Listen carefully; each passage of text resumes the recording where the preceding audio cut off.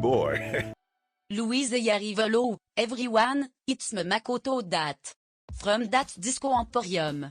Come on down to that Disco Emporium. We got all your disco paraphernalia so you can be the queen of passion you deserve to be.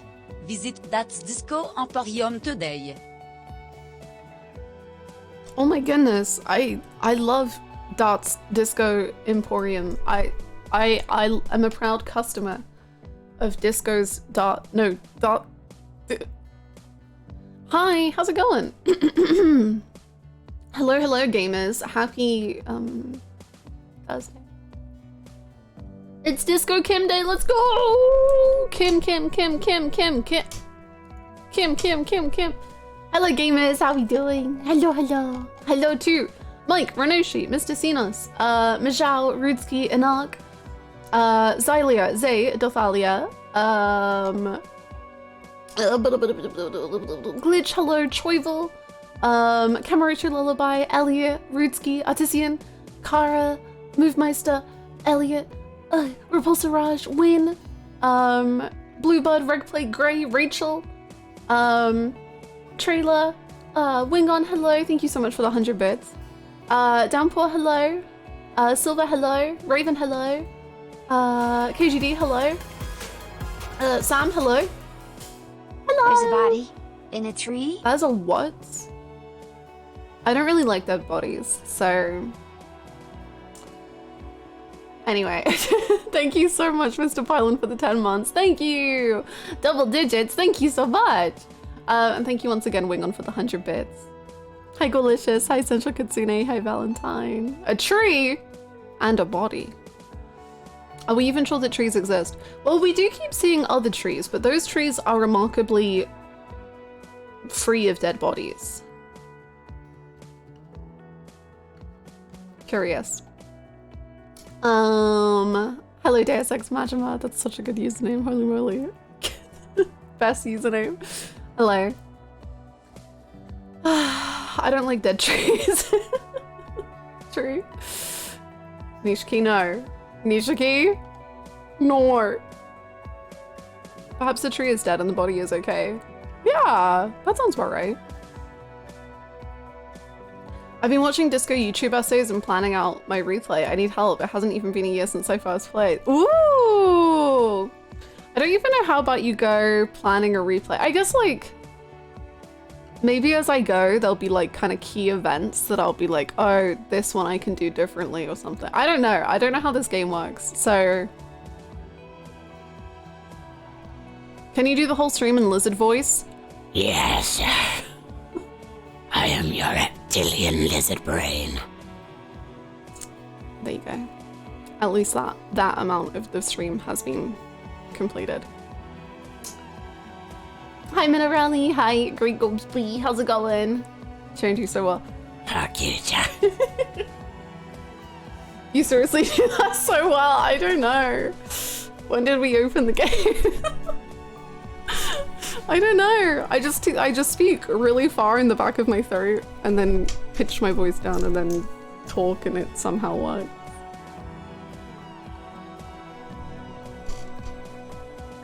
Can't wait to feminist. We're gonna be a feminist today.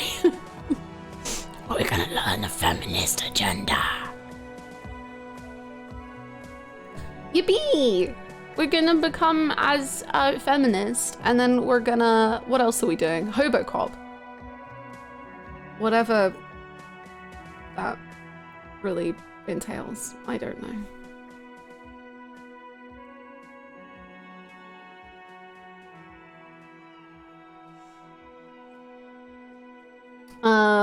We are so close to finishing our first other thought. Baby's first thought. That's amazing. Oh my god, he's never had a brain thought before. All the Disco Elysium music was composed by the band British Sea Power, now just Sea Power. Oh my god, they've rejected Britain, as they should. The track playing right now from the Whirling in Rags is literally just one of their existing songs without the lyrics, because it's diegetic music. When they described the radio sound as Electric Kittens, that was a reference to another one of their songs. Ooh, that's very cool. Very nice.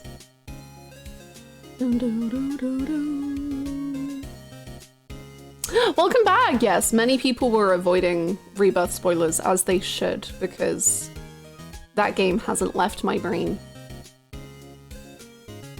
And nor will it ever. Soon the channel commands will have 4 voice options: Congested Kenamata, Oppressively Scottish Cat, Texan Shinji, and Demonic Lizard. Oh. Ken isn't congested, that's just his voice. That's just how he talks. Please. Hannah, to be fair and balanced, TM, where does the racist lorry driver place on the list?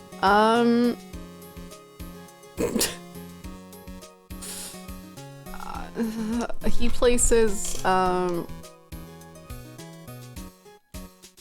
here. Good job, racist lorry driver. Oh yeah, we met Cindy right at the end. She was fine. I don't know, she called another woman a whore, and then I told her that I loved what she was painting, and then she decided she didn't want to paint anymore, which really means that I win. Annette is of course going on the list. There's so many characters. Annette is up here in my loving section of the list. Who's Torso Man? Torso Man is like someone who I think works at my precinct, and I don't remember what his name is, and I only remember him as like having, it was like Torso Man or Stomach or some, I don't know. And I don't know, he was just fine. And so he's bottom, sorry, Torso Man. We'll figure you out one day. I need to make a disco tier list. I feel like disco tier lists would be so interesting because everyone is, like you meet a new person and you're like, damn, I can't wait to meet this person. And then their name is literally racist lorry driver. And you're like, oh, okay. But racist lorry driver could be an interesting character. So then like, what do you do there? I don't know. So I feel like tier lists for this game would be very fun and interesting and weird. Yay, Bluebird! I'm sorry your plans are cancelled, but I mean, it's lovely to have you here. I'm being selfish. I'm looking forward to us focusing up and doing the main plot today though, finding the karaoke song. True. So we have to find our gun and find a karaoke song. And maybe also find someone who murdered someone.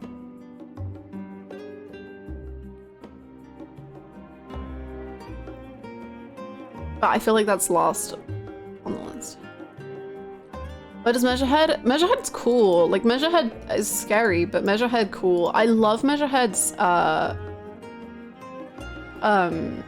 portraits so much. I'm gonna put me higher because I think I need to start liking myself more. Such a weird game.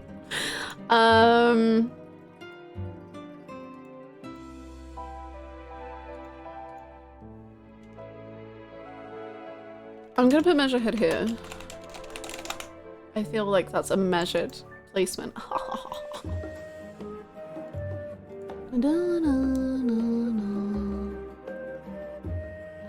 Oh, that's such a good reason for a plan to be cancelled, Bluebird. Top 5 disco moments so far. When I thought I killed Lena. That was pretty funny.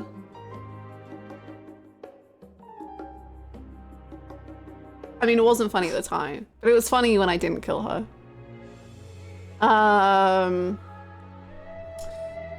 When the game looked me dead in the eyes and said, put some trousers on, you absolute fool. That was pretty high. When I was like, oh my god, I shipped Kim and main guy already, wow, they're so cute. And then the game said, he's my half-brother. That was pretty peak.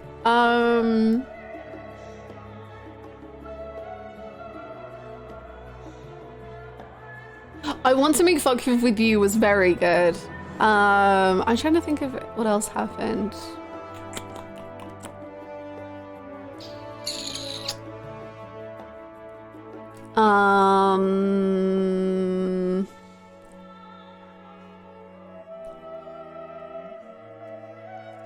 Okay, this one's a little different. I'm gonna say when we see the like what's going on in the police precinct. I mean, I assume we, the character, are not like actually experiencing it, obviously, but like we, the player, know that it happened.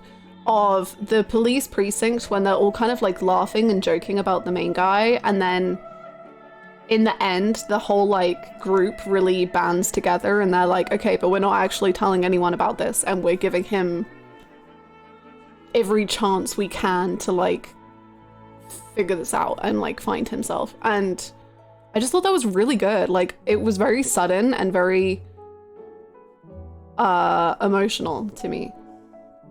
So it's not a funny one, but it really hit.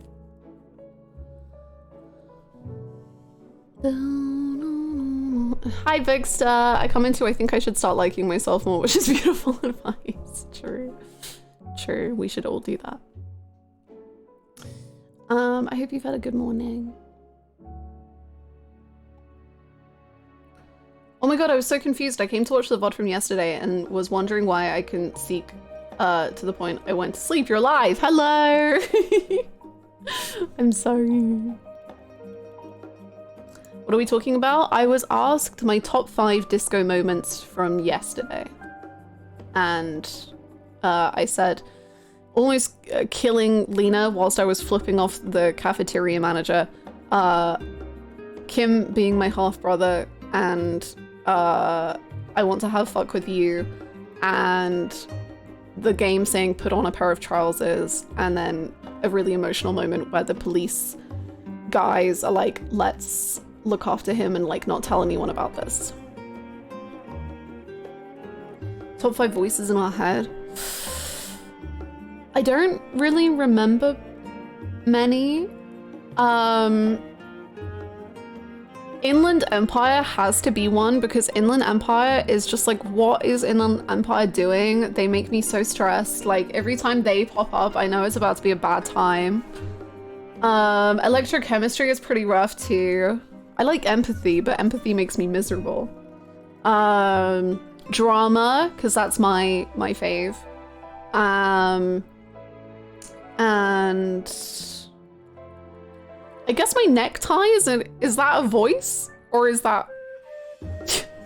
Is my necktie actually talking to me? Huh. Shivers are my fave. I don't know if we've had shivers. Or at least I don't remember having shivers.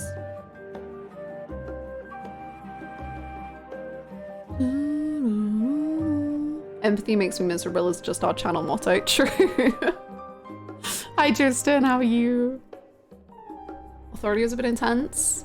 Yeah, we had like one authority, maybe 2, and they were a bit like chill, you know? Chill. Or like Corp de Espirits? I don't know how to say it. The police one. Esprit de Corps. That one. Esprit de Corps. I don't know. That one's good. I like that one. That one says, well, fine things. Hi Luke, it's good. How are you?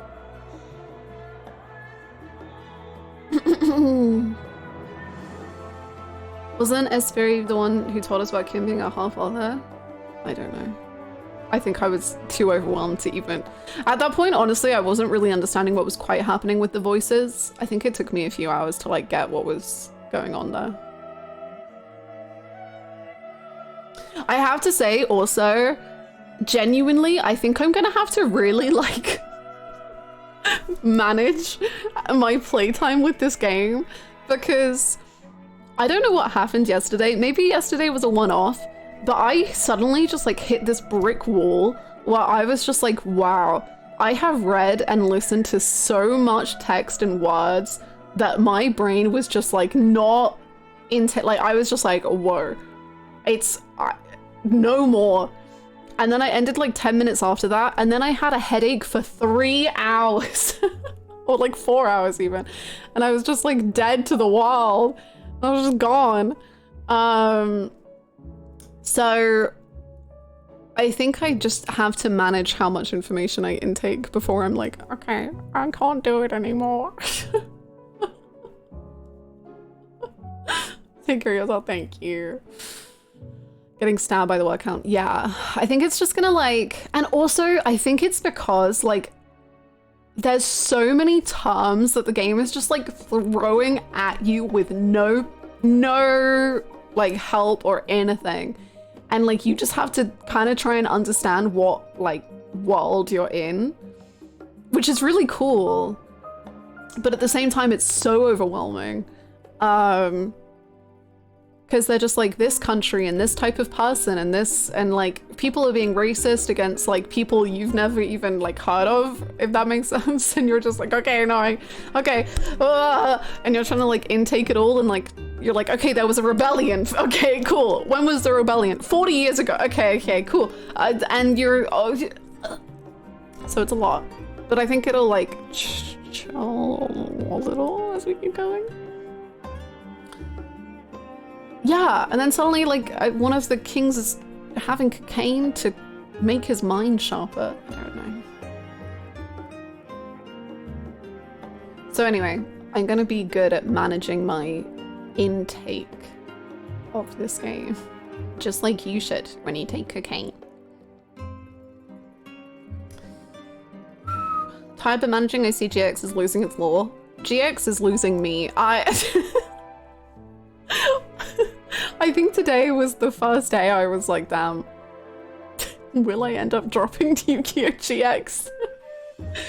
It's just the fact that Yu-Gi-Oh! GX just fully is like, here is a plot point that is so important that we're gonna spend an entire episode on it. And 2 episodes later, they're like, that didn't mean anything. Why do you care? And I'm like, because I like your show, so I am thinking about it. Don't think about it. It's a lot.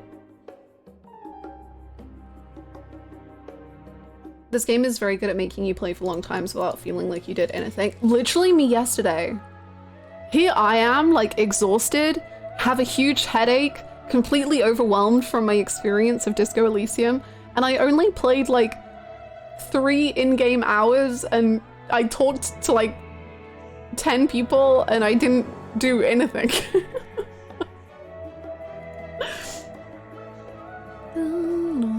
Hi Luxury, how are you? Every time I ask you about GX, you keep talking about dropping. I don't think I do. I think it's a little unfair. I talk a lot about how GX is not good, but I've never like really considered dropping it. I've only skipped 1 episode because it was a recap episode. And this is the first time I'm really like, it's rough out there. Like really rough.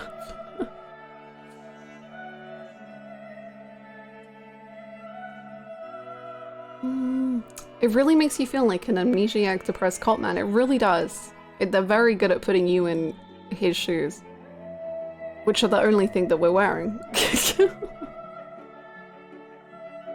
I have taken some notes, you're right. They're very squiggly, but they're notes nonetheless.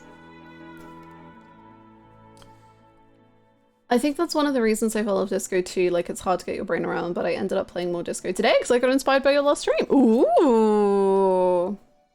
It's happening. It's all coming together. I've started and fallen off it like 3 or 4 times, and I can feel the urge to start again building. It's a lot. It's a really long, it's a lot.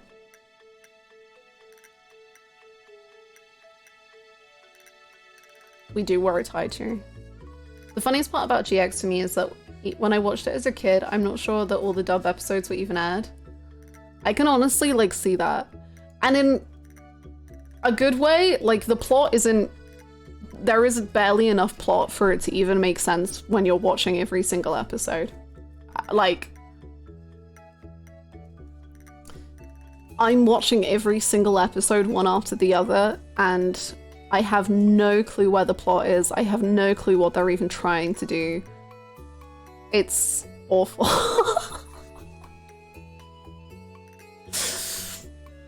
I mean, Yu-Gi-Oh! GX is really good. It's fun. No, it is fun, genuinely. When Chaz is in an episode, I'm happy. When Chaz is not in an episode, I'm miserable. Hi, Dawn! Hi, Caribou. How's it going? Disco took me like 4 attempts to finish, so glad I did though. It's the best written game I've ever played. Nice. A lot of people say that. And I mean, it's not the best written game I've played yet because I've only played such a little bit of it, but the way that they write stuff is so up my alley. Like, my favorite kind of like fan fiction, like I don't read books because I have problems, but my favorite kind of fan fiction is written exactly like how Disco is written, and I just love the way that they describe things. It's so good.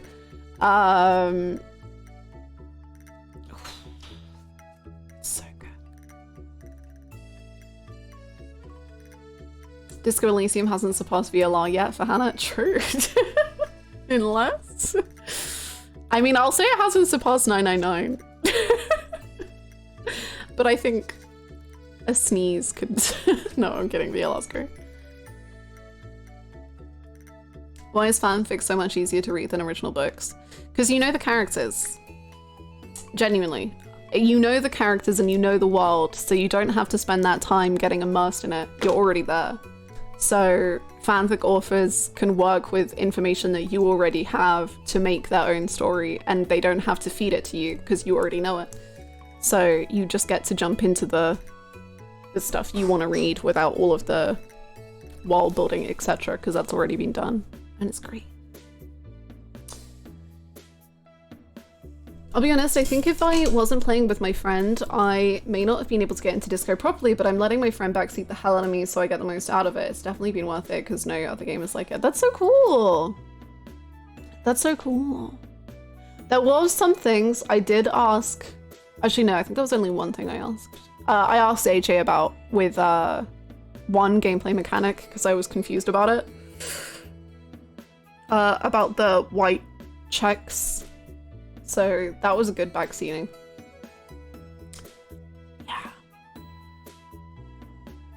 Hi, Hanai, how's it going? Also, Super Sean, thank you for the follow. I started reading a big, thick fantasy book the other day, and God, I've missed reading fiction. Nice!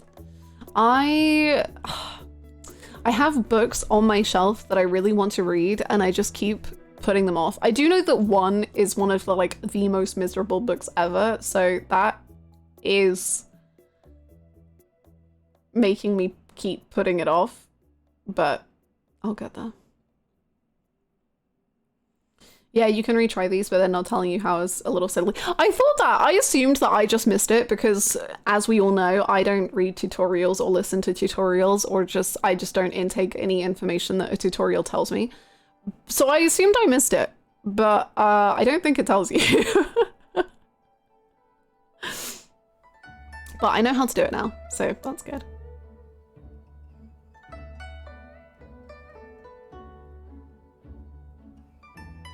Are you really playing Disco right if you don't have random voices in your head telling you what to do? True! Backseating is just part of the experience.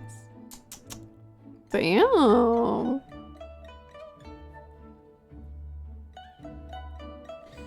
The game doesn't explain mechanics well at all, which I don't know if it's supposed to be intentional or not, with the protag being so clueless to start. Ooh. I don't know.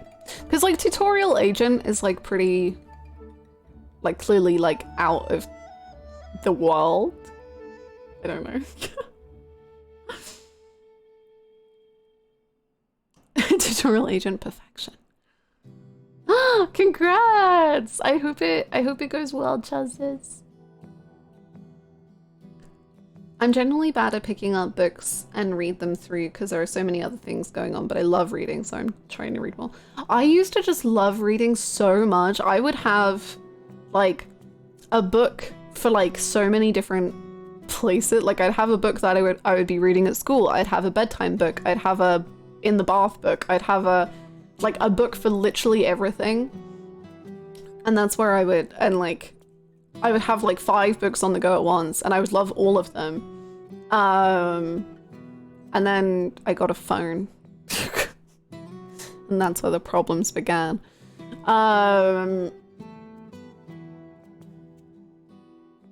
So, but now I read a lot of fan fiction.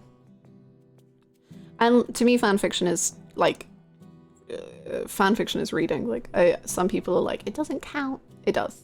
Don't let anyone tell you it doesn't count. But I want to read more books. Books physical.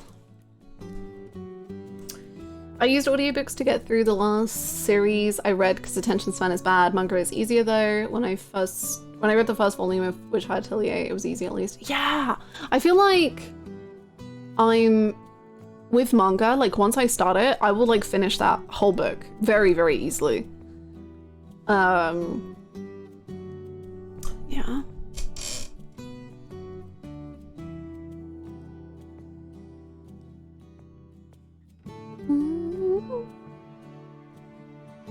I missed the first disco stream. Hope you're enjoying the game. I am. Thank you so much, Igor. Welcome.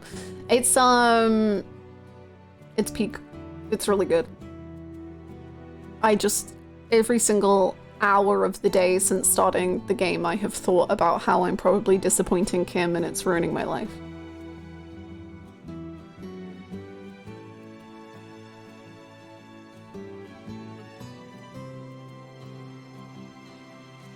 I'm scared to look at the AO3 tabs on my phone. 3 years, oh no. Luxury Wife UV is officially past 2 and 14. Really? I thought she already had. Oh my god, that's exciting though. I assumed she'd already done all that stuff. I hope she enjoys. That's so cool.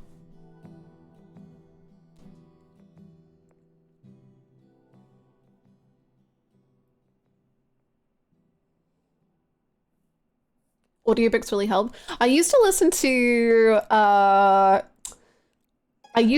cassette tapes that had audiobooks on them. Like you would have to like switch it around to do the part 2 of the book and stuff, and then I switched to CDs for audiobooks. And I've never for some reason got into like listening to audiobooks on my phone or whatever. I did for a while. I was listening to The Hunger Games because I had read it before. And the entire Hunger Games audiobook is on Spotify, so I was like, you know what?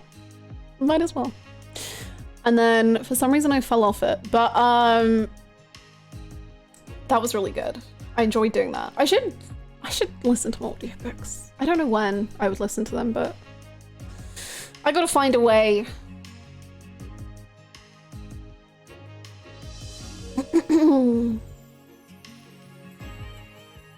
I saw a TikTok that called me out for the same thing. It was like, oh, you used to be a big reader as a kid. No, you didn't. You just had ADHD. Now you have a phone. Why take aspirin when you have heroin? Ah, wait, no. I've never seen this. Oh.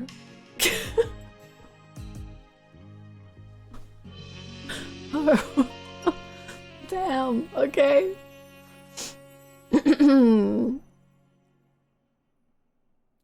Yeah, I'm also a physical book lover. Maybe I should. No, I don't feel like I can invest in an e-reader unless I'm already reading. Because then I'm like, if I'm barely picking up a book, am I gonna pick up an e-reader? But I also love physical books. Like I love the feel and the smell of books. I only have a Kindle to save fanfics on it. Based. Okay. I'm going on vacation next week and I plan on reading the shit out of books I bring with me. Let's go. I think vacation is the only way I read books now. I'm terrible. Find a library? I go to libraries. I already do. But I don't read, I just work.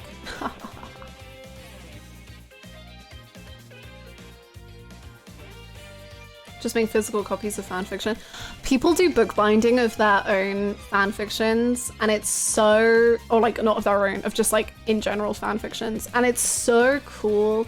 And if I wasn't afraid of like the upfront cost, and like if I would keep sticking to bookbinding, I would absolutely do it because it looks so cool. And I would just have all of my favorite fanfictions as books on my library, on my shelf. Which is not a library.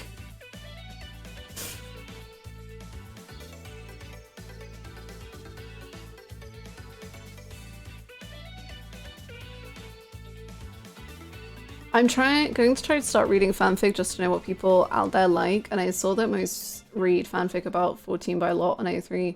The most read fanfic about 14 by lot in A3 is My Hero Academia and 14 crossover.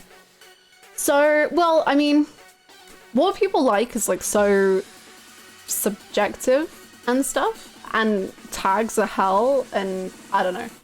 Because like I, for instance, will not freaking touch My Hero Academia crossovers. Usually what that means is that they're using the world building of My Hero Academia and putting like different characters into that world. Because like the power system of My Hero is pretty easy to understand and pretty fun, I guess. But yeah, so many, like, I just erase any crossovers. Yeah, like My Hero is just a crossover with so many things. And like, if you search by kudos, also, like if you search by most read or most kudos or whatever, usually it's something with a bunch of crossovers because they're in so many different tags, because they can tag everyone from My Hero, and they can tag everyone from 14, and they can tag everyone from JJK, and everyone from Attack on Titan, everyone from Miraculous Ladybug. So loads of people will click on it. But that doesn't necessarily mean it's like enjoyed. Like I don't read any crossover fanfiction.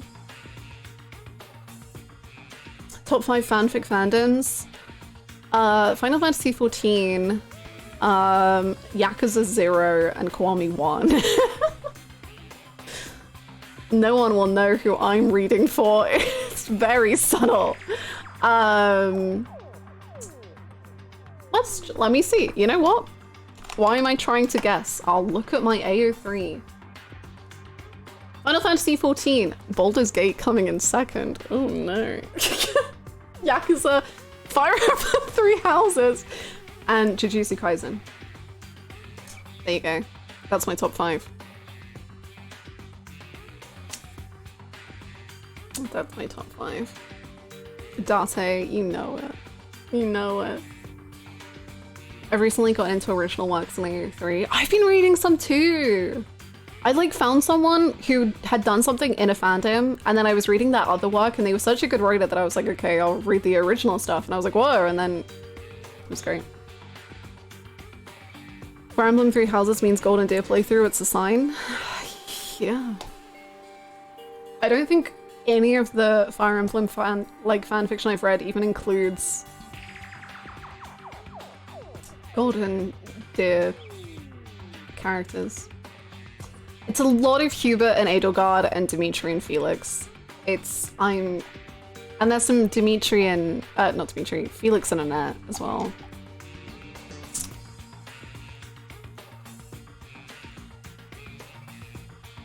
Top 5 fanfic tropes. Slow burn, angst.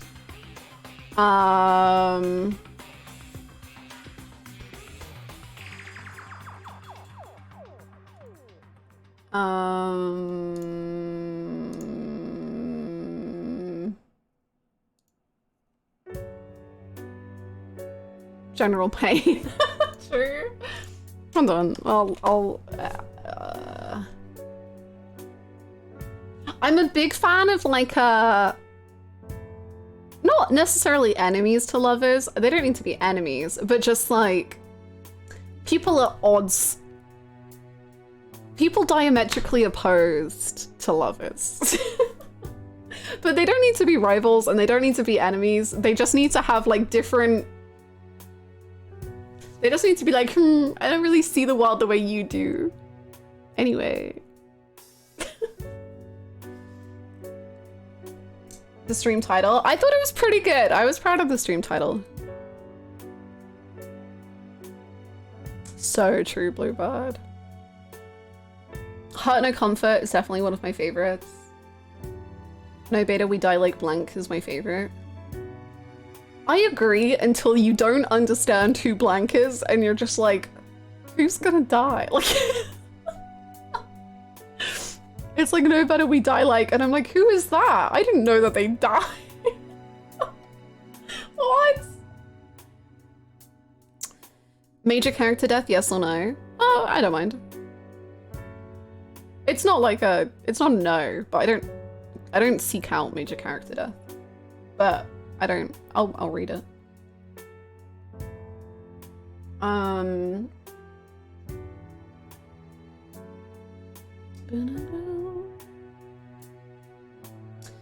don't think that this is a tag, but I usually do read fanfiction that only works within the canon, if that makes sense. Like, I don't mind if they mess stuff up or like they change the timeline of things, but I like it when it works within the story that we're already given. That's like my favorite. Like I don't like it when it's just like, okay, we're gonna completely rewrite the whole thing, because then I'm like, eh. But I like it when it works within the pre-written story. But you do something new with it. That's my fave.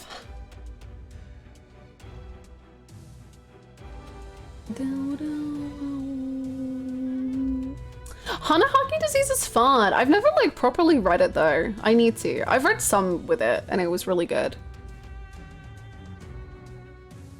I don't care for AUs like coffee shops or stuff like that on AU. I will sometimes do AUs, but like only very, very specific. So like one of my favorite AUs is like Final Fantasy XIV being a spy in Garlemald. Like I love that. I think that's so fun. Because like Garlemald is so untouched and like there's so much you can write with that I'm like, that's really cool. But I don't tend to do like AU high school. No, I don't. Why? I don't want to go to high school. I'm okay. Thank you. I don't want to go there. Hi, Baden. Have you read any New Game Plus fanfics? Yes. Specifically, Akechi Persona 5.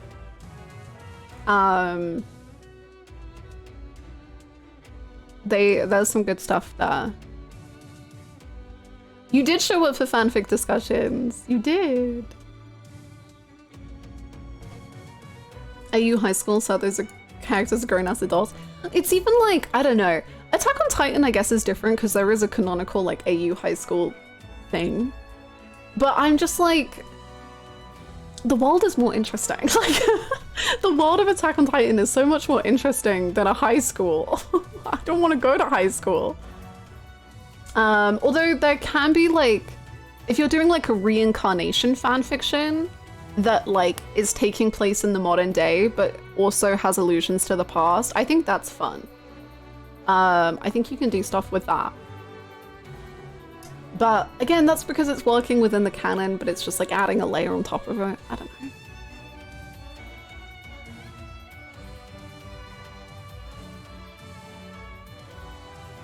Typically, I don't read anything that changes the ages of the character either, but it depends on what it is.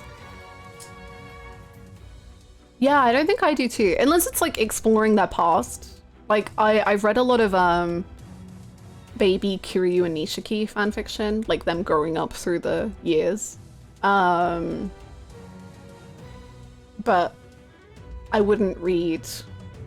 Yeah, no, I don't think I would.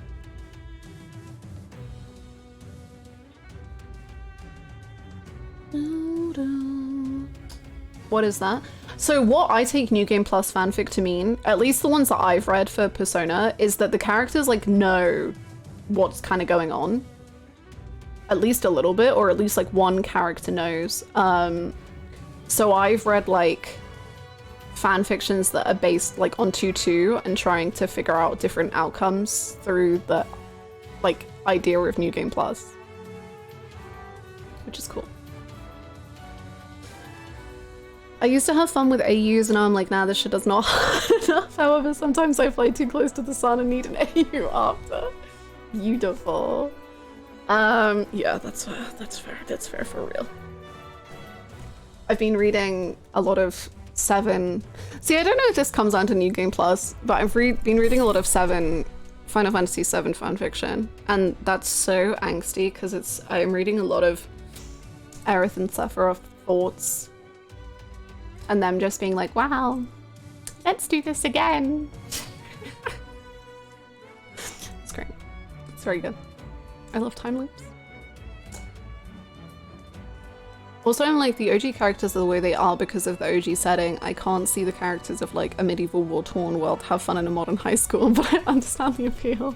Yeah, I think that's it for me. Because like, I don't know, for instance, let's take Attack on Titan.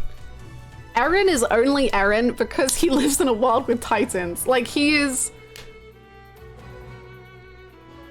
so solely based within his world that like, if you do like a modern day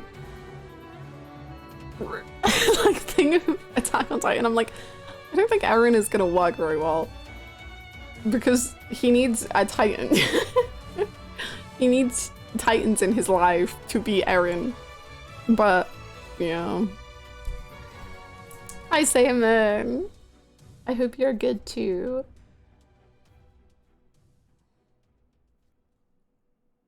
Yeah, I mean, I agree. Like, I won't rule out an AU ever. Well, no, I will. But for the most part, I won't rule out AUs, but I will...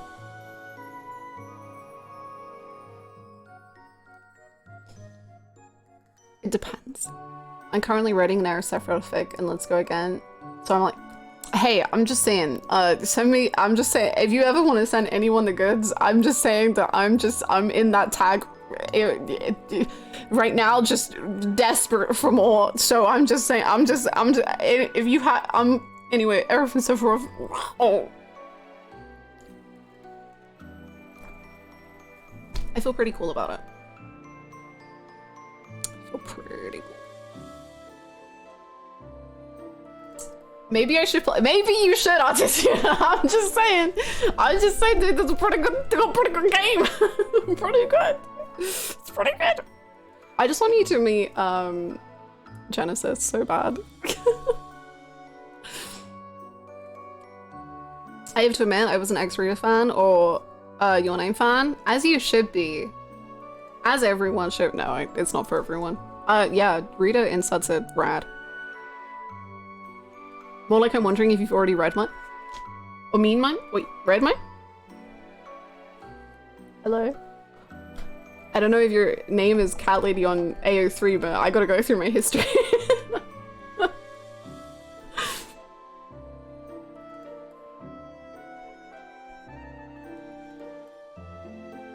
No, Your Name shaming? No, I completely agree. Your Name is rad. There was a Haikyuu, like, Rita insert thing I read once, and it was like, I literally went to therapy. Like, it was so low-key on the Haikyuu aspects of it, and then it was so high-key on the, like, let's analyze your brain and your mental health, and I was just sobbing at 6 AM, like, what the...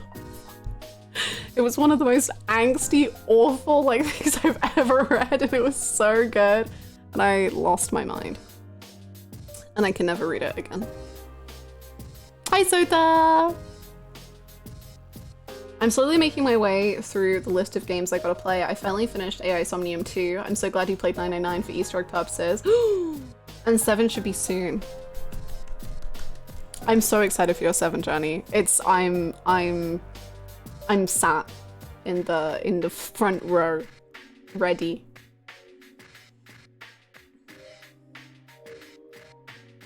I feel like P3 has the potential to churn out some of the most soul-rendering New Game Plus fics, but I don't know if people have tapped into that yet.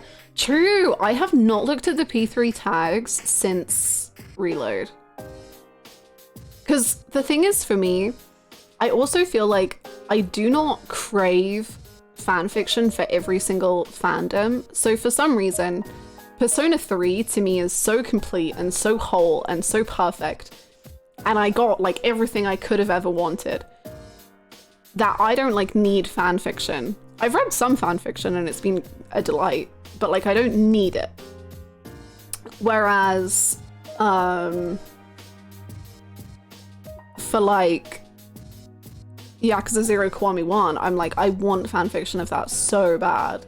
And like Eris Sephiroth, I want fan fiction for that because it's such an interesting dynamic to me that the game doesn't like go into super hardcore. So I'm like, I need to find that. I need to read thoughts about it. So yeah, I don't know what my point was. I forgot, but yeah. How's it going, Kevin? How's it going, Silver? Thank you. Oh, Reload, that was it. That's why I haven't looked into Persona 3 fanfiction since Reload, because I haven't really looked enough anyway. I read P3 fic way back in the day and it's very devastating. Guts theme plays for devastation.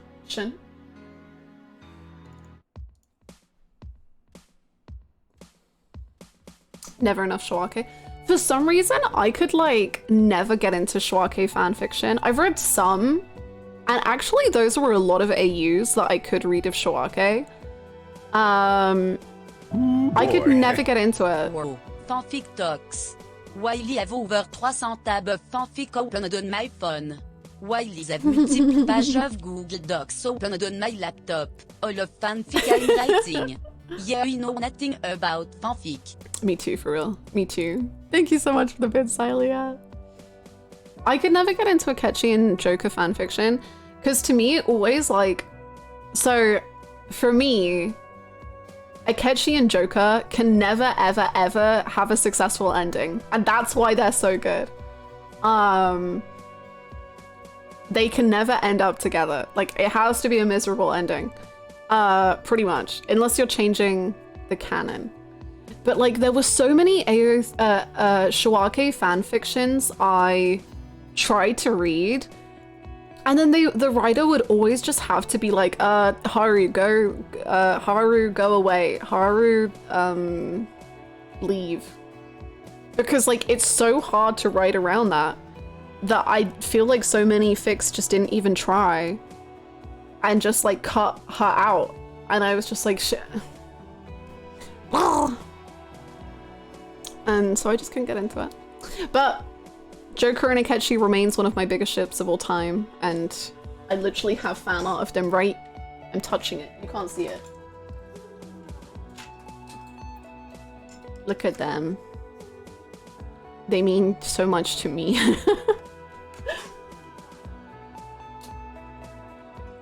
But I just can't read for them. Apart from the AUs that I read, but those AUs were miserable. Holy my god. Haru should have been cut out of canon too. No, she's my favorite. How dare you? I love Haru more than I love life. Haru is the best. She is the best girl. Well, she's my favorite girl in Royal. I was gonna say remake, I was gonna say reload, I was gonna say so many things before I figured out that it was Royal. Disco SP adds to the playlist? Yeah, just this one, but it's a good one. It's a very good one. Have you seen the game mod for P5 on? Is that not just the game? No, I haven't. I assume it just means you can romance the boys. Which you should be able to. I don't publish under cat, I see. No, I'm so curious, cat lady. I'm like, damn, what if I've heard your fix? I've been eating them up. Whichever. Oh, hello, camera. Okay, I've been eating them up. Is this the first time for Disco? Yes. Yes, I've never played it.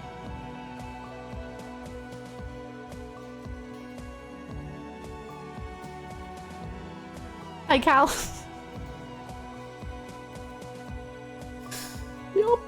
Yup. Hilton Yukio, I know from Discord that GX is at its most insane right now, and also Kaiba was there a little. Kaiba wasn't there long enough. Yu-Gi-Oh! GX is not good. I mean, it's good, but it's not good. I would rank it, like, if I was to rate it out of 10 right now, it'd probably be like a 2 or a 3.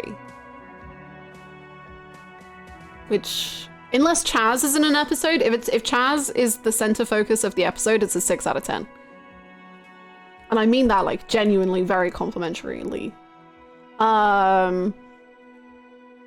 It's, they've lost the plot. And I mean that there was a plot that they were focusing on, and now there's a tournament arc, and now the plot, I guess, is done until the tournament arc is done. Even though that was the plot that was happening, but it's not happening anymore.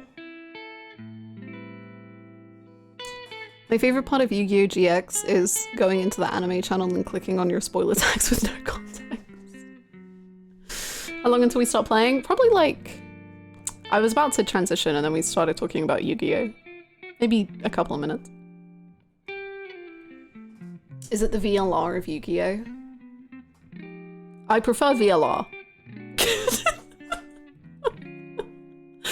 So take that how you will.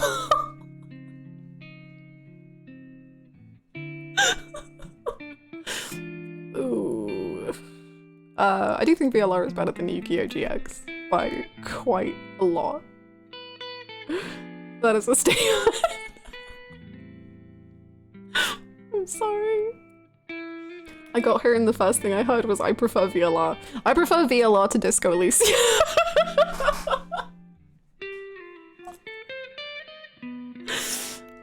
No, but I genuinely have heard that last bit was a lie. It was, but I know. What was I gonna say? I have heard that the final arc of Yu-Gi-Oh! GX is like really good. So I am gonna stick with it. I'm gonna stay strong. I want to finish it and then I want to start 5Ds and we'll see how that goes. Hey, Lord of the Ring girl, look gorgeous. I don't... What? Thank you. What?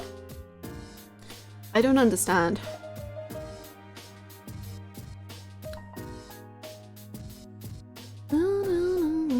Five Ds is actually so peak, it's insane. Okay, people said this about GX, so I'm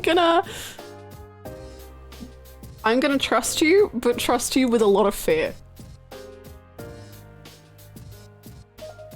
Oh, sorry, I meant the final arc that's dubbed. Like, sorry. Season 3. I forget that there is a season 4.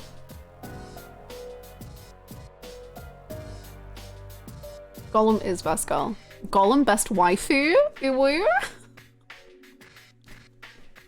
I'm never gonna talk again. I love wading through garbage in the hope that there's less garbage at the end. Like, I've watched like 120 episodes, I think. I'm desperate. There's hope at the end of the tunnel. There's light. There's light. There must be. Sunk cost fallacy? No. No, there's no such thing. It's...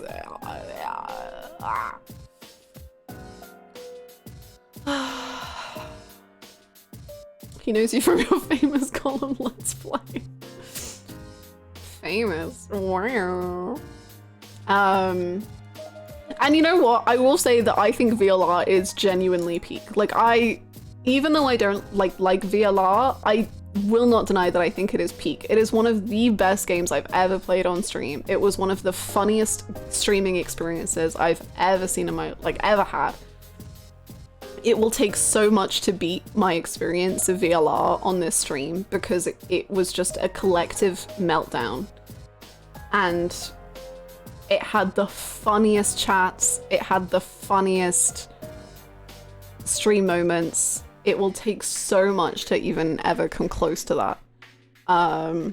So even though I don't think the game isn't like great, it's still one of my best games on stream. No! 10 VOG, please! haven't even played the third game. I haven't. I needed a mental health break from it. But we will play. We will play the final one. I don't know when, but I really want to. She may be old, but she's still a woman. Oh my god, it's so good. It's bad. It's bad. It's good. It's peak. It might be. I'm so excited for Zero Time Dilemma as someone whose only exposure to those is from your stream. Oh my god, you're gonna be experiencing it for the first time along with me. That time I asked bitch to Have you recovered from yesterday's streams? No, I was saying earlier, Callus, about how there was like, it hit a certain time in the stream and suddenly it was like my brain built a wall and it was like, okay, you've had enough information and you cannot take any more information. And I only ended like 10 minutes after that, but then I had a headache for like 4 hours, 3-4 hours, and I was just falling apart. And I was just like, wow, maybe this was a bit too much information for me. My brain is so delicate. So we'll see what happens today.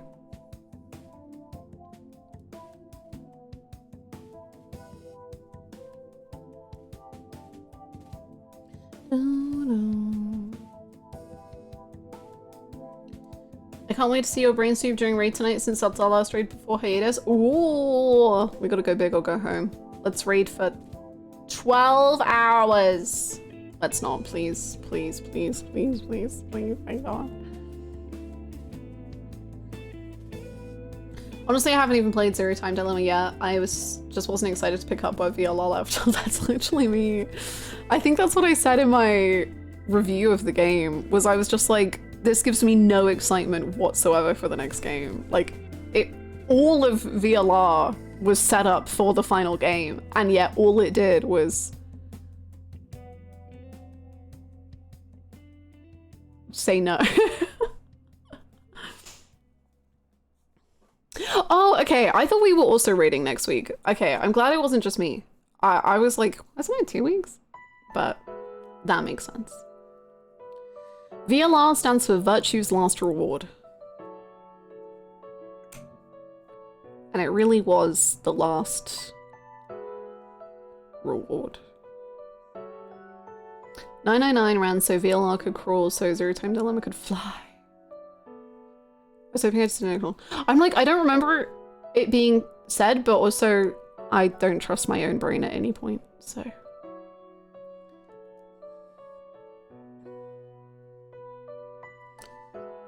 VLR did the opposite, where I was just excited to return back to my 999 experience and repress VLR. I didn't even dislike VLR. That's very funny. Okay, sad music has started being played, so let's play Disco Elysium, where nothing sad ever happens, ever.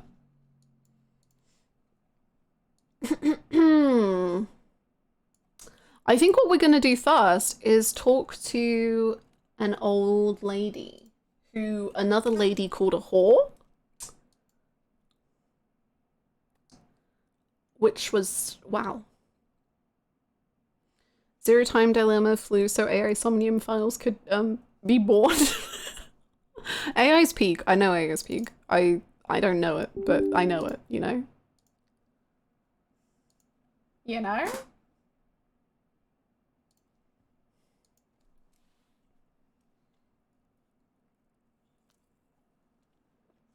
Will we find the tree today? What's a tree? There's trees in this game?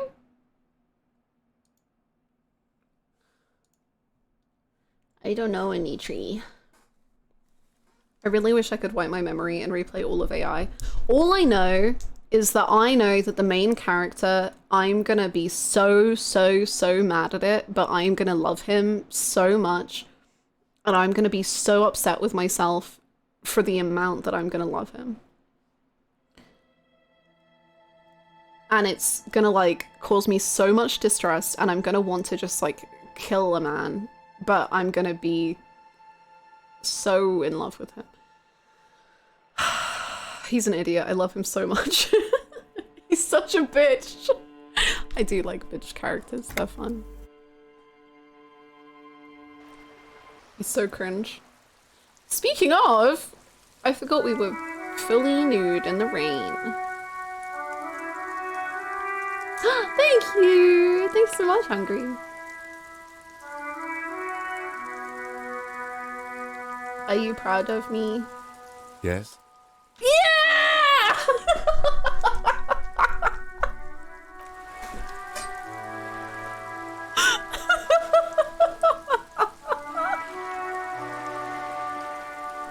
That's it! The playthrough's done. I'm happy.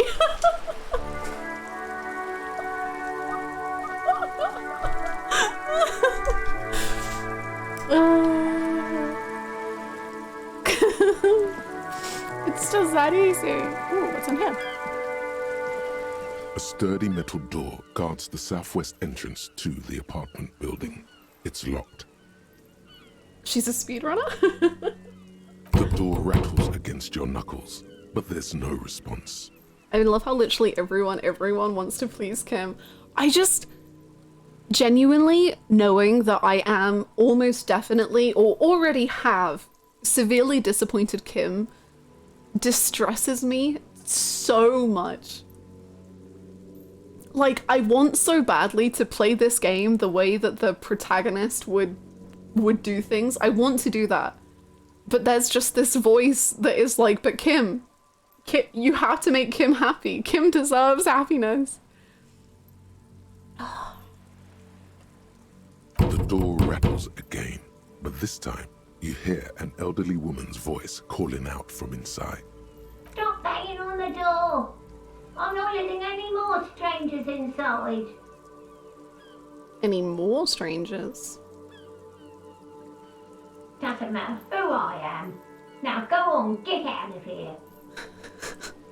I'm so sorry for what I'm about to say. This is giving me real Bloodborne vibes. Do you ever just walk up to a door and bang on it and then a British person is like, go away!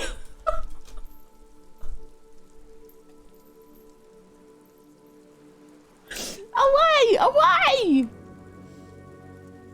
This town's finished! The police? Everyone knows the police don't come round here. The hallways echo with her cackle. Oh wait, I have an echo effect. This is not worth it. Oh. Excellent. Great stuff. Please let me inside. It is cold. No, I already told you. I won't be responsible for any more strangers getting into the building. Go check the backyard door. Maybe someone there will. She trails off, leaving the sentence unfinished. Hannah using Bloodborne to connect to viewers who will never understand just growing up in England. No, but you really don't get it, please. Please, England, like every time you knock on the door in England, they just go, foul beast! Backyard door. There must be another entrance to the east. Kim, tell her we're real policemen. Madame, I assure you, we are real police officers. The lieutenant repeats dutifully. There is no reply. Just faint, sweeping sounds inside. Okay.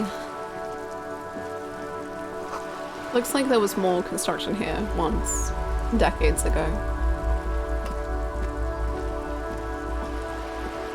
Hi Femore, what's up? The belly of this boat shines like it was recently painted.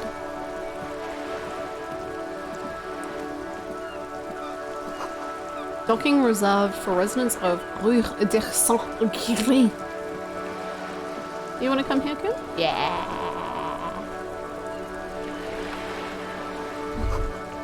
Your room in the Whirling isn't much bigger than this sloop. This is more worth than you'll ever earn in all your life. This is worth more than you'll ever earn in all your life.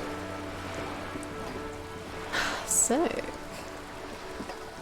I love how you can see the rain. It's so cool. Shadows on the water, green plants under the calm surface. The rain! It looks so beautiful. Hi Evan, how are you? Avidian, hello. What is tree? A striking woman leans against the cabin top of her sailing boat, smiling as you approach. Her green raincoat glistens with droplets. A silk scarf is tied around her throat. Good afternoon, officers. I'm Joyce. She knows I'm a police officer, somehow. She extends her hand in greeting. Joyce L. Messier. I represent the board of Wild Pines, the owners of the harbour. You gentlemen must be from the RCM. She steps closer and hands out her hand over the railing. Joyce L, what does the L stand for? What exactly is the RCF? What gave us away? True. Let's shake her hand. I'm glad to see you here. Her grip is tight and cold. I was dispatched to handle a strike, not a lynching. Anything I can do to assist the RCM in this matter, I will, gladly. That is good to hear, madame. My colleague will take the lead on this interview. I should let you know that he is recovering from an unusual medical episode. Very unusual. But I can assure you of his ultimate competency. Thank you. How interesting. I wish you a swift recovery. In the meanwhile, you have my full cooperation, and the full cooperation of the Wild Pines group. It's hard to get a read on her precise disposition, but she appears helpful. You seem rich. Can I have some money? You're on a boat. Yes, I am, officer. Thank you so much for noticing. Not since the shitting covered this town like a plague. Coughs and violently, laughs and violently coughs for 5 minutes. True. That is Britain. You're on a boat. Why, yes I am. She looks at the deck under her feet. Green and white sails flutter overhead. Do you have a license for this boat? I think I have a handle on the boat thing. Does she have a name? The boat? No. It is called Cordelati 19 because that's the type of sloop it is. Sloop. The word "it" feels strange. Such a beautiful boat deserves a proper name. Inland Empire, you're so weird. Okay, but it really should have a name. Okay. How about Cordelati 19? Why?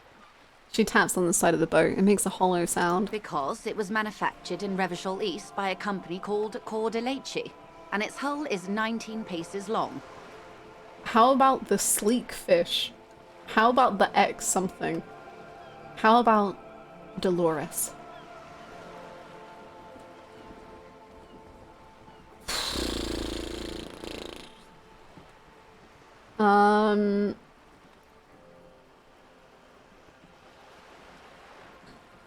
I like sleek fish, but I like Dolores. Do you have a boat? Do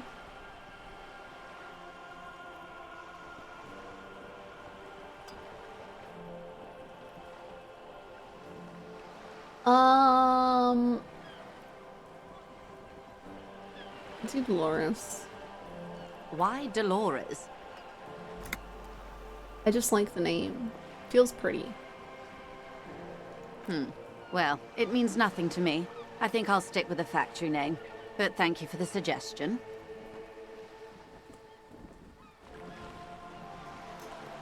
Okay. It's a pleasure craft. A 19 pacer. It also happens to be rated for Category 1 racing. Though these days I mainly use it for business. Did you used to race on it? That's cool. My sloop? I like it a lot. It's the eel's hips, baby. It's the what? It's the eel's hips, baby. Let's go. Sorry, I just learned what feminism is, so I promptly ignored a woman to read about it.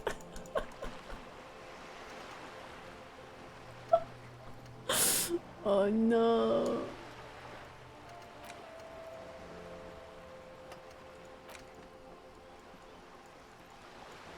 Breakthrough imminent. Oh wait, so maybe I'm not yet feminist? Okay.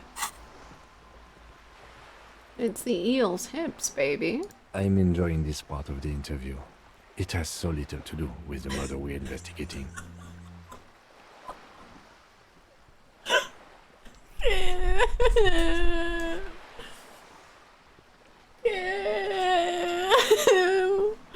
I'm sorry. I really do, the lieutenant thinks. Is she thrown off yet? He's looking at the woman, assessing her. He really is enjoying it?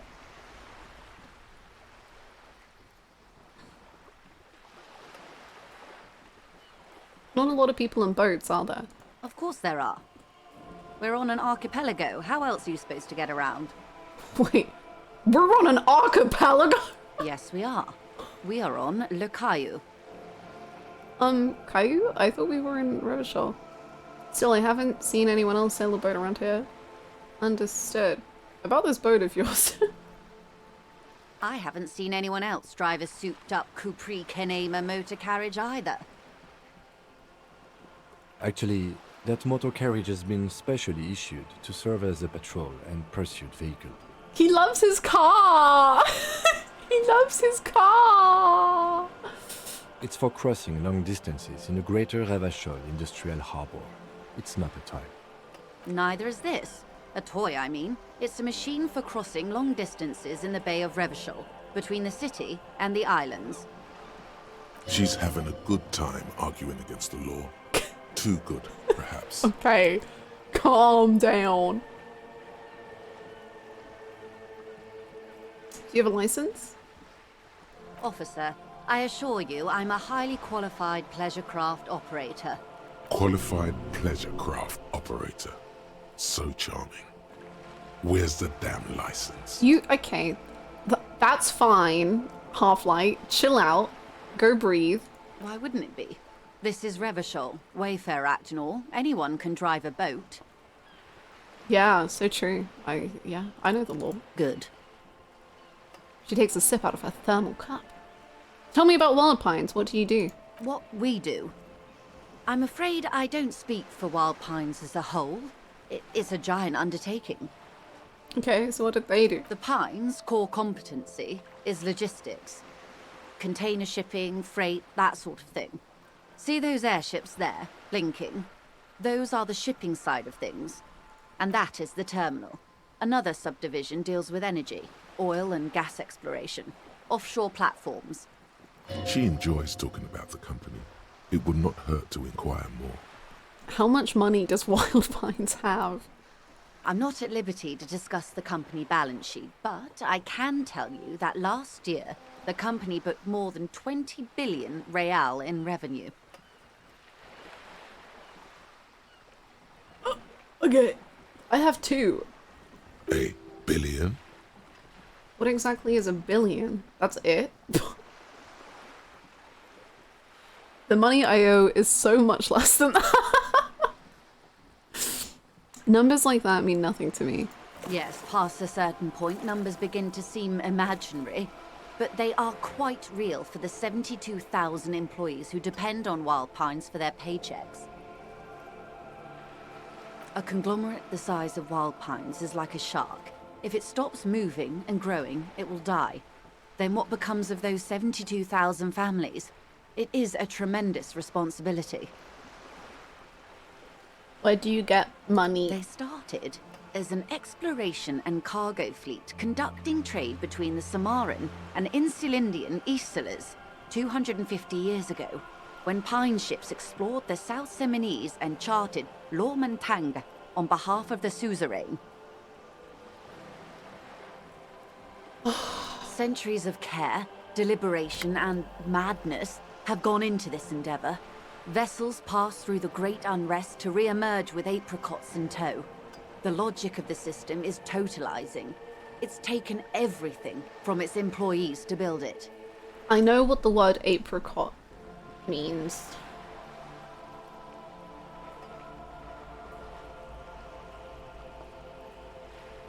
What does such a huge system want with a place like this? You mean aside from being the terminal's legal owners, who are responsible for moving 8% of the world's cargo?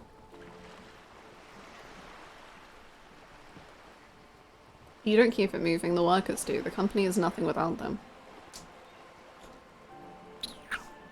We built this district. She says calmly. All the best parts of it. Rue de Saint-Ghislain, with its bastions. The plazas Meteor and Mosaic. Even some of the old street lamps have been put back thanks to the investments from the WP. She points behind you, where the seawall rises. Before Martinez was swallowed by the industrial harbour, even before it was part of Revachol, long before Terminal B was erected here, the Pines built it as a resort for its Revacholian employees. A company getaway, for a weekend or a summer holiday. Then came the revolution. But that's another matter. I'm here to make sure the Pines can fulfill their responsibilities to the place they built. With your help, hopefully, says her warm tone.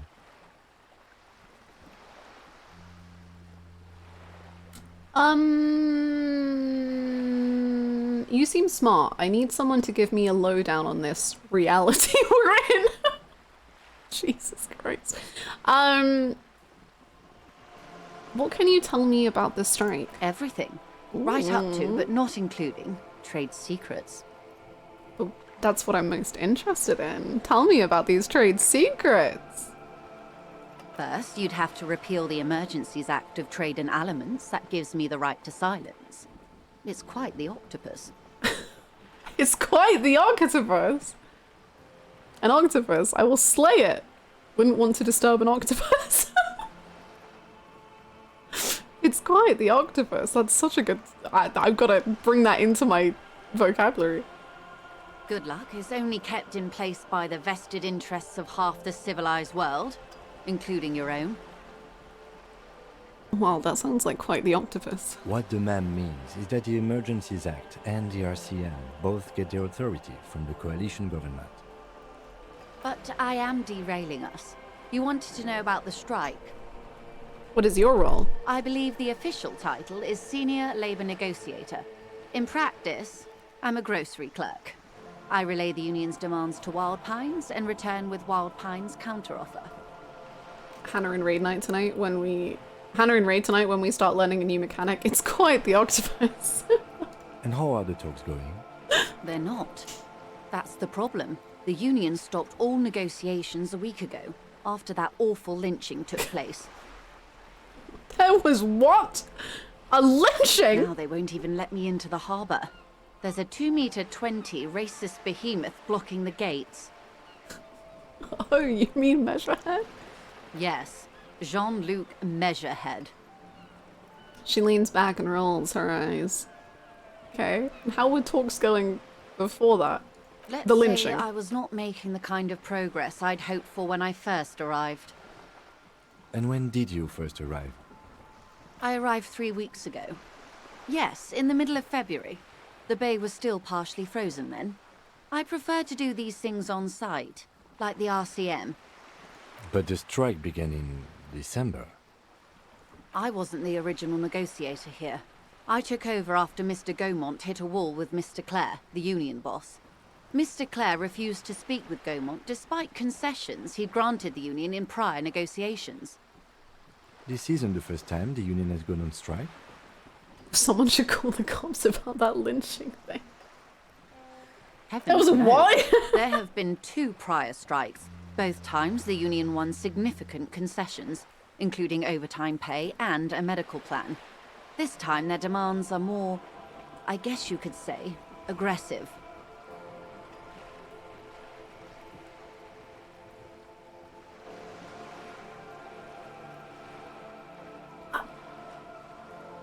Okay. What are they asking for? Something wild, like paid holiday, or what? Something crazier. What could they possibly need? They have overtime pay and medical plans. God, what else could they want? Remember at the start of stream when Hannah said she got a headache from all the information in the first stream? I feel like Joyce may be a great contributor to a second headache. We have to end stream. It's been an hour and a half and my brain is gone. Hello, Wiseman, and goodbye, Great Gubsby. Thank you. Cindy, why did you call this woman a whore? Right? I just am like, was it... Anyway.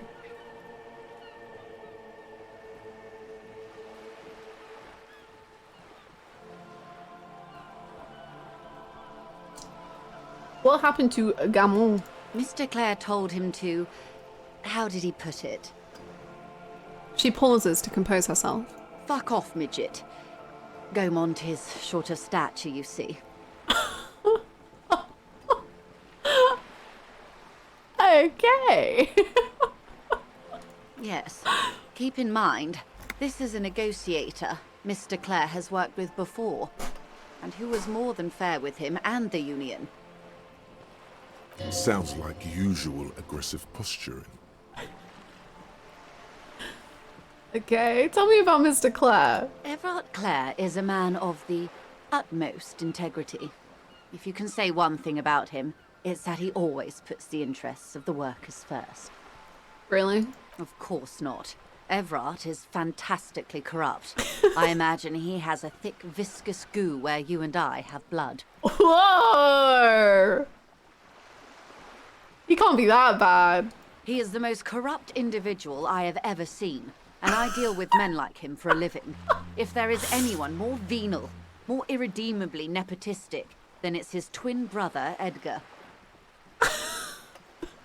Oh boy, there are two of them? Yes, Edgar looks exactly like his brother, except for that lazy eye. He also talks exactly like Everard does, and when one's term as foreman is up, the other takes over. Sounds like a cartoon. It's how they circumvent the term limits, you see, with a funny little switcheroo. While in office, they've embezzled God knows how much of their workers' dues. Okay. What about the union itself? The Débardeurs Union was once a perfectly normal institution. Joji. 20 years ago, anyway. It must not have been easy to establish under the Emergency Act, but they did it. I can respect that. Organised labour at its best, as they say. Then something happened in the local chapter elections. The brothers Clare came and transformed it into a... how do you say? I feel like I need another coffee, man. A mob. The Débardeurs are a crime syndicate. Sad as it may be, I suspect we'll be forced to cooperate with them.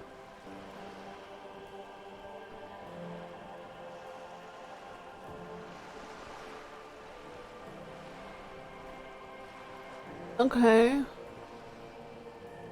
Refreshingly honest, officer. The company has tried appeasing in the past, but I'm afraid our concessions have only emboldened Everard and his brother. Oops. Whoa. And your opinion, detective, if I may ask? I'm I'm a curious know. and talkative person, you see. Really? Say the Débardeurs Union is... An effective advocate for the rights of local working men, a giant leech sucking the life out of Revachol, basically a socialist mob. I prefer not to have an opinion on these things. I don't know,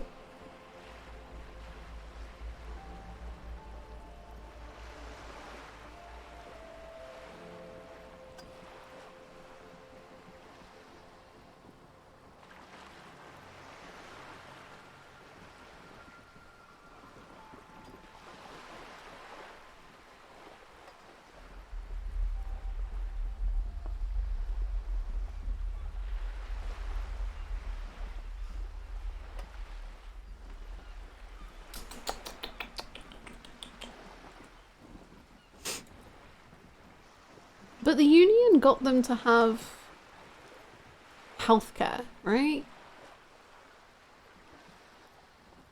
So I don't think that I don't know. Kim says that they're a crime syndicate.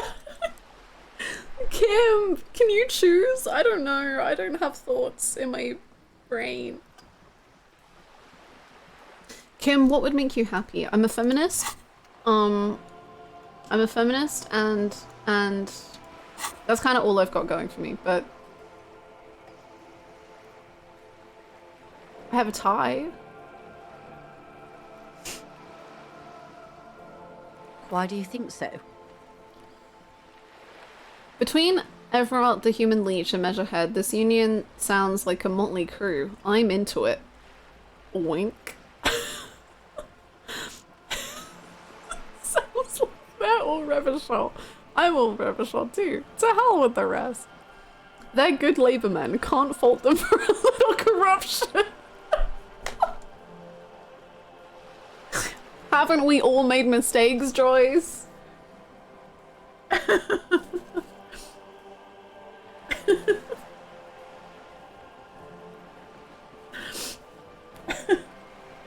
I think as long as the unions are in fact trying to get healthcare for people, maybe that offsets the embezzling.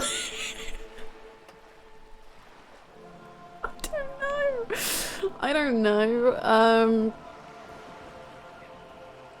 They may be a little corrupt, but they aren't bad labor men.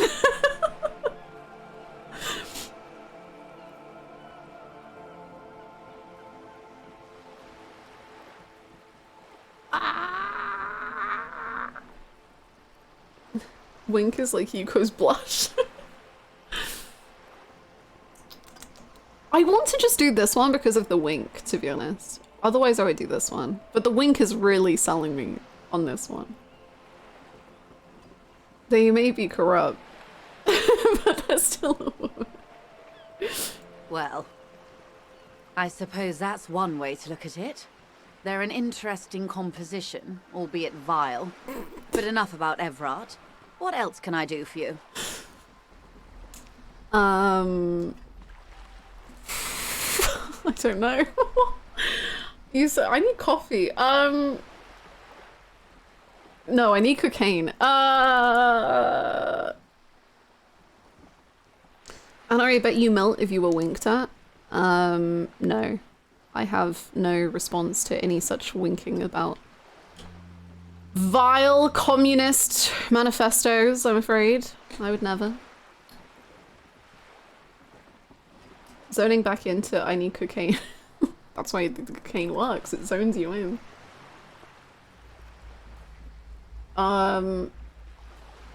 Ooh, snow. Pretty.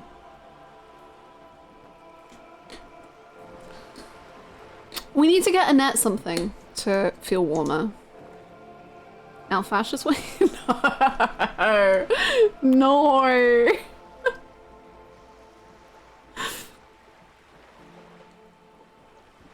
Snow equals cocaine falling from the sky. Oh my god, it's free cocaine! Wahoo! Oh. Sorry. Chat went. Cocaine rats! Oh my god. I love cocaine rats. My eyes always find their way back to the endgame time. We've been awake for 5 hours. And what a 5 hours it's been. And we also... I think we also did...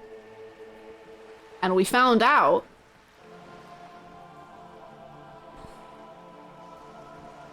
The scabs? You mean the huddled masses of Jamrock come to plead for work where the union refuses to? Oh, sorry. I thought they were called scabs. If they were organized by Wild Pines or its affiliates, then it would be a company secret. I could not share it with you. Not right now, at least. It's implied she's open to discussing this matter with you at a later occasion. That's nice. You said something happened in the elections. I'm glad you asked. There was a woman, the previous forewoman of the union. She disappeared. You? Disappeared? Yes. On the last day of the local chapter elections, her daughter phoned in and said she wasn't running anymore. Or coming to work. Ever. End of story. It happens. Some kind of extortion, probably. Eerie. Downright haunting, if you ask me. The Wild Pines suspected foul play, but what could they do? It was a union matter. The point of the presentation is, these kinds of things happen around the Clares. Watch out when you're dealing with him. Oh, the people that I just said were kind of fun might have murdered a woman. Oh, or like just scared her. Nice. Okay, cool. Thank you for your concern, man. We'll be just fine. What are their demands? There are leaflets everywhere, and banners. What did they say again? Oh yes. Thank you for the Every follow. worker, a member of the board. I like it. I don't know what to think about that. Every worker? I don't know. Over aggressive copy posture. I hate thinking about every person. Why can't I just think about me? I'm the best person. Seems like they have no idea about business. Forget it. I wanted to ask something else. Are you still naked? Why am I even surprised? Why does everyone say I'm naked? I have a perfectly good tie and a perfectly good pair of shoes on. My goodness. Thank you so much for the 14 months, Church. Thank you. I hope you're having a good day. I am wearing socks. They're very comfy.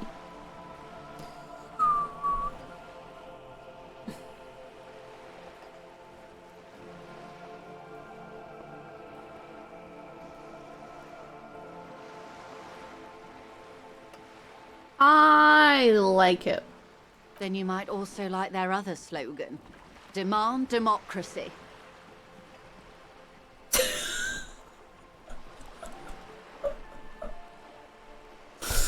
Damn, well when you put it like that, that's where I draw the line. I think every worker should be a member of the board, but none of those members of the board should be allowed to vote on anything. It's like we should all have like one person maybe that's unelected, but like we trust them, I guess, and they should just make every single decision for the collective. And like there should be no checks or balances to make sure that they aren't like doing anything wrong, because like they're probably the smartest and we should probably just like listen to them. Maybe like the person with the most money, because like if they have the most money then they probably know the best.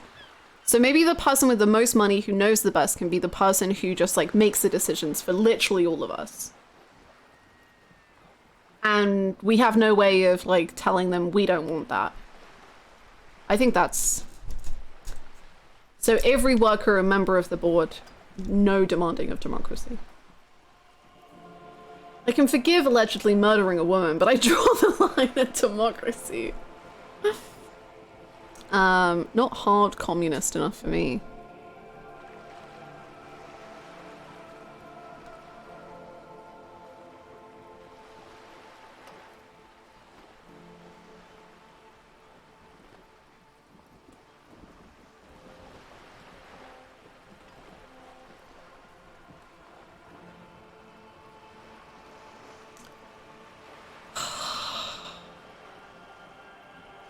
There's so many wolves inside of me.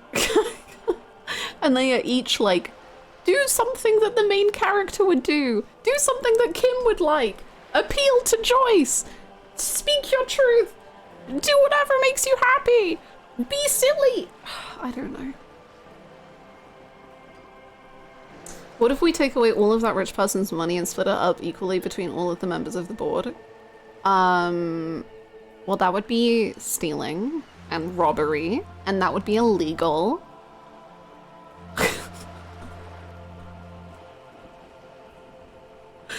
Do you have a favorite skill or inner voice?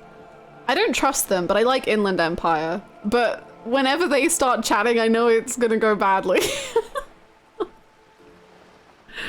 I also love drama.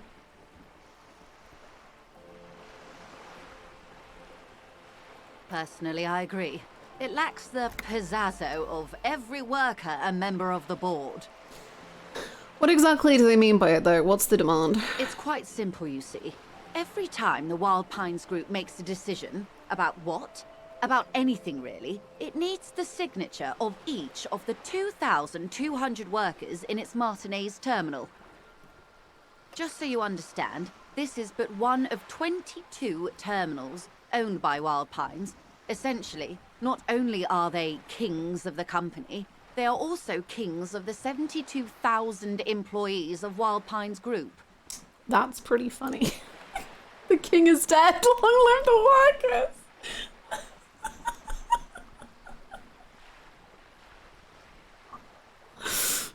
Is that the same king that was on cocaine, or is that a different king? Which king are we talking about? That may well be. It's not up to me to decide who is king, but as negotiations go, it's not a swell start. What are you gonna do? I'm not sure. Naturally, I assume that was just their opening position, a hard-nosed tactic with a side of mockery. But there's been no follow-up, just the same nonsensical slogan repeated over and over again. And now, people are getting lynched, I hear. Behind the whirling in rags. A disastrous situation if there ever was one. The whirling in rags is where I'm staying. There's a body. Excuse me, from whom did you hear about this lynching? I first heard it from the bowyer at the gates. The one whose very name advertises his aversion to work. I think he said it was, "Call me mañana."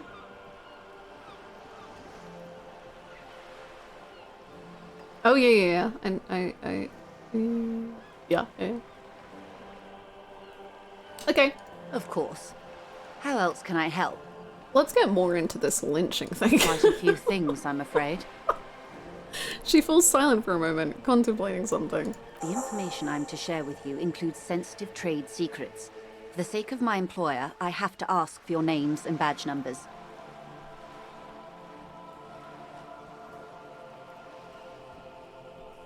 My badge number is 69 and my name is, fuck. Of course, ma'am. We should have introduced ourselves.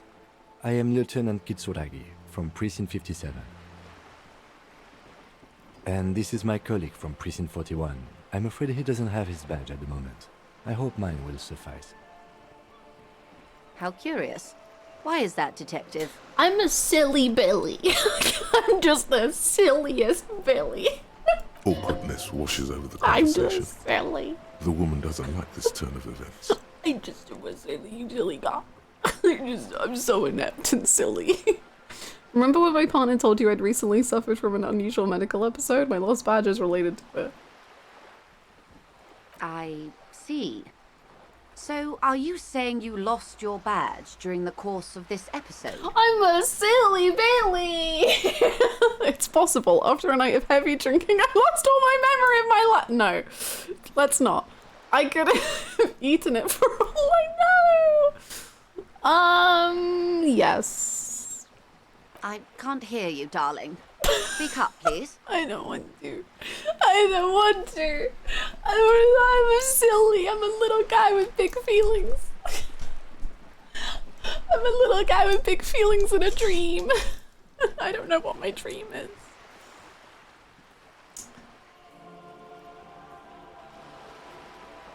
I think we should just not bring up the heavy drinking. I think the heavy drinking, call me crazy. I think bringing up the heavy drinking will not reflect well on the situation. So let's just not talk about that, and let's just say I have amnesia and I might have eaten my badge. Oh dear. Some kind of encephalopathic amnesia. I don't even know how to respond. Encephal.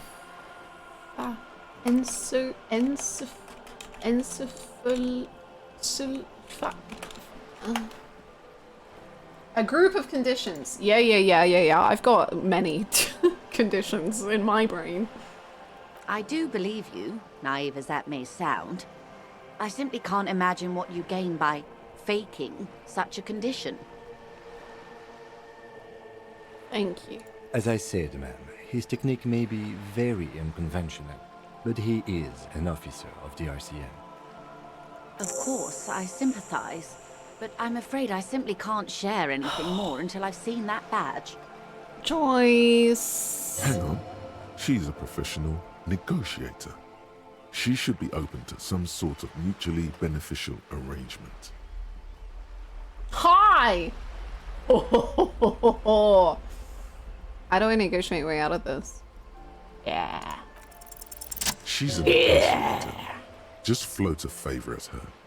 Insinuate. Surely there's some other way to demonstrate our law enforcement credentials. I will be frank with you. If I'm going to break protocol, I need to be able to justify it to my superiors. They're going to want to see something very tangible. You're in, but expect her to drive a hard bargain. Like what? Reports from inside Terminal B suggest it's a hub for the local drug trade. This is an open secret in Martinez. The Union controls the terminal, so it goes to reason.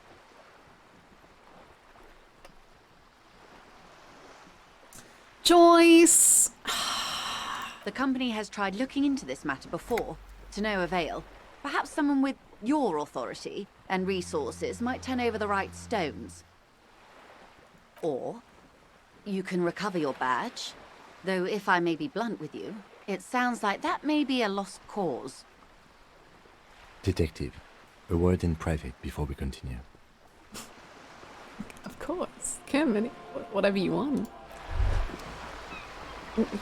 Ooh! Hey, No. Oh, yeah, what?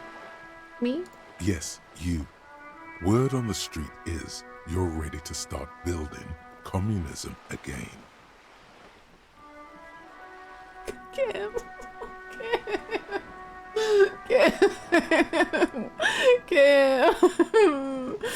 Again?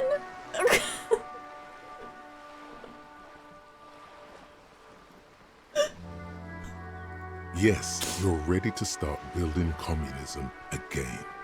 You've built it before. They've built it before. We've Hasn't built really it worked out before. yet, but neither has love. Should we just stop building love, too? Love has worked out really well for me. I'm a love winner. Good. We need tender men like you building gargantuan communism. Word on the street is it's going to be 10,000 times larger than any communism previously attempted by human beings. Is that right? We need 10 little beta cucks to build back communism. Let's go! You keep saying things like, down with the bourgeoisie, Okay. eat the rich, Okay. sodomize the landowners, Okay. compel all people who have more than 25 real in their pockets. Oh! Literally murder all human beings, regardless of their political beliefs. That kind of stuff. War! We went from, you know, eat the rich to... Okay. I've said some mildly left-wing things, but none of those. Man, I want to show you a TikTok that I liked this morning, because this is what I imagine him to be thinking. Where's my phone? Oh. Hi, Grim, how's it going? I can't believe you said all of that stuff. I definitely said it all. I've said every single word of this once or twice in my life. Hold on, my phone is dying, but it's fine. Phone, please stop dying. I want to show a silly TikTok. Yay!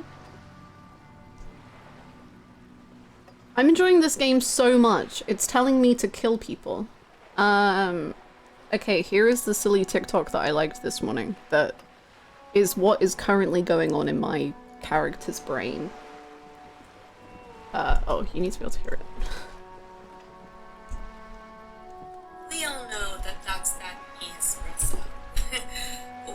told you there was a world where it could be that way espresso. Hi, I'm Karl Marx, and in this manifesto, we all know that that's that me.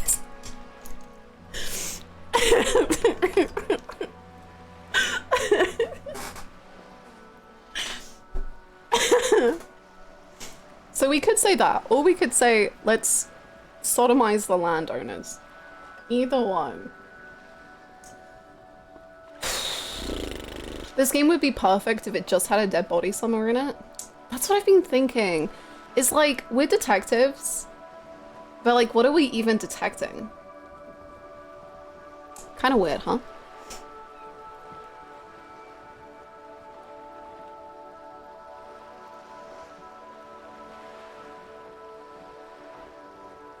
I've said some mildly left-wing things, but I don't think I've said that. Oh yes, the mask of ambivalence.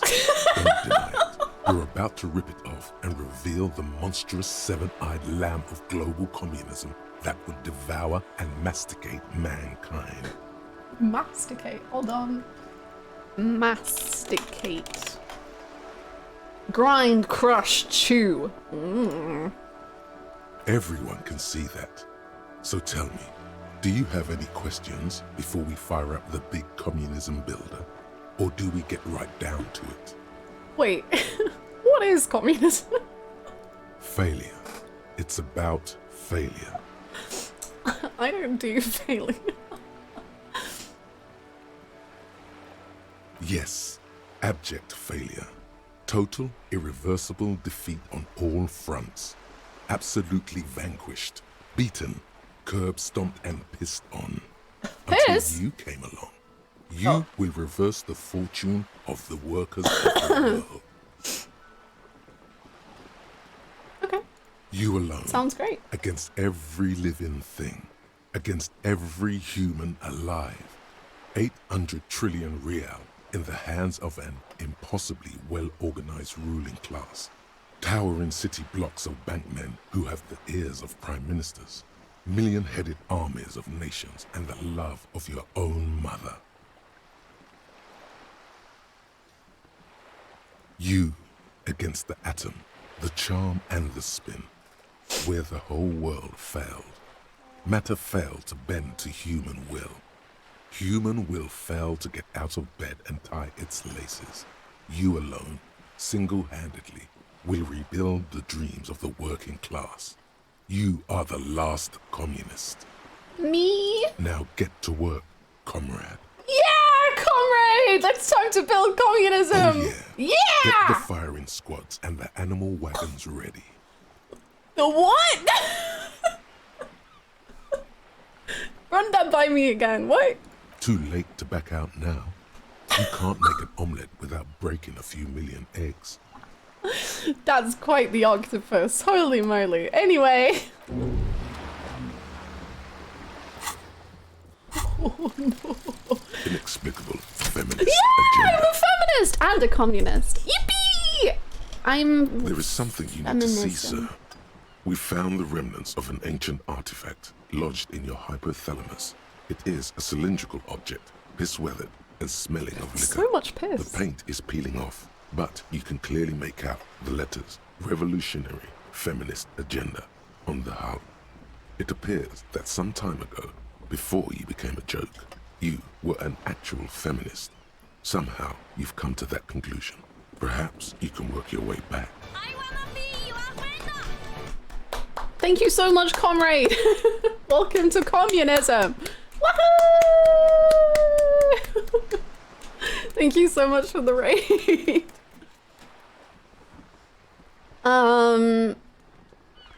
Okay, I'm a feminist. Hell yeah. I love this art, by the way. It's so cool. It's very wow. We've pondered feminism and now we'll ponder communism. We're on a political journey. I have more empathy. True. Would have to quit drugs to get there. Is feminism that good?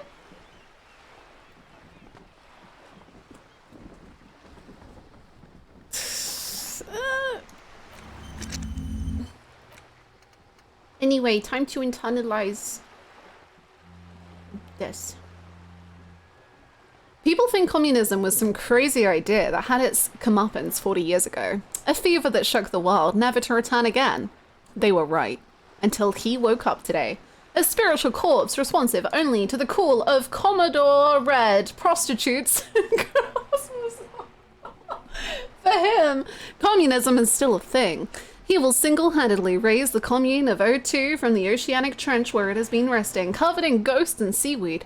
He is the big communism builder. Come, witness his attempt to rebuild communism in the year 51! Woohoo!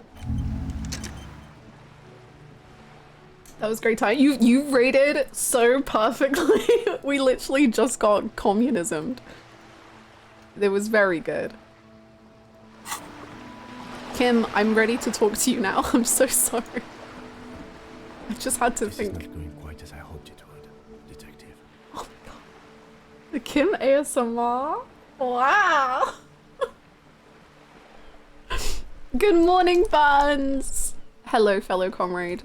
Have you ever communismed?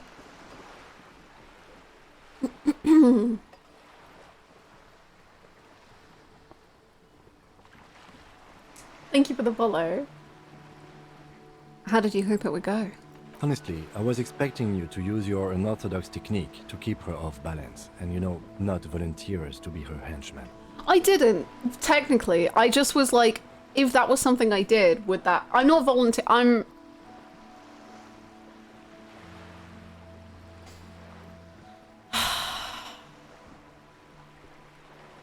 This is not going as I hoped it would. I didn't think you'd become a communist. I thought it was going so well. This woman is running circles around us. She might have known about your misplaced badge all along, or she's simply an adept improviser. Either way, we've played straight into her hands.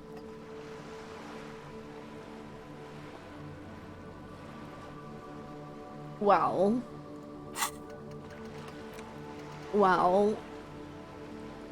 I'm about to become Hobocop, so that's pretty cool. He doesn't let it show, but there is a limit to how much the consequences of your unprofessional behavior can cost the investigation. What do you propose? That we don't investigate the drug trafficking? We could just, you know, find my badge. I'm so sorry. I'm sorry for putting us in this situation. I'll handle it. I will, I promise. I'm sure you will, Detective. And we can find my badge. Oh, that would be fantastic, but do we have the time? The world is large and your badge is 8 by 6 centimeters. It could just be in my room and I haven't checked. You could request a new one from the station, but that would literally take months. So... No. If there is reasonable suspicion, we must investigate. Otherwise, she could claim we are siding with the Union, or that we are on their take. We'd never hear the end of it.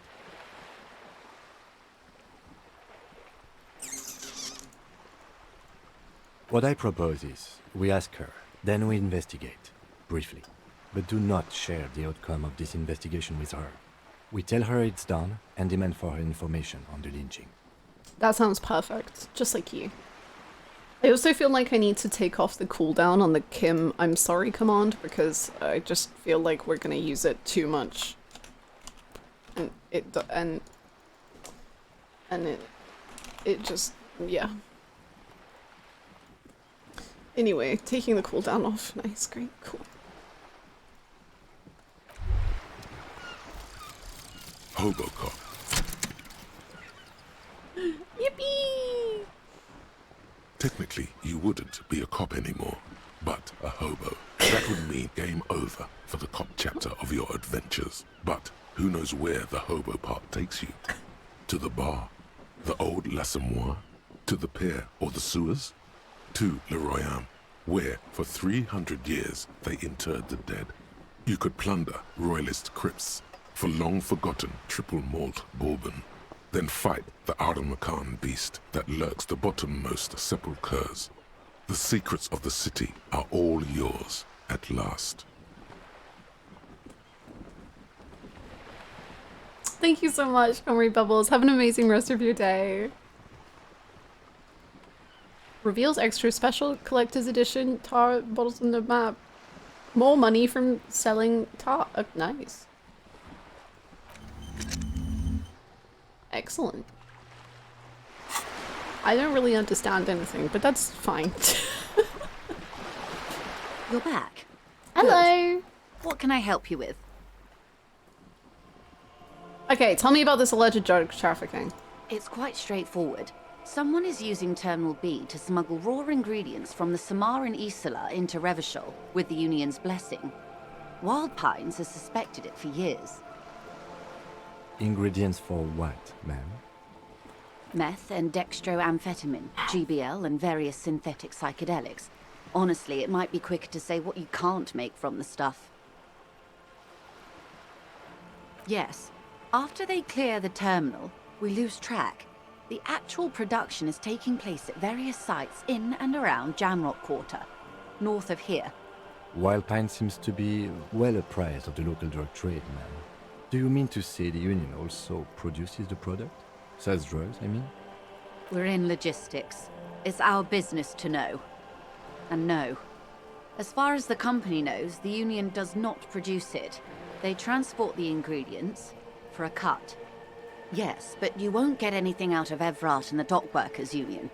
Still, every chain has its weak link. Am I going to need bolt cutters for this? Unlikely, officer. Oh. I'm talking about the lorries.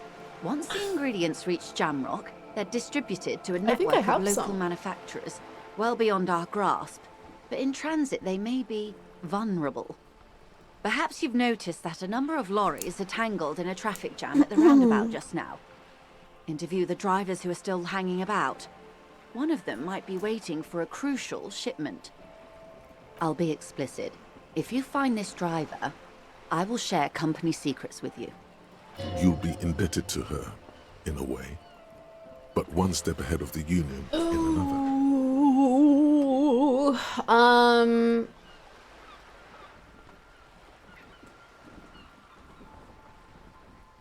Oh yes, we met a guy named Racist Lorry Driver. Weird name, but interesting guy.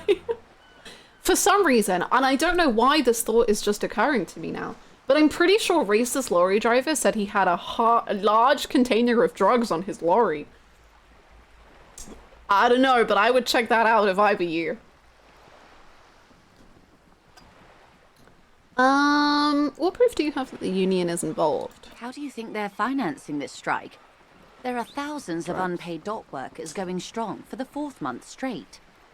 There was a shakedown of local businesses preceding the strike. Many were squeezed to bankruptcy to fund it.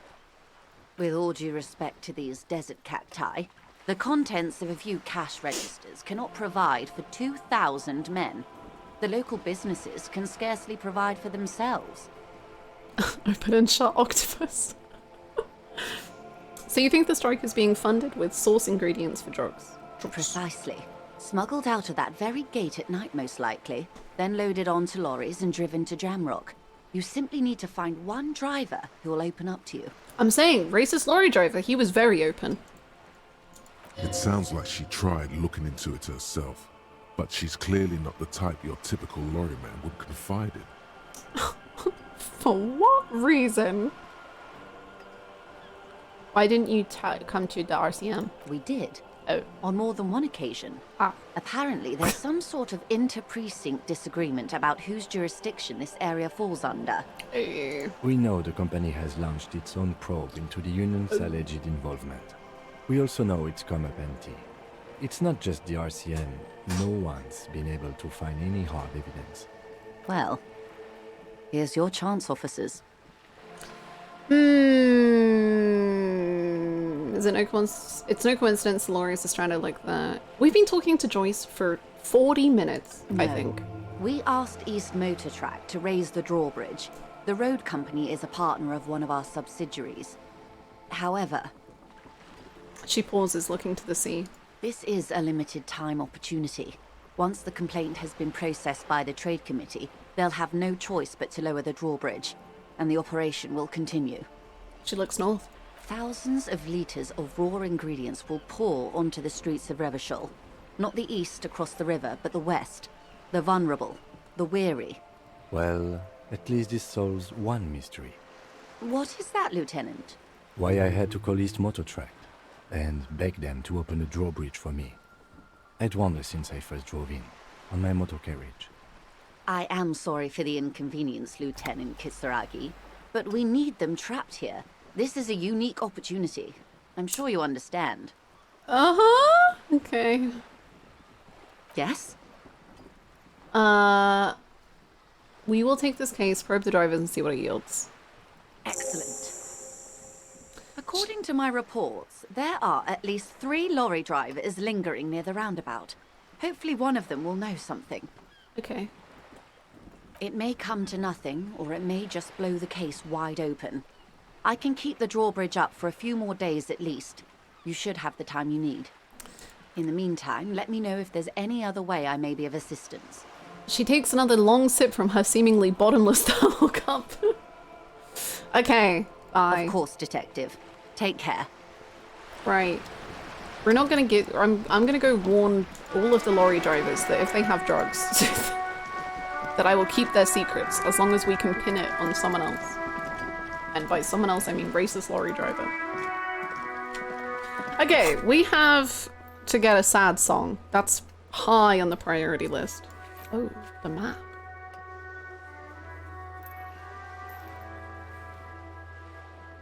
Oh, we can try some of the checks again. Okay.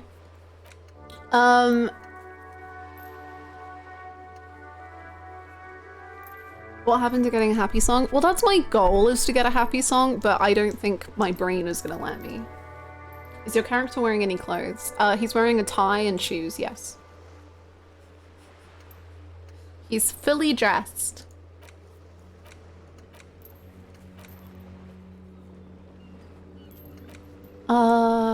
Okay, we need to get my gun.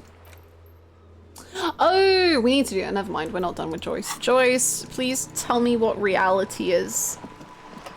You're rich.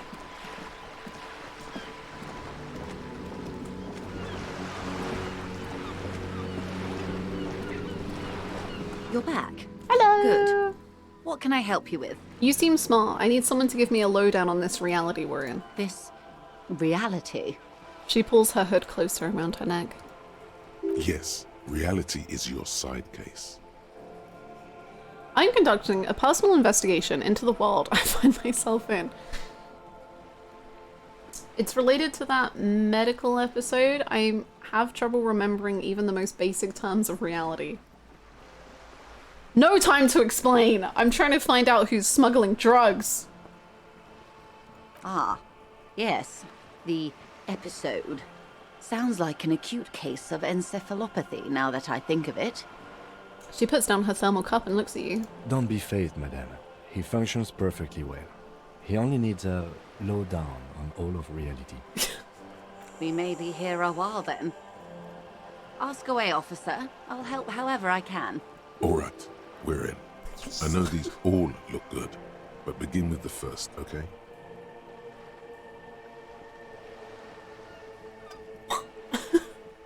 What is, something fundamental? What is this? What is spread your hands? What is this? What is... What are you? A woman? God. Where are we? We're in Martinez, baby. Baby? A casual term of endearment popular among the 50-plus crowd. It's a disco holdover, pay it no heed. I'm a disco holdover. Aren't we all? What is Martinez? Martinez is a district of Revachol. Yes, I see. A very small district tucked away near the industrial harbour. North of the 881 and Jamrock. You would be excused for not knowing about it. Unimportant, they say. Forgotten, even. Shelled to smithereens during the Revolution. I knew that. It has its charms, just not this time of year. What is this? Points to the space between you and Kim. What are we? Ah, you're half brothers and half lovers, I believe. That's all it is, baby. Half familiar, half sexual.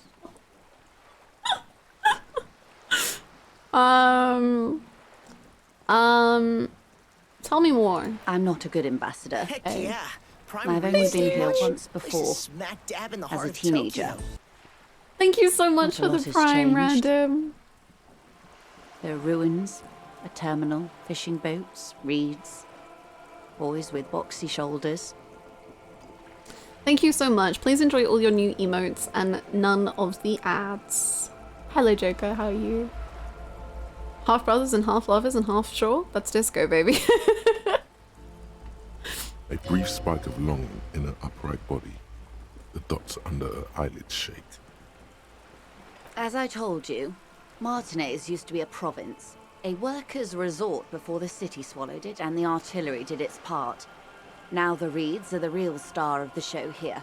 The further down the coast, the wilder it gets. So it used to be like Costa del Sol, and now it is not. It's like Corel. Sure. You were here as a teenager? Yes, I was slumming it with some girlfriends of mine. We had boats and... Don't hold it against me. The boys certainly did not. Girlfriends or girlfriends? Joyce. Joyce? What sea? It's not really a sea, it's the Bay of Revachol. And the bay feeds into the ocean. Yes, we're on an island in an ocean, the world's largest body of water. Oh. Insulindic. Cool. Okay. Vast, lukewarm and unknowable, flowing in and out of sight. Happy Pride?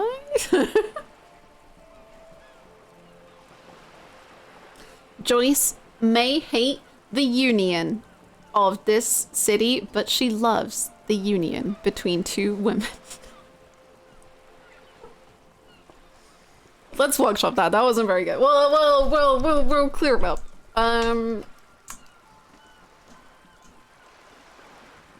What is the name of this island? Caillou, as you already know. Okay. Sorry. Imagine a pebble. A smoothed over pebble amidst a great blue sea, misshapen, cracked. The cracks are the river Esperance. We're in the delta of this river, on the 6th branch, the Martinez distributary.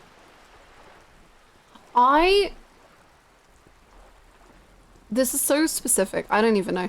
So, like, fan fiction, to me, something that really scares me about writing fan fiction is getting lore of the area wrong. And I feel like Disco Elysium is just like, there is so much there that I'm like, holy moly, like writing fan fiction or something about this would be so scary because it's like, there's a river and there's also the ocean and there's also an island and there's also this city in this town in this city, and then if you step 3 steps this way, then you're in the Union territory, and then if you're doing this, then the revolution 42 years ago, and then and I'm like, whoa, the world building is so cool, but also, oh my goodness, wow. And like, I have this idea I really want to write, but I have no idea how to write this one. Yeah, legit. Like, I would love to write like stuff set in like in 14 in Garlemald or something, and then I'm like, but what if I get a name wrong? And then I don't write because I'm like, no, I can't do it. I'm scared. It is clear this pebble is of enormous value to her. 10 years? That's amazing. You can definitely get a sense that this was a world that existed for like a decade outside of this game. That's wild. I have oh, you can't see it. I have an encyclopedia. And I look on the wikis and stuff, but I think it's just like, I get too in my head about it.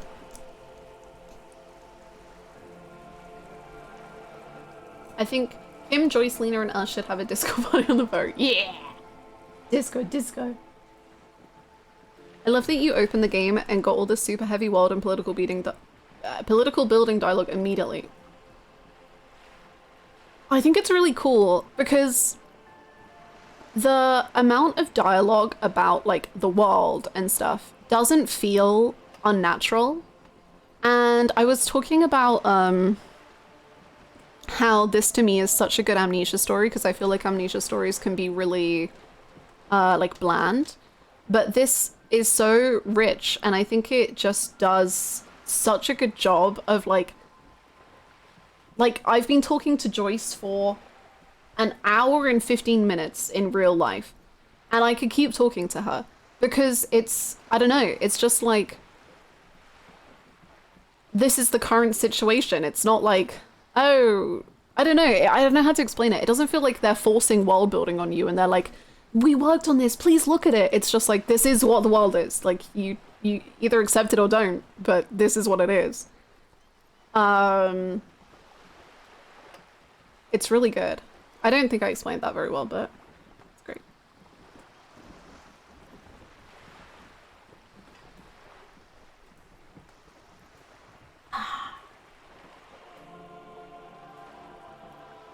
I forget how much exactly, but it was originally a D&D type campaign. Really? I don't know much about the development of this game at all.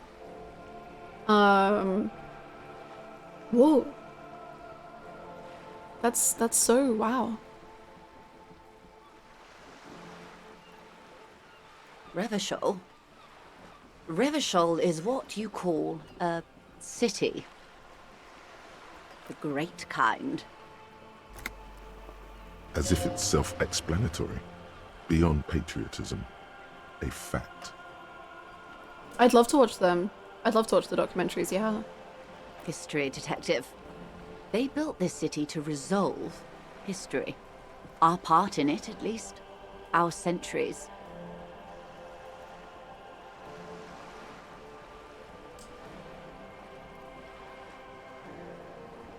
Yeah, you're so right, Bookster. I need to get better at it. I think it's one of those things you have to practice, and the practicing is the scary thing.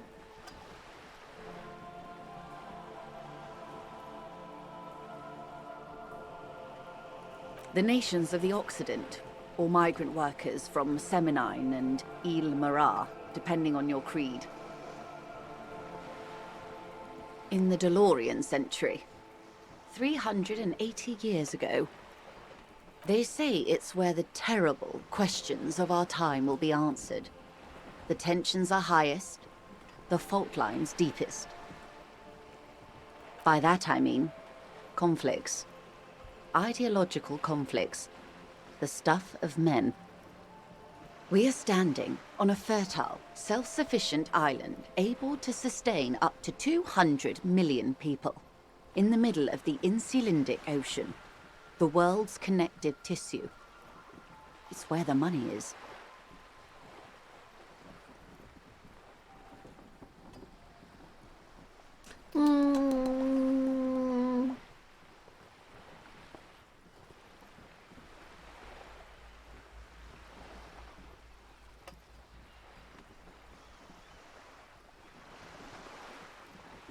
Oh, we're quite a way off.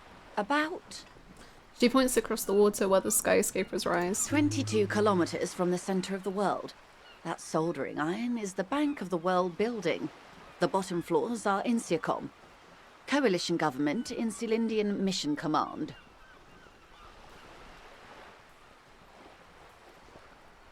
Silence. She lowers her hand. The water, the light. It's as though you're seeing it for the first time. There is no recognition, only the immensity of the sea and the cold radiating from it.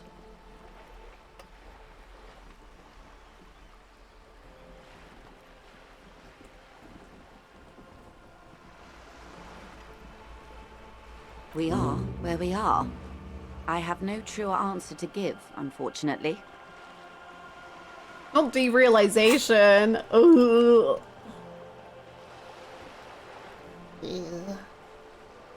Provincial Special Administrative Region, Le Kailu, the Insulindian Ocean Coalition Government, Insulindian Mission Command, name after name, and none of them is familiar.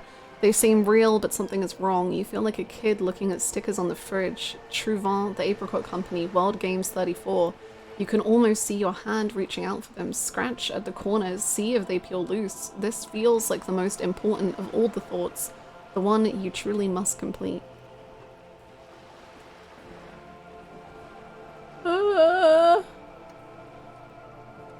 Unlock a new slot. Okay, I don't know how we do that.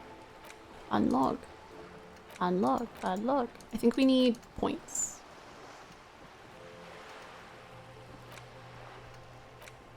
Oh, you can forget stuff? Oh, that's scary. Okay. I want that.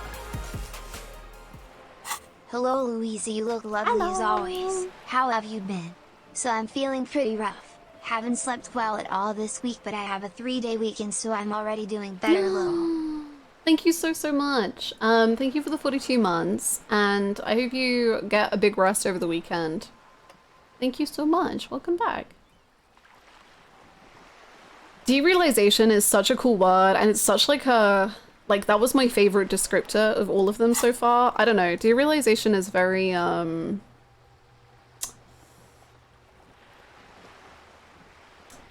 it hits close to home. I don't know. It's a very specific feeling and mood, and I don't know. It's something that could be a lot to handle in the text, but like one that is very interesting to me. This is one thought you need to complete. Where are you? Was there something else you wanted to know? I remember something about a lowdown. Reality. This has been informative. Thank you, ma'am. I'm sure my memory-impaired partner has many more questions to ask, about even more fundamental aspects of reality. How's your sanity playing this game so far? Pretty good. Apart from the headache I got. Right now. Ma'am, Monsieur will be here later too, and tomorrow. Isn't that true, ma'am?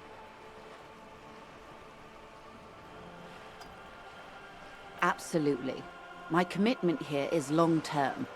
Kim is really like, buddy, you gotta process this before you find out the next stuff. You just think about this one, and we'll move on to the next. What is Disco Elysium about? I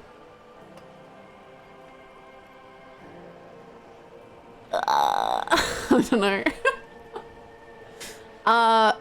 We're two detectives and we're trying to solve a crime, but also, what if my mind was very bad and I didn't know what I was thinking, and I don't really know yet. I'm finding out. I'm building communism and I'm a feminist, and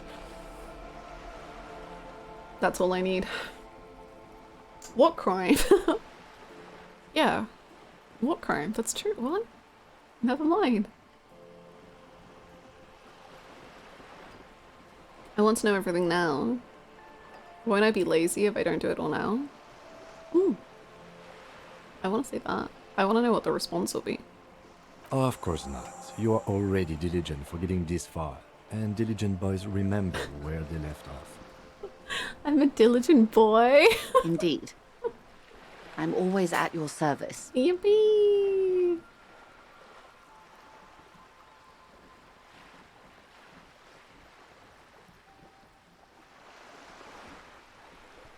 What a terrible crime. Such a that was a crime?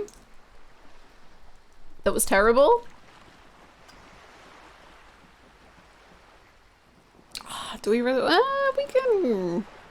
We can try it again.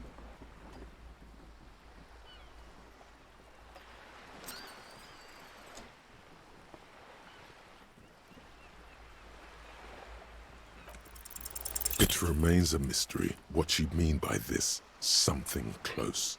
This isn't about you. It's about reality. Okay, goodbye. Glad to have been of assistance. The little that I know. Anything else? No, thank you. Have a good day, Joyce. Well, actually, have a mediocre day. You know what? Have a day. Good nor bad. Just have the most middling day possible. Do I get a coffee? I really want another coffee. I'm craving coffee.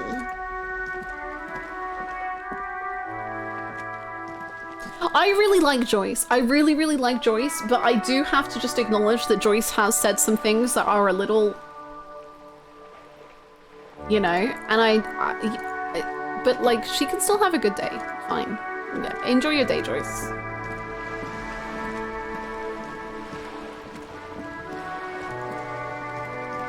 Fat, I guess. Oh, yay! More magnesium. Oh, go on then. Have a nice morale.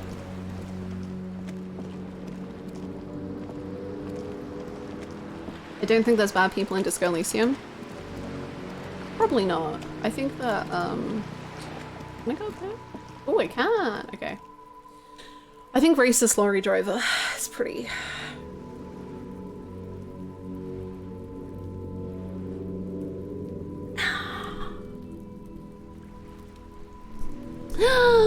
If the mods are deleting your message, then you are indeed backseat gaming, okay? Telling me anything that I have not, like, acknowledged or, like, really big scene or anything is no.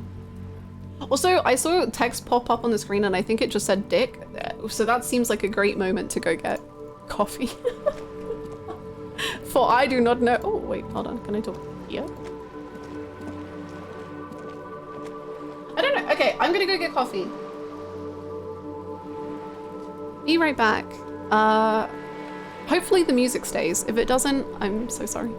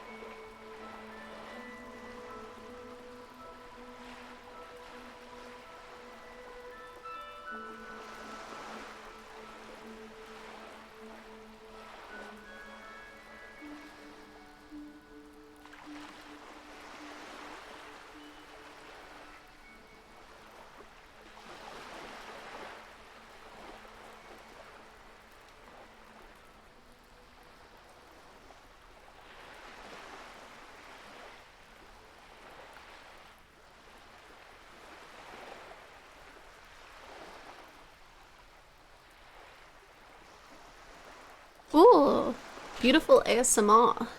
Hello, I'm back. The music is so beautiful, but it doesn't stay.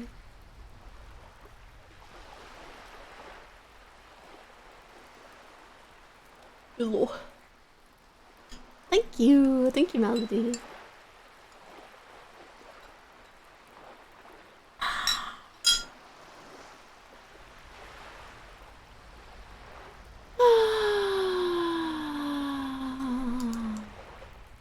It is me in the game art style. It's so beautiful.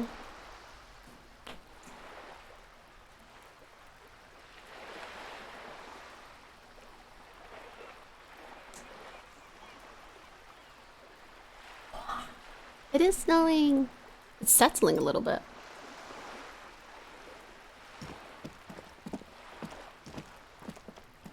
I don't know where we're going. This is a wall on the side of an apartment building.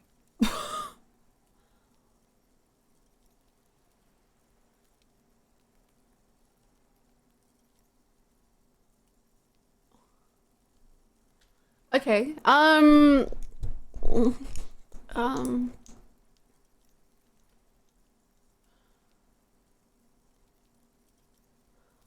there's always a chance that we get 2 6s. You have no clue. It's just a wall. It is. So many walls all over Martinez. Weather-worn, cracked, their paint peeling. Shivers, calm down. Shh.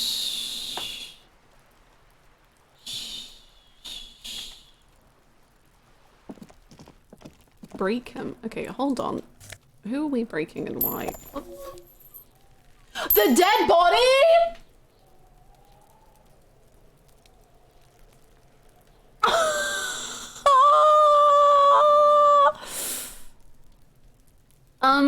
Well, this is our first view of the dead body. That's cool. Hello. Are you trying to sneak up on me?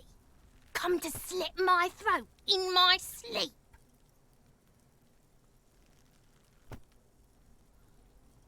No. What? Why is that your first thought? Pigs come to take me out. Trying to snuff me out.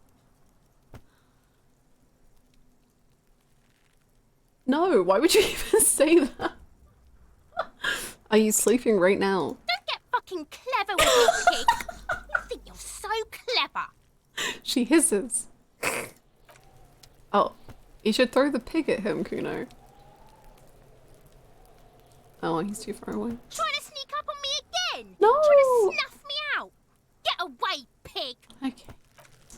Can you just stop hitting the dead body? I'm gonna get to that eventually.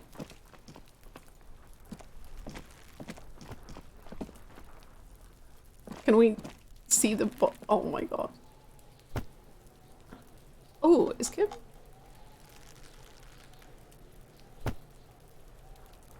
Kuno knows how to fucking throw. Good job. Can you do it somewhere else? Over here, Baconator. Time for launch!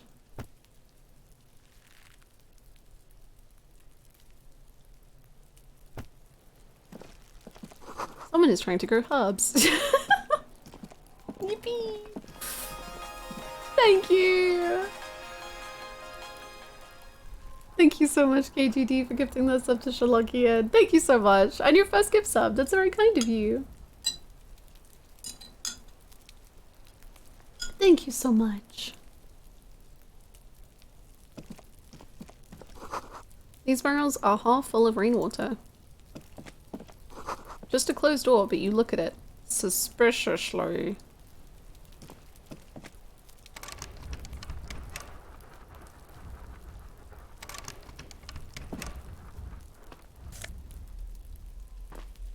Ooh, maybe we can give the hat to Annette? I don't know if that will warm her up. Is there a person up there? Whoa, hello. Can you let me in? Are we behind the... You see a young man on a balcony Yo. nursing a cigarette. His eyes have been following you for a while. This aura is so cool. Not looking for any trouble, officer. He says in a quiet voice. Despite the cold, his shirt hangs unbuttoned on his frame. That's so weird. Imagine. Just like, button it up, isn't it cold? Too late, young man. Trouble's found you! Mwahaha.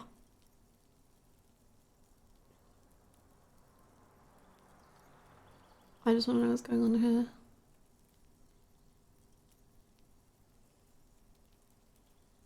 I don't want to be seen talking to the gendarmerie, if that's okay. I just want to finish my cigarette. Is it really that important? He asks you, adjusting his shirt. Like a nervous cat, he keeps stealing looks at the neighboring windows. All right, but make it quick.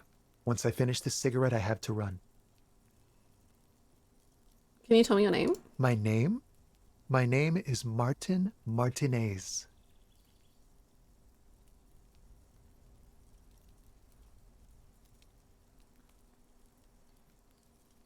I don't believe you. Martin Martinez? Good local name. Let's go with that. Okay. Sorry, I do believe you.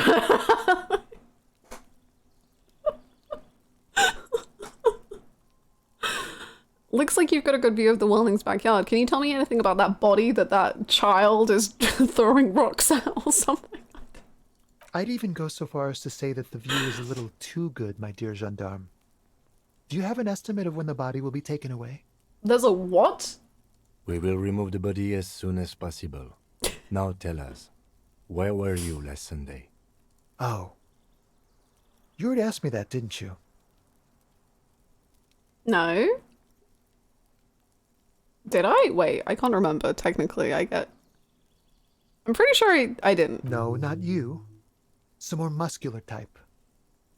And when did you speak to this more muscular gentleman? The lieutenant takes out his little blue notebook and writes something down. Hannah, I'm so glad I'm here because you find characters that I haven't talked to yet, so I can go back and find them in my playthrough. I didn't know you could talk to that guy. I'm glad I could help. Last week? I don't know. Look. He looks around the courtyard again. Snow blankets the old patio chairs and dead houseplants, and all the neighboring windows are black. You didn't answer the question. What were you doing last Sunday? I had a friend over. What kind of friend? It was my Sunday friend. Makes sense. Friends are nice on Sunday. You don't have to work. You can just spend time with pals, watching rugby and drinking beer. True! What's your friend's real name? He doesn't reply, gesturing no with his cigarette. Under the grey sky, snow continues to pile on the neighboring windowsills. Okay, bye. No. We won't. He takes one last drag of his cigarette before stubbing it out on the snowy balcony with a dying hiss. Now, if you'll excuse me, I really need to get going. Yeah. I think you should stay. This isn't the place or time for questions. Who knows who might be watching from the distance, hidden behind the curtains? Hey, listen. I'm just trying to make things okay again. Can we meet again somewhere else? For a moment, the man on the balcony seems almost vulnerable. Something moves in the depths of his feline eyes. Thank you. Compassion and a hint of understanding. Crystal, hi, how have you guys There's been snow doing? gathering How's on Disco his hair Elysium? and Been on staying his away from that shoulders. F7 A speckle rebirth of streams white because of against spoilers the and been busy in purple general. that hangs loose on his slender frame. Thank you so much, Anarchic, for the 21 months. Thank you. It's so good. It's so good. Also, listening to like the beautiful narration alongside the text-to-speech is very funny. Thank you so much. Welcome back. Yes, the rebirth streams a lot of people had to stay away from, but welcome back. I am sorry, but I really don't have the information you're looking for. His voice is soft and deliberate. With a flick of his wrist, he sends the cigarette butt sailing over the rail. But, hold on. What's that? For a split second, his hand lingers, as though gesturing towards a stone placed right next to the front door. Keys under the stone? It's a sign. Good luck with the investigation. He walks away. Bye-bye. You're so mysterious. Ken, look at the stone. He's gone. The lieutenant puts away his notebook and turns to you. We should run after him. No, what do you mean? We should look... No point in running. Tenements like these often have multiple exits. If he doesn't want to talk to us, then he'll know how to hide himself. So we just give up? He could be a witness. Him or his Sunday friend. Either way, we need to look into that muscular type who's asking about our case. He did leave us a sign. Did you see that? He wanted to draw our attention to that stone right over there. The lieutenant nods towards a small rock on a soggy patch of grass. If we find a way inside the building, we can ask around for his apartment. Great! Stone! You're gonna talk to the stone? Like any other, lying in a whirl of sleet and mud. Maybe there's something under it. I thought that Sunday friend was code for something else, but I didn't know if that was presumptuous of me, but it seemed like a certain type of friend. I don't know. There's a key beneath it, rusty from the dirt. This must be for the front door. Pity doesn't have the apartment number on it. This building has many apartments and the man can be in any of them. We'll just have to go in and see. Okay. A garden hose that won't be of use until the snow melts. Chairs and tables eaten by rain and rot. Oh, I love the descriptors. I love them.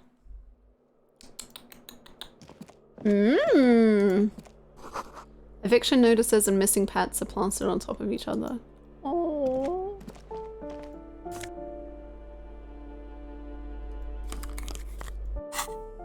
Yeah. Yeah, baby. Oh my god. It kind of looks like we're wearing those glasses where they have like the funny nose and the mustache.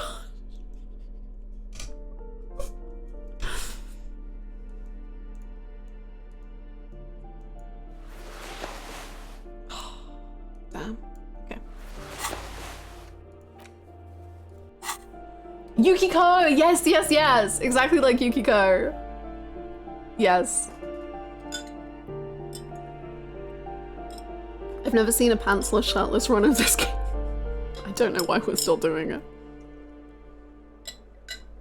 I truly don't. This box is filled with cleaning chemicals. Smells of laundry detergent. This music is good. This music good. An old shoe rack. Boots, sneakers, and old slippers. Kim, tell us so pretty. Do you like my glasses? Yes?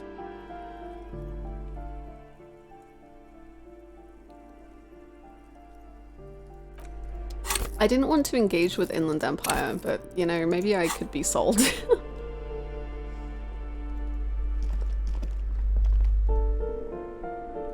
Woo!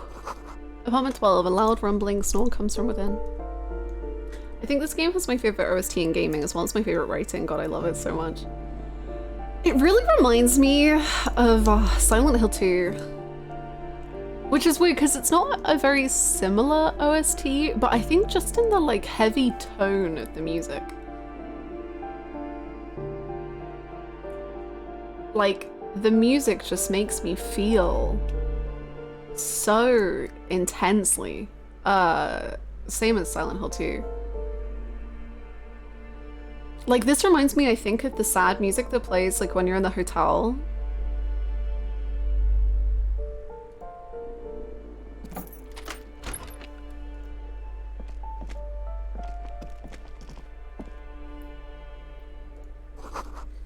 These shower curtains are covered in some sort of slime.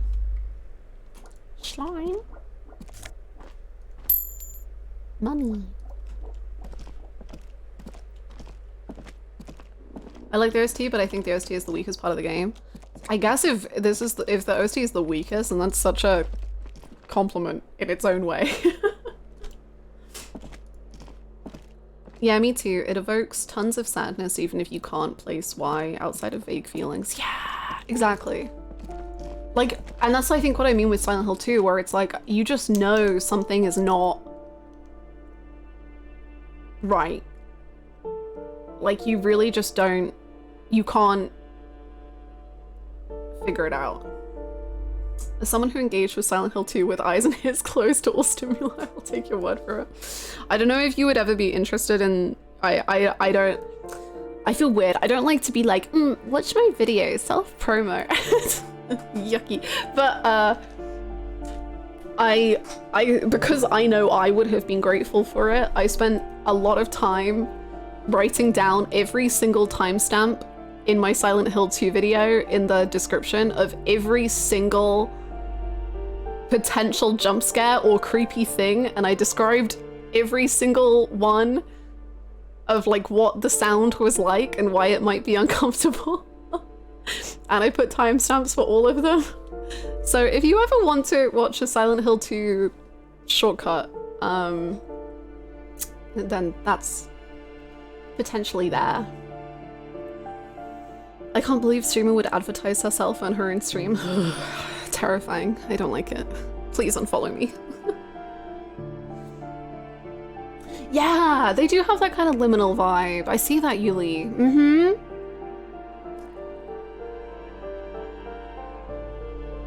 Yeah.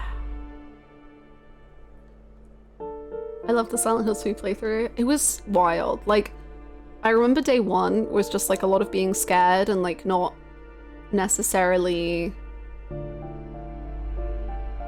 thinking it would be that deep, and then by the end being like, I have so many thoughts. I don't know how to live anymore. Silent Hill 2 has changed me forever.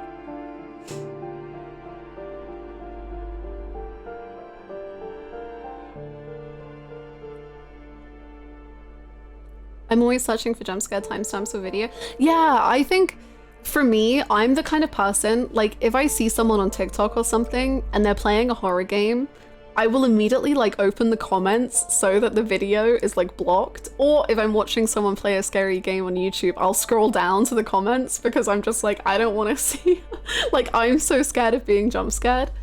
So I just figured like, whilst I was editing, I could just note down every single jump scare and then put it in the description for people who just... Because the thing is for me, if I know it's gonna happen, I can watch it. Because I know, like, I don't need to be scared, I guess. So I was thinking either people can use it for that or people can just skip it or whatever it may be.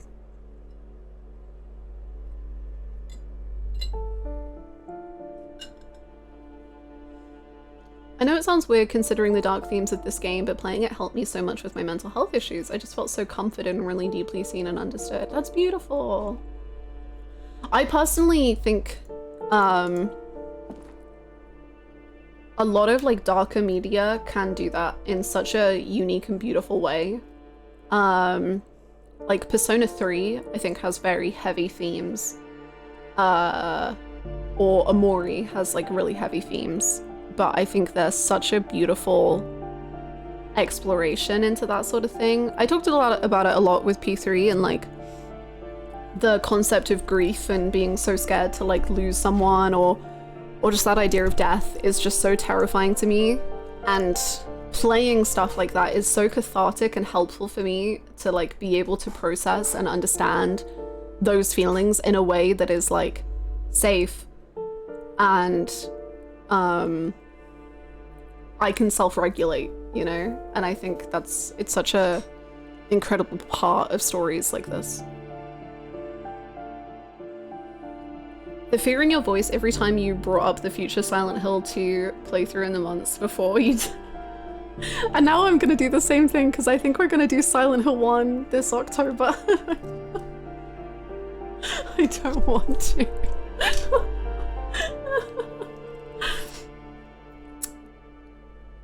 I really want to play Silent Hill 3, but I know that if I want to play Silent Hill 3, I have to play Silent Hill 1. Traumatizing.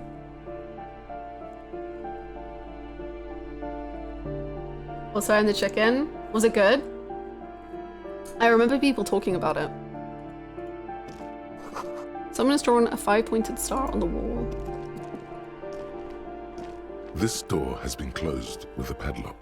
A chalk-drawn number on the board says, number 11.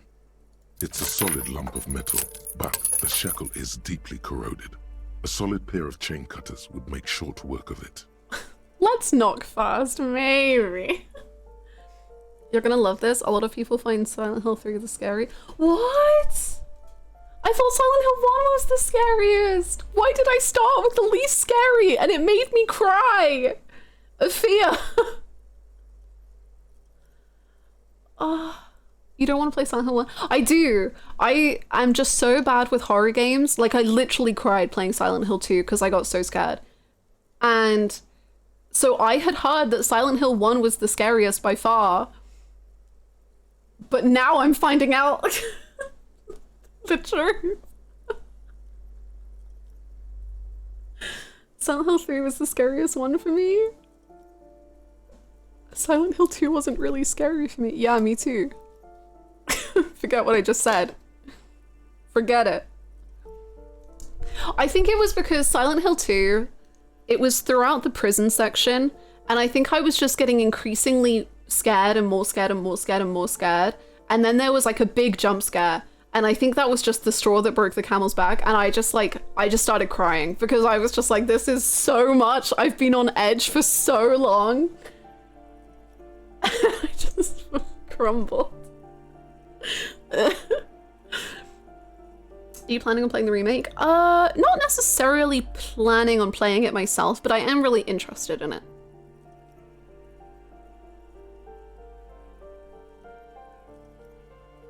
Silent Hill 2 scared you the most? I'm conflicted on Paranormal Sight, great design and sounds, but a lot of areas, but not a game I ended up loving. Oh, I see. Silent Hill 1 scared me way more. There are a lot of moments in Silent Hill 2 that are really scary, but overall I found 3 scarier. God, okay. Great, good stuff. No reply. Good stuff. Can't wait. Very excited.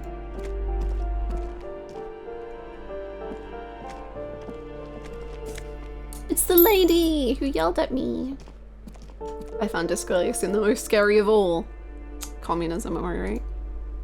You hear someone walking around inside, rearranging the furniture. The number on the panel says 10. That was the bit that was so scary, Kat, because like in the field where that random noise would start playing, like it was horrifying because like there was nothing there, and it was like your brain, like my brain knew that there was nothing there and nothing was going to come and get me, but the sound is like so slowly creepy, crawly, like coming for you. It was awful. Also, I just had a flashback to, I think I'm like 90% sure it was you, Yuli, just saying big chewy roll and how much that comforted me throughout the the prison. And then people were like, it's ritual. And I was like, no, big chewy roll.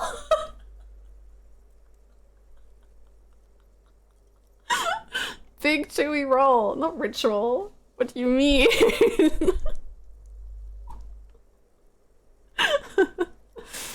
Oh. Playing games like these almost feels like therapy, but easier somehow, because you're not outright confronted by yourself, but at the same time you can work through so many things indirectly through these characters, and yes, that's incredibly cathartic. I completely agree. I so understand that deeply. The walking stops abruptly, but no one comes to the door. Me. That's me whenever you're watching TV and then someone knocks on the door. Mute the TV. They'll never know. You can feel tension on the other side. A poor communard from the looks of it. The room is barely bigger than a closet.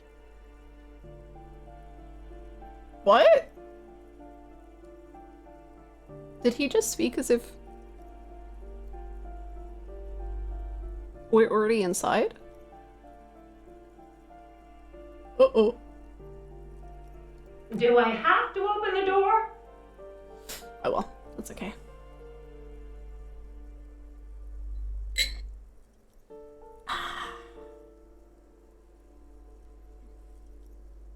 That's so cool, Green Bean. That, I can definitely see that. Because, I don't know. I'm very, like, gender is such a... who knows? But I was always, like, I started realizing I really enjoyed playing, like, guys or like, men or non-binary people in TTRPGs, and then I was like, huh. What? I was literally playing D&D on Tuesday, and I was playing essentially Ken Amada, and it was the greatest thing ever. I had time of my life. You missed a different glitch earlier? Ooh, that's good. That's very good. Who I also killed. Yeah, AG did almost kill me. The child. But luckily I charmed him, and he didn't kill me. Yay!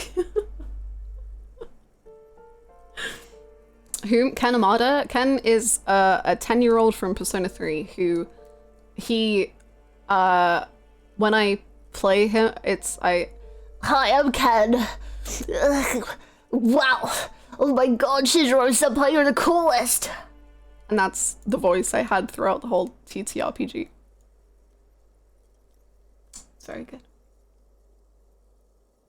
You hear the clacking of heels again as the other side walks right up to the door. Her tone is now getting a defensive edge.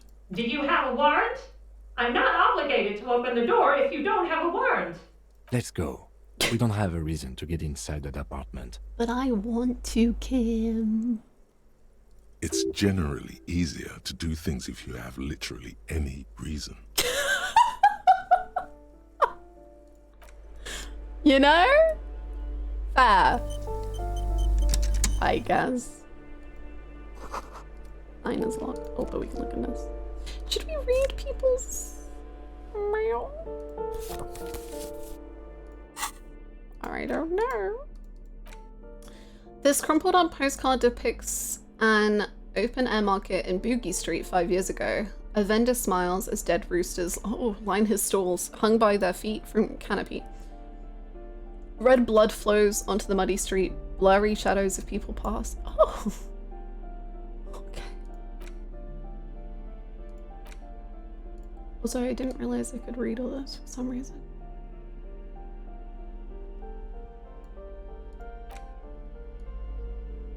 It's your friend now. You will betray it if you change it for some boring scarf trope.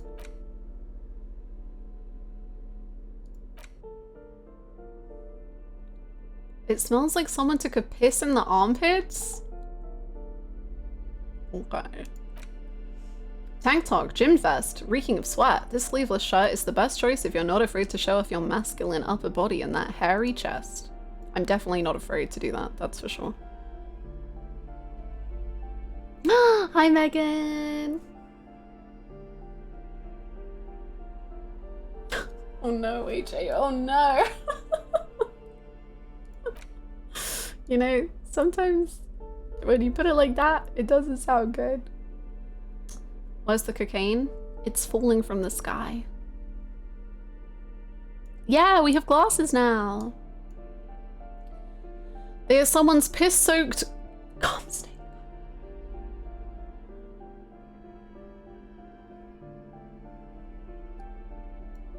Well, thank God we haven't been wearing them. What? Jesus Christ! What above? Hello. Give me a moment. Okay. An elderly woman is leaning on her broom, her knuckles white as bone. She seems to have difficulty breathing. I know, I'm a handsome fellow. The cold never does any good for my bronchitis. Oh. Oh. It's yours, probably, anyway. whether the cum is mine or not is not at all relative to whether I should be wearing it outside around other people. That should be left at home.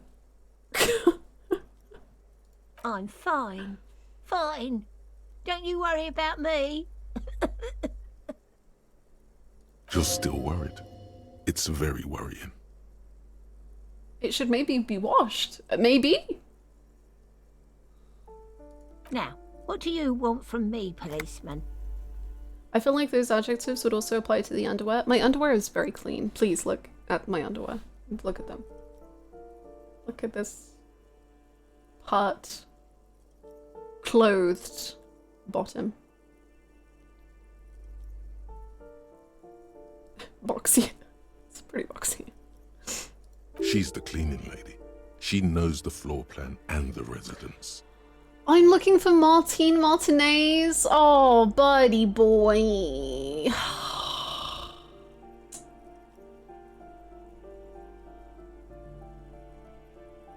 Who are you? I'm no one.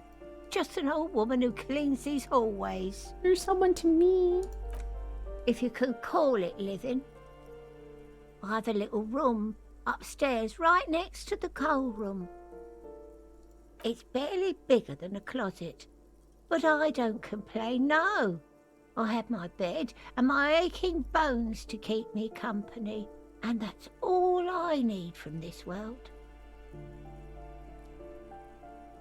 Do you have a favorite brain portrait? Ooh, I don't know.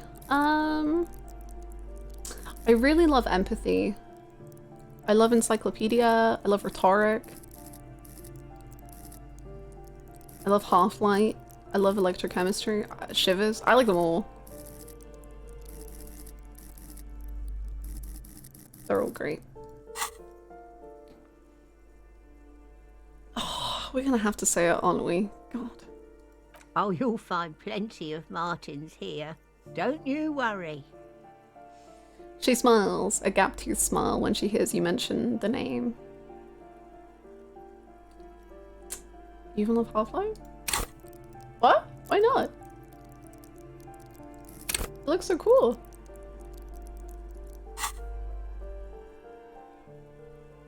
No, you don't understand. I'm looking for a real person named Martin Martinez. He told me he's Martin Martinez. Pea-brain. Someone played a trick on you. Martin Martinez is a name for anyone who comes from Martinez, like Jim Jamrock or Raoul Ravachol. What? Oops. You really didn't get the joke there. I thought it was obvious. Anyway, officer, we don't have the witness's name. I'm sorry, Gab.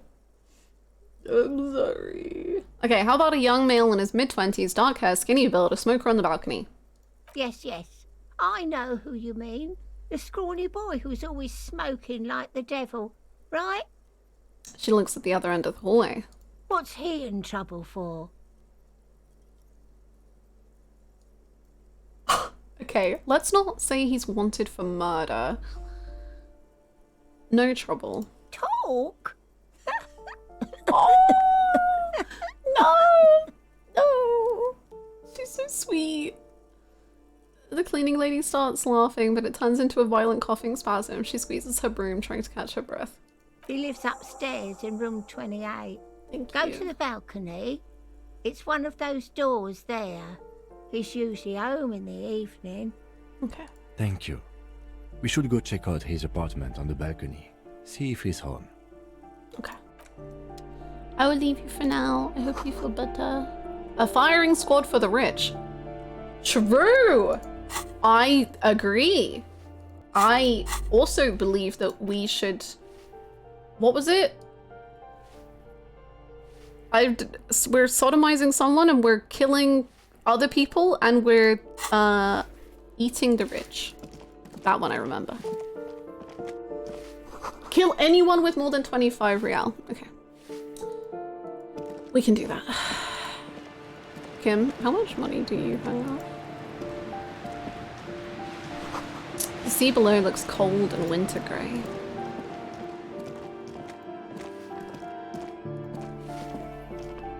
Kill anyone regardless of their political beliefs. True. Oh, I didn't mean to do that. Can I get in this way? Oh, thank goodness.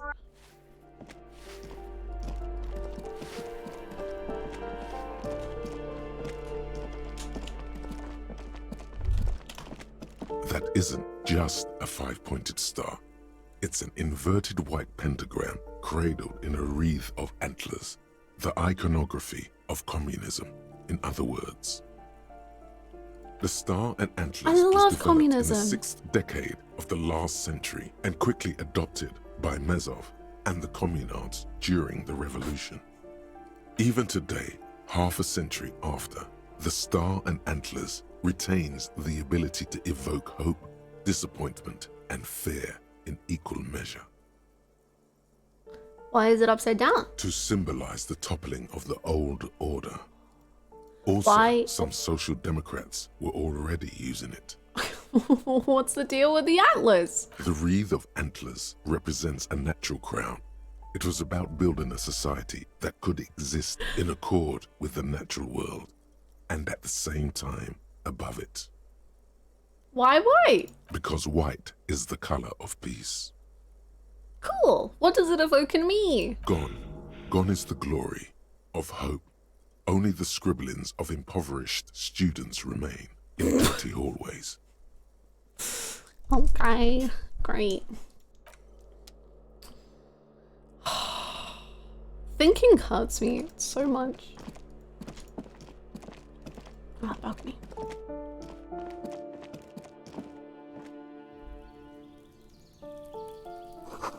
The breaker box is full of cigarette butts and electric wires.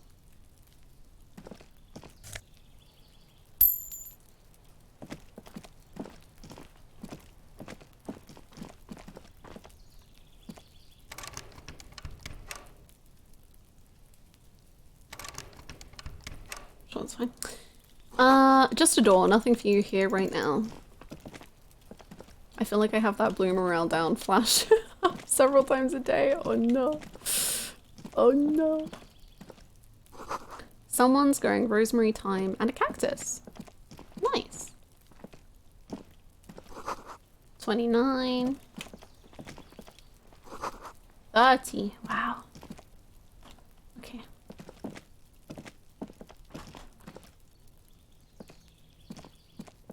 This door is made of metal and appears to be reinforced. Someone here really values their security. Number 28. This is where the cleaning lady said the smoker on the balcony lives. Sometimes I get successes and I'm like, what on earth would the fail be? You're just like, number 28. I guess no one I know lives here. And you just can't ever talk to him again because you're just like, well, I don't know how numbers work. Oh, blah, blah. Let's see if anyone's home. Knock on the door. No one answers. Looks like the young man we are looking for isn't home. I think our best chance to catch him is in the evening. He looks around, taking in the cold spring air. We should return tomorrow after we have finished with our day's work. How about 9 p.m.? Sound good? What is 9 p.m.? Did we figure out what our name is? No. We're working on it. No.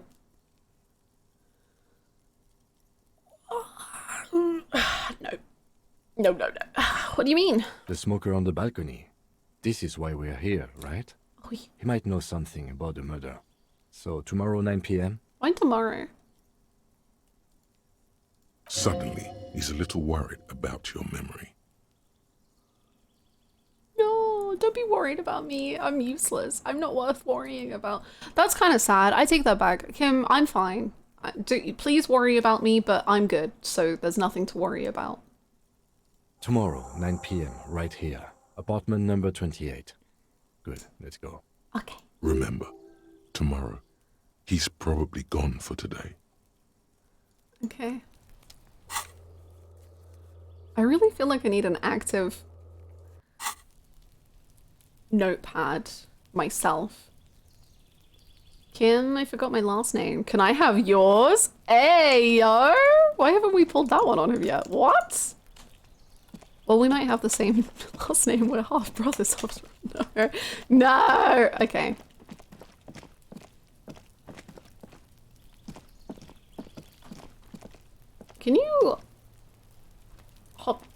Wait, how did we come in here? Did we come in through this way? Sure did. Oops. You know what? Actually, I have like a journal that is like my to-do list, but I think at the back of it are like blank pages. So maybe I'll use that. Yeah! Okay. Hold on. This is my, I've shown off this journal because it's, I decorated it beautifully. We have, on one side we have blue. And on the other side, we we have joined the team. It does have stickers. I can put more stickers in it. I can use my Persona 3 stickers to decorate my...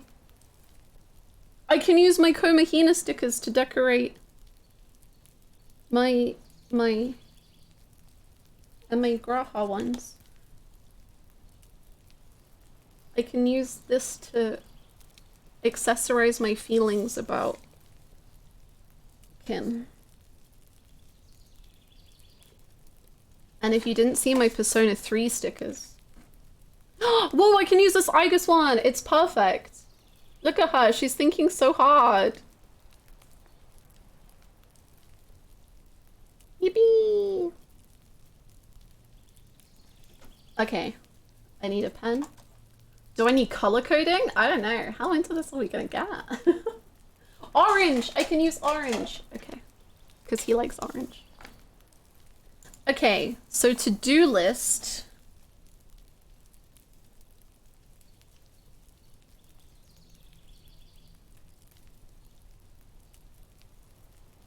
At 9 p.m. I guess day 2. On day 2, we go to Smoker's house.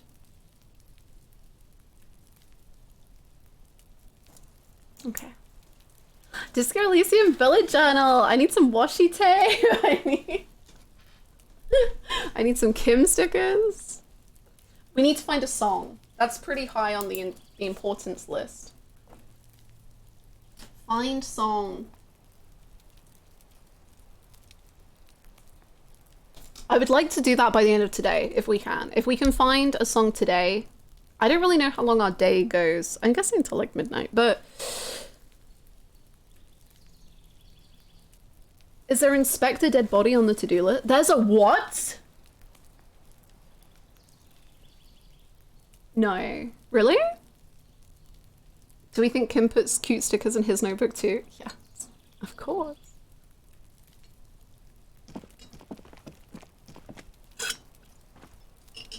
I don't like that voice. I wonder how we can get up here. I thought we'd be able to like hop.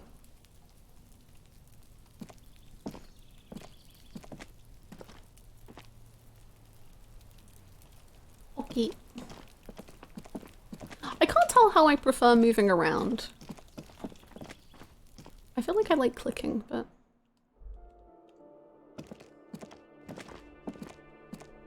There isn't a dead body, I was just curious if you wrote those 4 random words in that order. Hmm.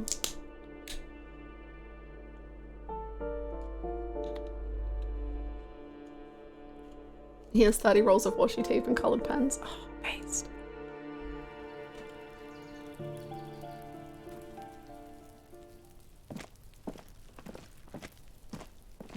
Oh, I think we explored this. I want to go up here. A coat that I can talk to? Sure. I guess that just means I can have a brain thinking about it. Or not.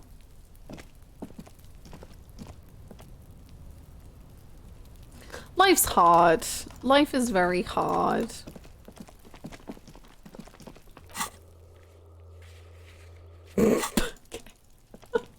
I was like, huh, I remember there being a map key. I'll check my map to see if there's any way around. You have no map. You haven't done anything.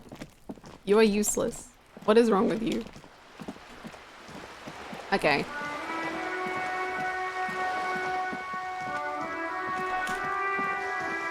We should go inside the bookstore because we didn't do that, and I want to see. I want to see if I can give Annette the hat, actually.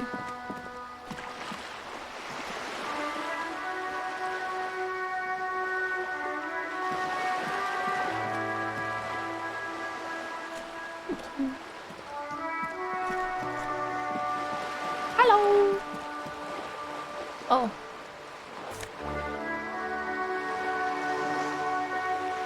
Oh, we needed this to start putting stuff in or something.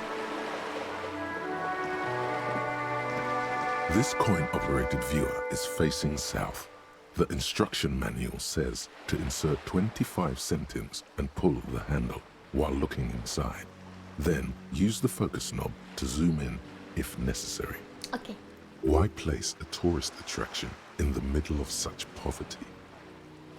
What's a tourist attraction doing here? There was a revitalization project in 49. A design studio tried restoring Martinez to its pre-war glory. It didn't stick. What happened? They got as far as the street lamps and the statue on that intersection. Then something went sour. I suspect that something was Everard Clare, the union leader. He muscled them out. It's how it usually goes around here. Cool. I dig organized crime.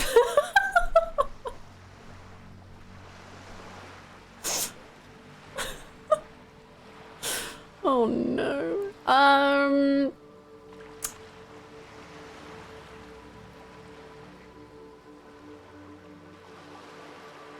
Do I tell a little joke? Is Kim gonna take it as a joke? Am I gonna even be able to say it as a joke? I don't know.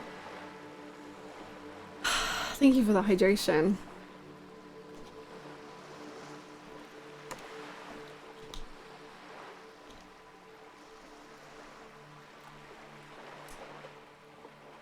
Top 10 things a cop shouldn't say. Unless he's joking. Cool. That's odd. I could swear you were a police officer. You're funny. Your money disappears into the coin slot. A clunk, the ring of metal. The curtains on the display open. You lean in to catch the view. It's blurry, different blues and greens. In the middle of the shimmer stands a drab grey shape, like a ghost. The lenses shift. The ghost sharpens into an islet in the bay. In the ruins, a man-made structure is visible, a half-sunken sea fort, its concrete almost reconquered by nature. It looks as if it was abandoned quite some time ago. Nothing but a rotten tooth remains of the anti-aircraft tower. A lonely birch tree grows out of it. A tree. I love how whoever wrote these words, there were probably many people, I don't know, but whoever wrote and described things in such this way is so... It's how I wish I could write. Oh my god. A rotten tooth remains. Oh. Its leaves ripped from it by the winter wind. Hang in that little one.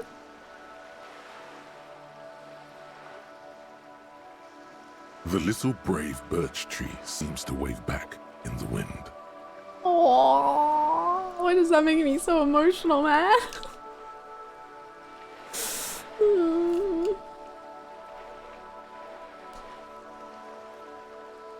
There are ruins of some kind of building there. Really? I don't have the eyesight to make it out. Oh. For people who wear glasses, I don't know if this is silly. Oh my god, what is this, man? For people for glass wearers, silly questioning coming from someone who doesn't wear glasses. Is it harder to use these because like your glasses are in the way? I don't know. Yes, it's a pain. Yes, yes, yes. Ooh. One singular nope.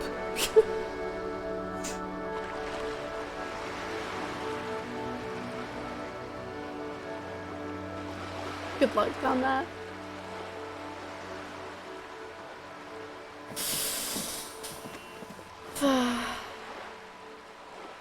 Some of them are made with glasses in mind, but most of the time, yeah, okay. I see. The nose are built different.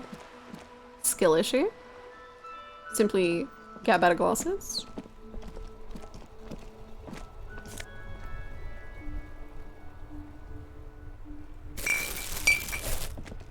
Yay! Look at me in my bag. You put your eye to the lens and click. No, you don't. I see. Okay, okay. I take off my glasses and hope for the best. Let's see. Every snowflake is like a little gift from the sky. She shivers as one falls on her nose. How do I give you a hat? Oh, kings and queens and generals of old, or artists and writers, or musicians, those kinds of people. There's usually something extraordinary about them. She scratches her cold-reddened cheek and then continues. I think that's why people read them, to find the secrets of their fame. Seems like most people who read those books fail to get more famous from reading them.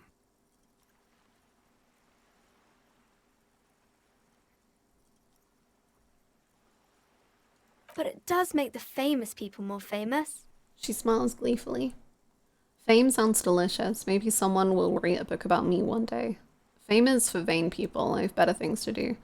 These famous people sound like a bunch of dorks. True. I'm big feelings, little guy. I would like to be a big guy one day. Why would they do that, sir? 'Cause I'll be a superstar cop. What use am I? Okay.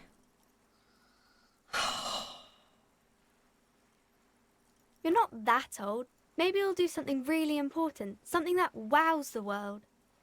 You think so? Yes, there's hope. A lot of famous people got famous late, or even after they've died. Yeah, you're certainly the type who might find fame posthumously. Who knows? You might even get famous for the manner of your death.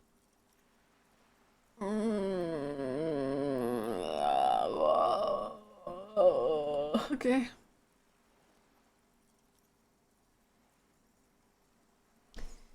Some can't get noticed, others can't get properly forgotten. That's life for you. Ooh. That sounds like a nice story to tell yourself at night. Maybe fame isn't that important after all. What if I get famous only through dying? I couldn't enjoy the fame at all. I know, Inland Empire just constantly putting a smile on my face. Just the best little guy out there. That's life. I think you just have to live a happy life. No need to worry about fame or think bad thoughts. Yeah, true, I guess. How do I... No, I don't want it. I wonder if there's like a give button.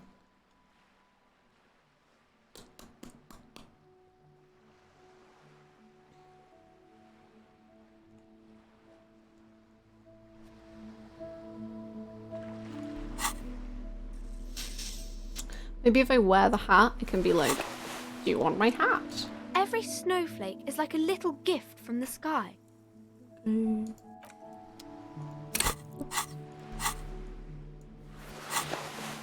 I'll figure it out and I'll give you something. I promise.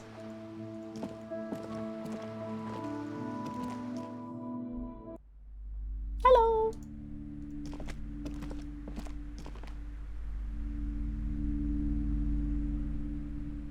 Scary music for this beautiful place of knowledge. Gift books and molten candy. If we don't feel the cold about what we're wearing, she's kind of weak. I feel like it's the alcohol keeping us warm. Old sports magazines tucked away in a dark corner. The book collects the national recipes of Ardor. They're all about lake trout.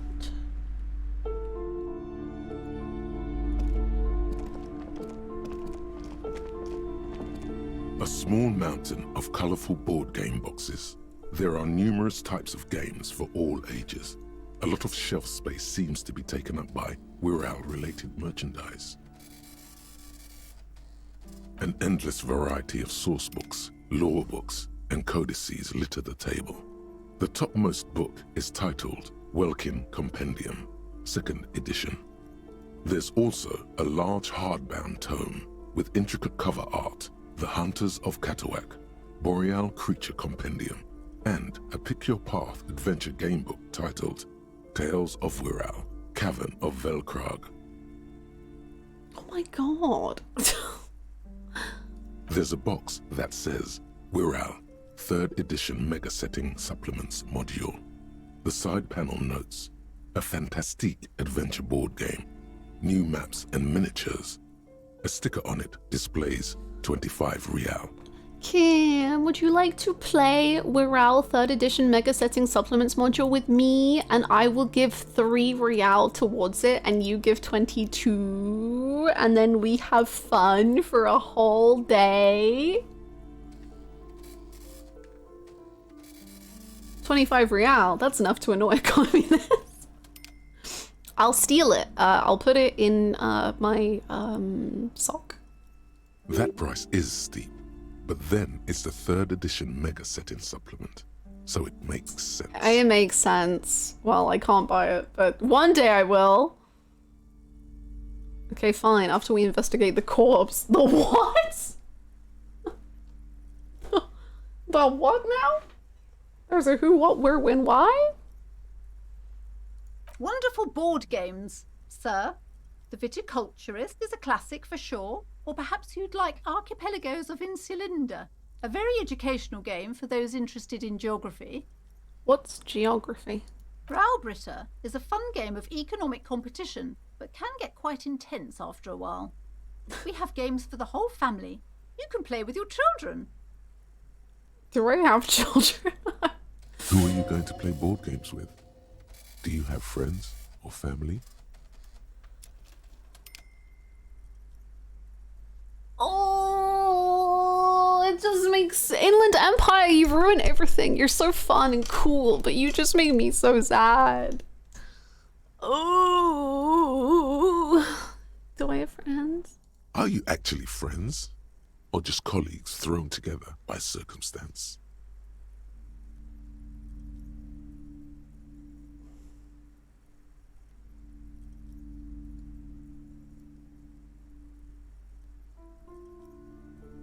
Okay.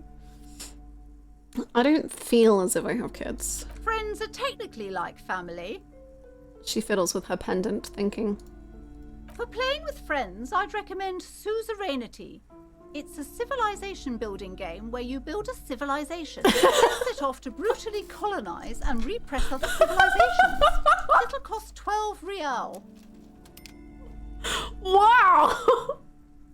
That sounds amazing!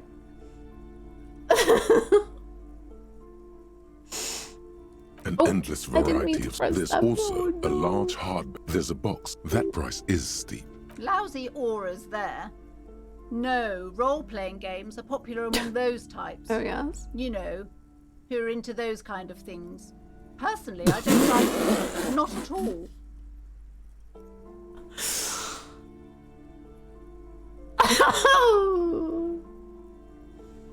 Who would be into those kind of things? Yucky. I've heard they turn people into occult enthusiasts. That they have rituals where they try to summon entities. Highly immoral stuff. That's very good. You can still buy them though. That's very good. Very good game. Very good. Very good. 10 out of 10. What's back here? You see a set of tattered curtains blocking the way to another room. A strange cage-like trinket dangles from the curtains. Hachi has put another work of art and creative. I'm ready. Oh my god!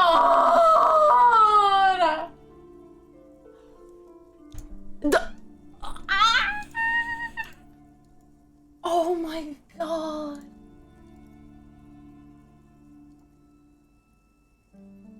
I will show it to everyone.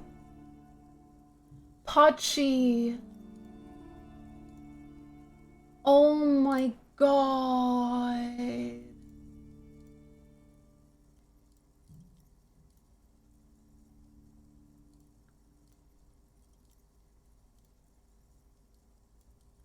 I'm just a silly Billy.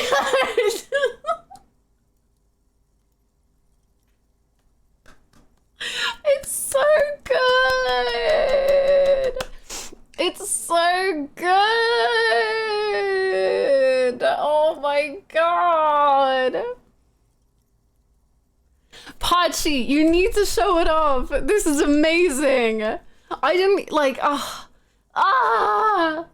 now like when I replay that scene from earlier and I'm just yelling I'm just a silly Billy, this is what I'm gonna picture forever. It's so good. Wow. You should be so proud. Wow. He's just a silly Billy. Pachi, that's amazing. I am so blessed. We have received such bountiful, beautiful, incredible art of this playthrough and we're on the second day. I don't understand. Wow. Wow, wow, wow, wow, wow, wow. Who is this clothed man?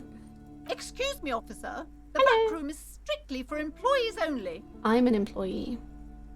Pachi did it. Pachi in chat.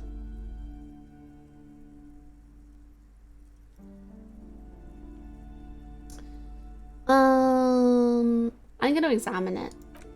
You see some kind of charm, an irregular polyhedron assembled from bones, sticks, and straw. Inside, a disturbing fish head with empty eye sockets stares at you. What? Okay. What's going on with Annette's mom? I'm scared. The best part is the brainworm's already so strong, glad I could contribute. Thank you, you're the best. Aside from poking at it suspiciously, there is nothing else to do with the fish head charm at this time. The curtains remain shut before you.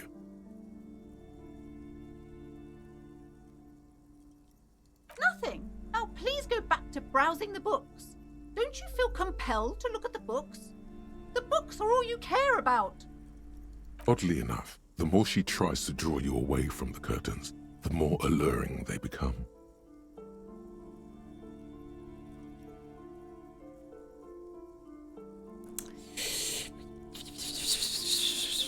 Do I just do it? I kind of want to. But maybe I should talk to her first. Fine. Life sucks. You have to have conversations with people. God. These shelves are overburdened with books from the same series. You see the name Dick Mullen over and over. Crime fiction is a disgrace. An asinine misrepresentation of the physical attributes of the arduous everyday work of actual police officers. Okay. These books greatly overstate the excitement of police work, glossing over how long it takes to actually follow up on leads and eliminate dead ends. Are we feminists? We are. We're a feminist, hobo cop, and soon to be a communist, and then we're gonna derealize all over the place.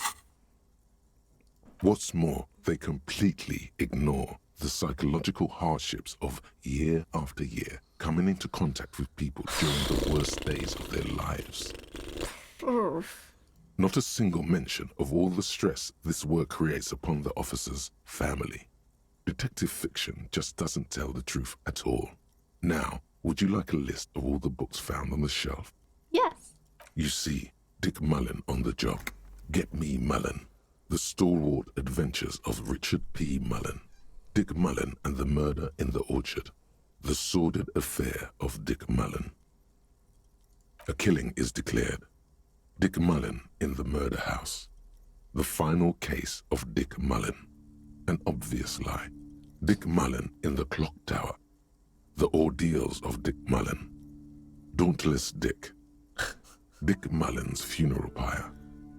The Murder of Dick Mullen. Dick Mullen gets murdered! Oh my god, what if Dick Mullen is the guy in that tree? Oh no. Turns out he faked it to solve a case. That Dick Mullen, my god. Yes, there's also the Dame Who Did It. Farewell, My Mullen. Faking death seems to be a common trope in the Mullen series. The morbid tales of Dick Mullen. A dark tide turns. Tragedy calls for Dick Mullen. Another one with fake death. And, of course, Dick Mullen, the murderer. What? In order to catch a murderer, Dick Mullen must become the murderer. Whoa. After all this, you still haven't found the answer to the one question that matters. Who is Dick Mullen? Who is Dick Mullen? Your quick eye notices a small caterpillar crawling across the spine of a book. The title reads, Dick Mullen and the Mistaken Identity. We're a winner. My god. What do we have here? Mistaken Identity. A worn paperback from Dick Mullen's classic hard-boiled phase. He's an The egg. premise seems to be that Dick Mullen is framed for the murder of his best friend and has just a few days to prove his innocence. Why does this speak to me? Did I also murder my best friend? Could it be the motifs of unstable identities and shocking betrayals? That's probably right. I'm a complicated guy, full of contradictions. No, it's gotta be something else. Perhaps you're drawn to the dark and noirish atmosphere. No, it's not that. Is it because the smoking dame in the slinky red dress on the cover is giving you a hard-on? No. That's not. No. Yes, it is. The bulge in your pants is embarrassingly obvious.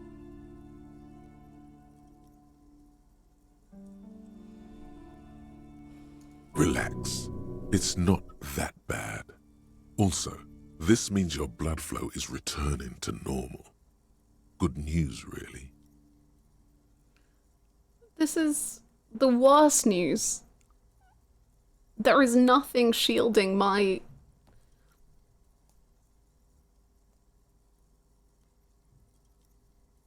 little guy from the world currently. It's just me and him.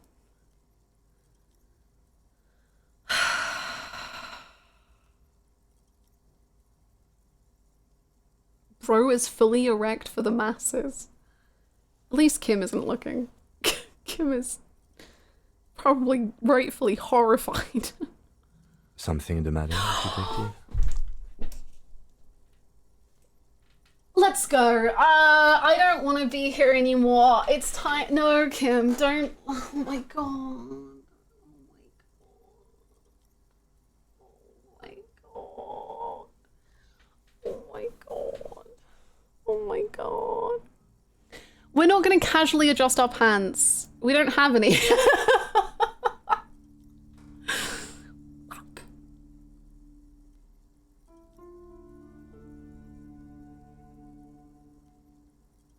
I'm just a silly Billy.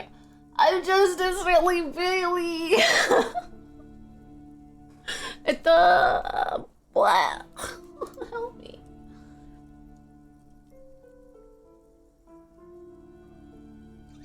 I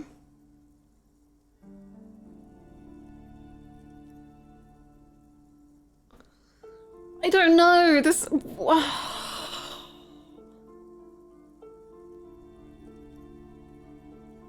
Kim.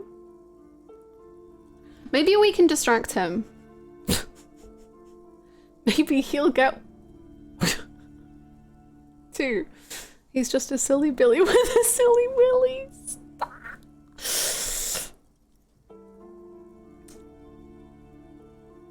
Would you describe this woman as a smoking dame? The lieutenant narrows his eyes and contemplates the book. Hold the book high up.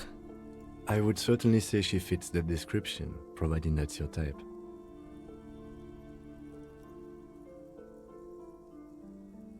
So it's not your type? What's happening? Are we in love? I don't know. That was such a non-answer and something that a gay man would say.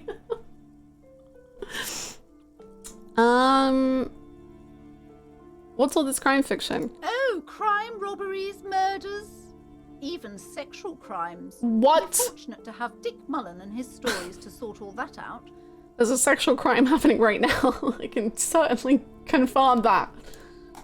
You're a police officer, apparently. You should buy all of these. They really do teach a person how to be a proper detective. Do that? Sure. Anyway, me and my partner are gonna continue looking, observing. Tome of Fascist Magic.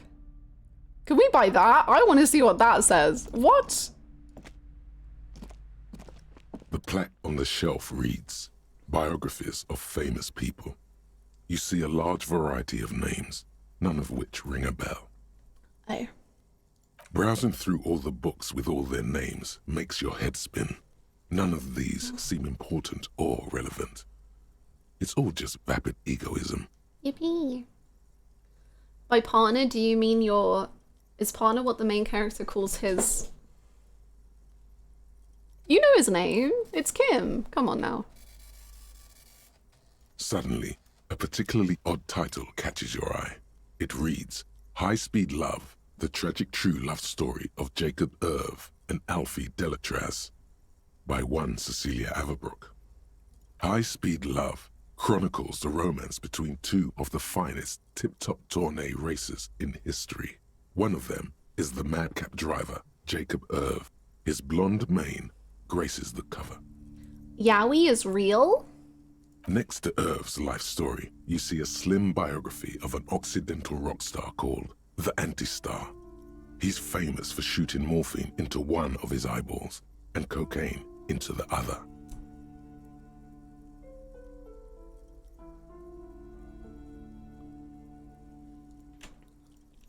What would happen if you put morphine in your eye?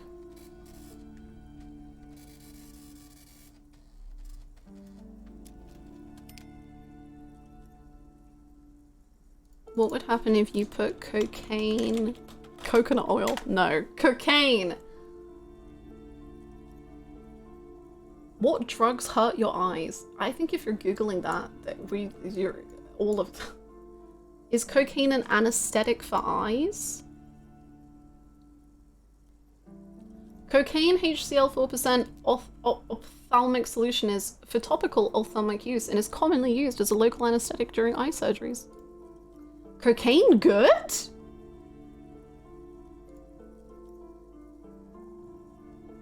Our ISP just contacted me.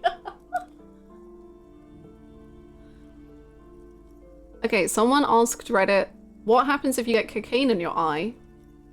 I don't know what the next part of this question means. Hold on, we got to Google another thing.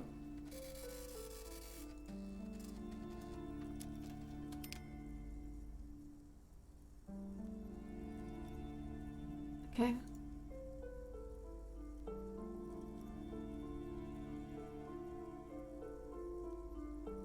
The powder would probably burn like a motherfucker and then cause you to go blind. Oh, the person is asking if they could use cocaine to blind someone who is attacking them. And so this person responds, I would just stick to ground chili pepper.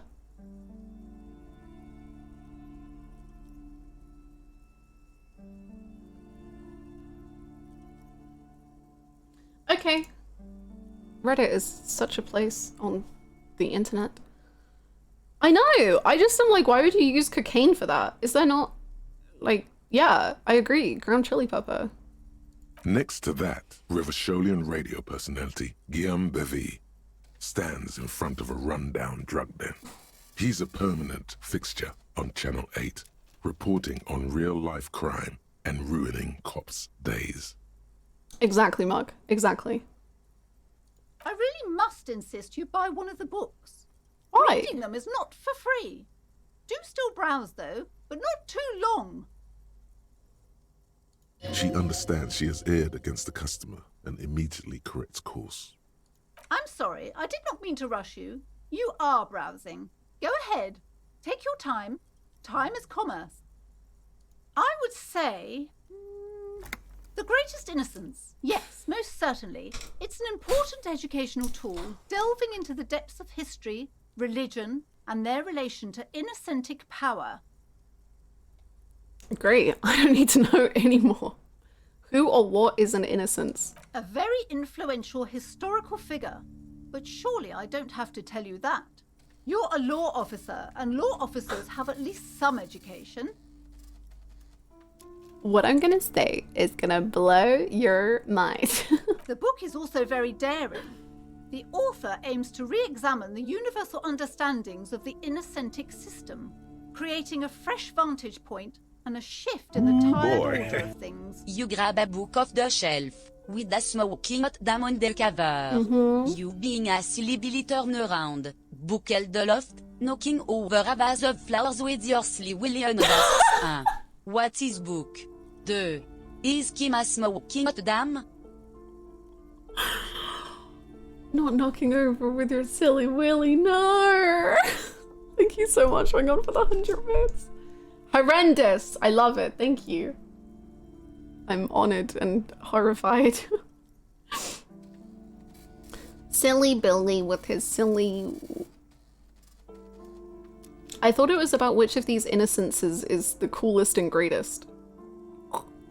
The author aims to re-examine the universal understandings of the innocentic system, creating a fresh vantage point and a shift in the tired order of things. Right. You recommend? Certainly. It's prudent for a person to have at least an elementary understanding of history and society. Imagine the chaos we'd be in otherwise. Imagine. France is crying right now. You feel like you should get this one. Definitely. It's important somehow. There's something personal inside. Well, I can't afford it.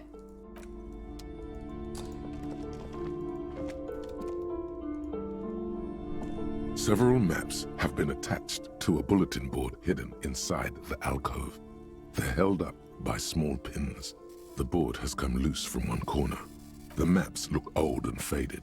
Your eye catches a map of Insulinda, a map of Revachol, and a map of Martinez.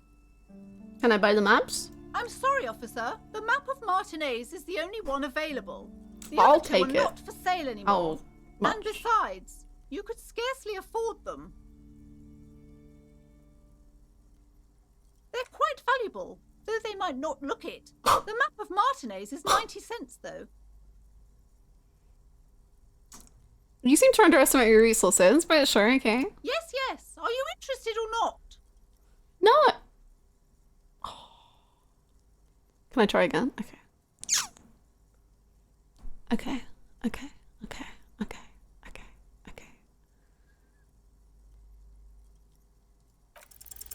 Slowly, No. you move your hand toward the map attached to the board. Before No you way. even reach the map, you're interrupted. Interrupted. Kim. It was a joke. I'm a silly Billy. I'm the silliest Billy. Perhaps not. It's against RCM policy to defraud small business owners.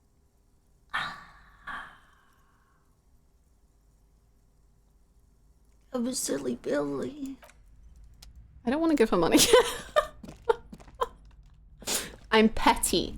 Actually, I'm not petty. She's being mean to her kid and me. And biographies of famous people. There's also a wide range of paranatural literature.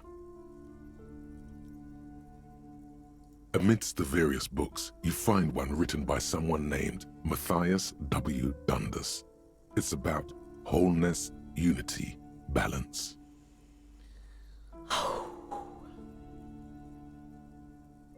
The point of the book, and many others on this shelf, is to give people medicinal advice in situations where they don't have access to paid health services. It serves platitudes, while also telling everyone that traditional medicine, the kind people don't have access to and which costs more than this book, is garbage and would only give you cancer anyway, without even curing your cold or anything.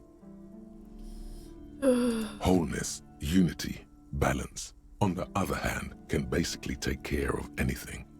Though it is important to note, when it's up to your mind to heal yourself, then it's because of your mind that you're ill in the first place. Yippee. The book features chapters on topics such as how to find magnesium. It even lists plants you can harvest magnesium from. How to continue drinking if you're an alcoholic who has destroyed his liver. and... No. Go back to that. There's even a chapter on the ancient Seraïs tradition of using duck gallbladder preservatives to treat and prevent sexually transmitted diseases. Pre and post factum apply. Nothing worth buying. This is just mundane garbage. What's even paranatural about this? Ooh, yeah. The throbbing in your head increases with every passing moment you gaze at this shelf. Suddenly, as if out of nowhere, a small green book becomes apparent. The title of it reads, Medicinal Purposes of the Pale. What's the pale? The book contains very little explanation on the matter. This knowledge seems to be taken for granted. Kim, what's the pale?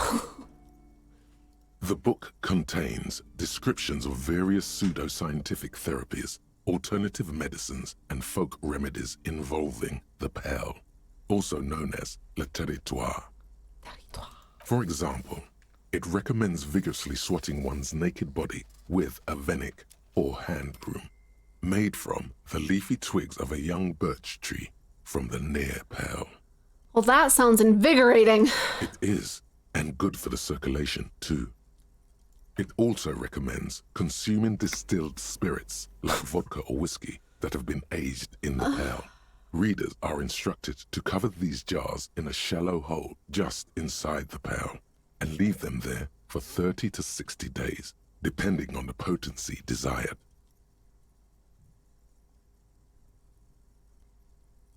Don't worry about what I'm writing in the to-do list. It's fine. What does this pale aged liquor do? Among other benefits, it is alleged to restore a damaged liver to perfect health. That seems improbable. Oh, well, I believed it. How is that possible? Is it any more improbable than anything else that human beings put their faith in?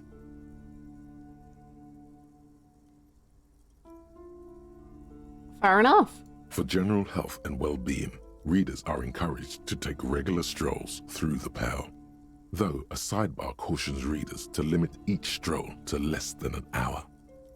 These strolls promise to cleanse the mind of worries and the body of toxins, especially if the perambulator performs this ritual in the nude. Nudity figures prominently in a number of these prescriptions. This feels like it was written for me. This is exactly what you need. That's what I'm saying, Inland Empire. There's an entire section devoted to cures for men who are struggling to perform their marital obligations. Well, given what just happened in this building a few moments ago, clearly everything's it's performing quite remarkably, really. I certainly don't need that. You close the book and return it to its place on the shelf. Everything's so expensive. Sir, please, no browsing in that shelf. That wisdom is not for free. That's what you think. I can't have you end up, like, opening a police store next door and stealing my customers. Oh no! Okay. Sure. Another boring book. Just discarded. Okay. Everything's on the up and up. Stop. Oh. Okay, I shall talk to you now. Welcome to Crime, Romance, and Biographies of Famous People. My name is Plaisance. Hello, Plaisance. Be welcome, and please take responsibility for the energy you bring into this space. I cannot take responsibility for the things that have happened in this building. I cannot. A golden pendant hangs around the woman's neck in the shape of what looks like a tiny fish head trapped in amber. The thingy behind the curtain was fish. Fish. I just noticed it's the second day of stream and still no clothes. What good have clothes ever done us? Before we go on, you seem to be well off enough. Can you give me some money? I feel there won't be an opportune moment to ask later. A curious pendant you're wearing. Narrow your eyes mysteriously. Are you the owner? Let's do this one. Oh yes. Helps to have an anchor in these times. Pants could have hidden that. There's so many jokes I just am not even gonna venture towards. You know what? I'll ask her for money. Sir, don't be ridiculous. I certainly will not give you money. I would be doing you a grave psychic disfavour. One has to earn one's success, even if one is a police officer. True. Handouts are nothing but manipulation. All they do is make you dependent. That's so true, Queen. That's so true.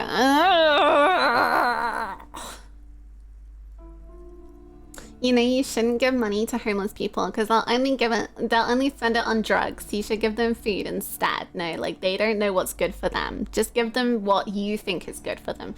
Do it, please. I know better. My name's Plaisant. I am the proudest owner of our little shop of culture. Yeah. Her voice is high-pitched, as if to give it more penetration. She has fine-tuned her voice to find the most welcoming approach for attracting new customers. It doesn't work. I was gonna say. Your daughter is the one standing outside. Book peddler. Annette, yes, my daughter. I hope she wasn't slacking off again with her nose in science fiction. Tell me, was she at her post doing her job like a proper girl? Yes. Wonderful. Did you talk to her? Yes. Great. On a scale of 1 to 10, how compelled were you to buy books after talking with her? Her opinion of her daughter depends on how well she lured you into the store. I'm not going to grade a human being. I don't do that. You know, I also don't agree with the idea of grading a human being, but also I just want Annette to be happy. So I might just say 10 because then maybe she'll get gloves. I don't know.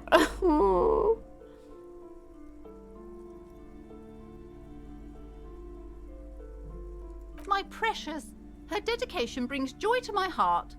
If you have children, I hope they turn out as great as my Annette. I'm here to dismantle the free market and abolish child labor. Woohoo! A chicken for 1 second. Is he in his undies? Yes. I'm also wearing a tie and a pair of shoes and some glasses. So I'm pretty decked out. The way you're handling her strikes me as wrong. 1 or 3.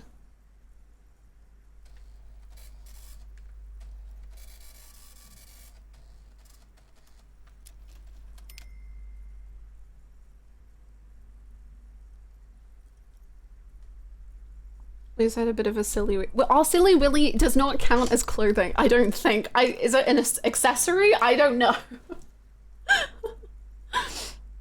I think communism should kill this lady. Well, we were told, as a communist, we are allowed to kill literally anyone who... no matter what their political opinion, so...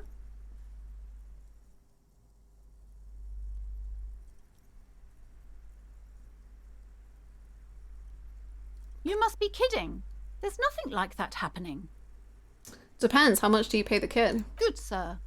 What does a young child do with money anyway? No, I save it for her as a fund. She's securing her financial future out there. Oh, I guess I was mistaken. Indeed. Are we done with the jokes now? Her voice is decisive and sharp as a knife. Yes, we've had quite enough fun here. Right. Kim, I'm sorry. I have to say something. The way you're handling her strikes me as wrong. Mind your own business, sir. No! In our society, people don't get to tell each other how to raise their children. It's none of your or anyone's business. We are all individuals. Denial is the way she copes with criticism. The woman before you scans the store, her shoulders rigid and tense. Every now and then, she nudges her glasses. The girl outside mentioned that this place is cursed. Cursed? Who said that? Annette? I will have a word with her. It wasn't This Annette. place is not It was a cursed. random girl. It I don't has know her name. roughly magnetic energy. Good for commercial activity. My business is thriving, sir. Doesn't feel like it's thriving. Feels ghostly. Goodness, you were already doing good, browsing the shelves. Why'd you stop? Don't you feel compelled? Go, go. Get back there. The books await you. All of your books are so much money. Everything is on the shelves. Take a look yourself. The shelves compel you, don't they? No. She smiles and nods. Bye. I'm gonna go pull open your curtains now. The curtains.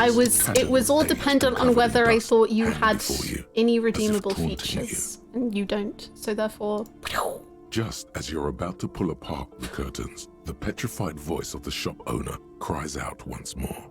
Sir, don't touch that. I told you it's off limits for the customers. Her hand has closed around her pendant, her fingers nervously playing with the talisman. Parapsychologically speaking, we're done if you decide to open them.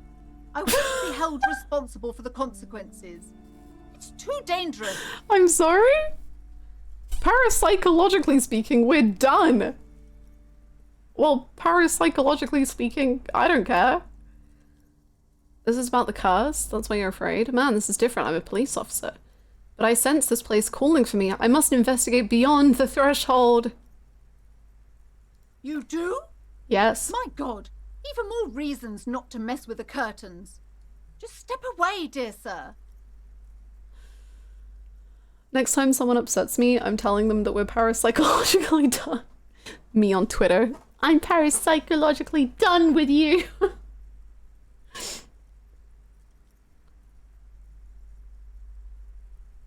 No, it's just a storeroom for the employees, I told you. Now please step away from the curtains. She's almost begging you. No, I don't care. No! Yes! Please just talk to me, officer. Come here and let's talk this through before you decide to do anything extreme. Well, whether I do anything extreme seems to be down for whatever part of my brain is about to talk to me, so see you on the flip side, plaisance. There is something mysterious about the curtains. Be careful. Okay, thank you, Inland Empire. The curtains, tattered with age and covered in dust, hang before you, as if taunting you.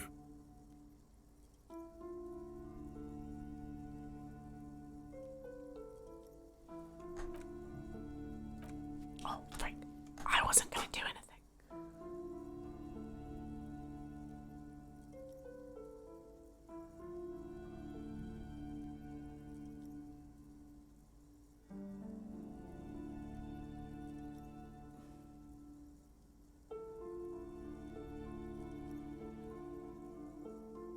I'm a silly Billy! You see a dimly lit room full of dusty furniture and trash. A doorway stands in the back, covered in dozens of scary little cage-like trinkets, your shadow looming over it like an omen. I warned you, you're unleashing forces beyond your understanding. Are the curtains doing that much? Or, I mean, I can shut them on my way in. Oh. Oh. Ghostly silhouettes of hair dryers. Okay. A vaguely androgynous portrait of a man. What is this? A heavy door with a missing handle stands before you, covered in dozens, if not hundreds, of little oddly shaped trinkets and charms. It appears to be locked. Only an echo. No one is there.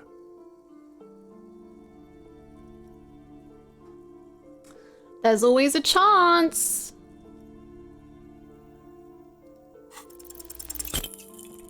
Oh no.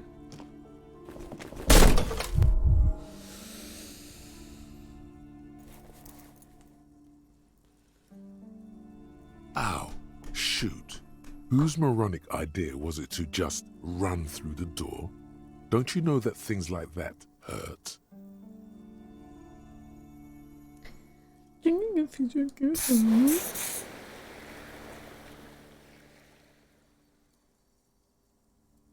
Is that blood I'm seeing?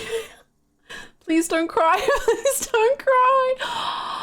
Honey. Try to breathe normally. This really wasn't the best idea. I deserve this. My body deserves to suffer for being this weak and disappointing. Honey. Buddy. No, no, no. Are you alright? This looked pretty intense and painful, I must admit. Do you have a handkerchief? What is going on there? What? Are you really trying to break down the back door? No. I warn you, don't tempt the spirits, officer. Don't tempt the spirits or you'll damage the holy wards on the door. It barely looks like you've done any damage to the door, however. It's still locked and closed, covered in dozens of little charms and trinkets. Kim, thank you for putting up with me. I'm not the smartest little guy. I'm the silliest. Kim's eyes are soft and worried. Stop! Stop! Okay, I need the bathroom. It's definitely not because I just need to have a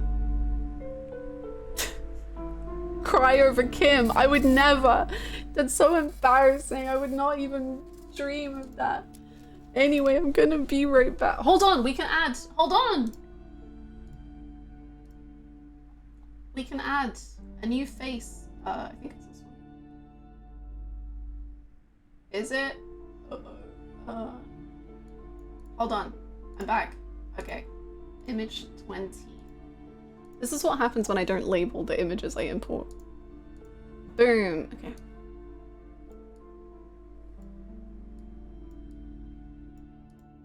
That's the team, baby! Look at them! Okay, I go bathroom.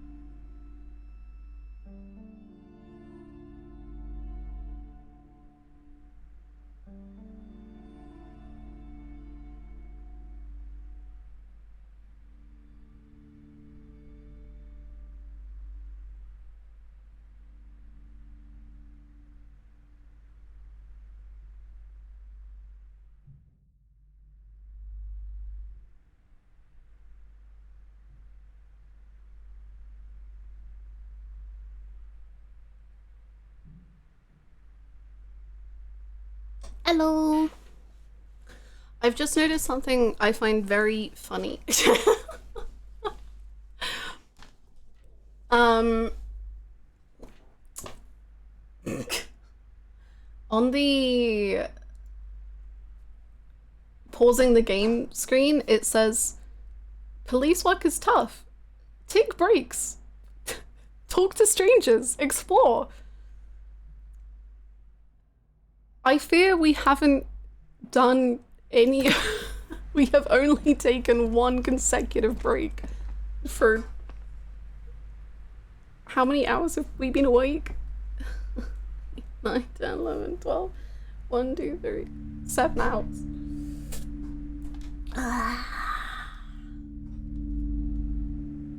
Please walk. Thank you for the welcome backs.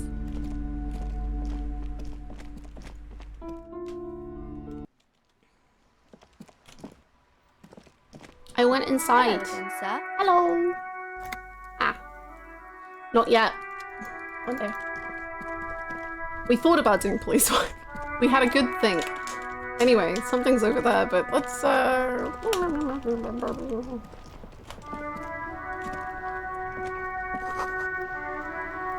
fuck the police.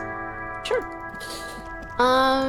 We haven't gone south in the map?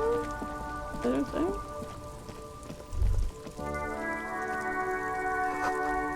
A sewer grate, a gateway to the river of filth. I love the rain! Like, the way that the rain looks on the ground is so cool. Like, the little plops of water. It's so... everything is good here, isn't it? You see a Samaran street vendor surrounded by a motley assemblage of goods. When he realizes you're looking at him, his face breaks into a wide, welcoming grin. It's okay, you only need to take a break if you do police work. We've just been wondering. Hannah's one true love is video game water textures. Reflections and water. Just, they get me so hyped, man. I get so excited. Or a good window shadow. Oh boy, if there's a good shadow or a silhouette. Damn. Happy shopping, officer. Everything's cool here. He gives you a thumbs up. What's so cool? Everything's cool. The goods are cool, the customers are cool, the place is cool. And one more thing, officer. If you say you are cool, I'm gonna cry. You're very cool. Stop. Bang, bang, bang, bang. He makes both hands into finger pistols and fires a few finger bullets. Really? You think I'm cool? Oh, yes. You got style. You got personal style. You know what you like. Debatable. He surveys his consumerist kingdom with an air of satisfaction. You like premium menswear. Look around and browse. Everything looks cool on a guy like you. Take your time. Hi Huguru, how late am I for disco? I don't know. Has disco even begun? I'm not sure. Don't be distracted by the flattery and funny man act. Questions?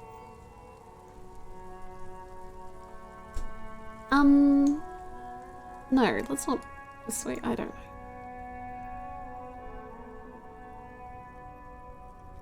No progress has been made unless you count communism. We're 66% communist. Yippee. What kind of stuff are you selling? Only the coolest goods in Revachol. I've got sneakers, speakers, extremely comfy pants too. Try them on right here. No shame, only freedom. Where do you get those comfy pants? I'm an entrepreneur, officer. I've got sources, buyers, suppliers, distributors, manufacturers, wholesalers, all extremely cool and above board. See, I assumed that they were all above board until you said that they were very above board, and now I'm worried that they are not above board, and now I'm...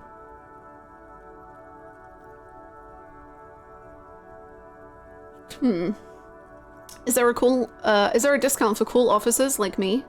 No need for discounts at ceilings, officer. Everything's already on sale.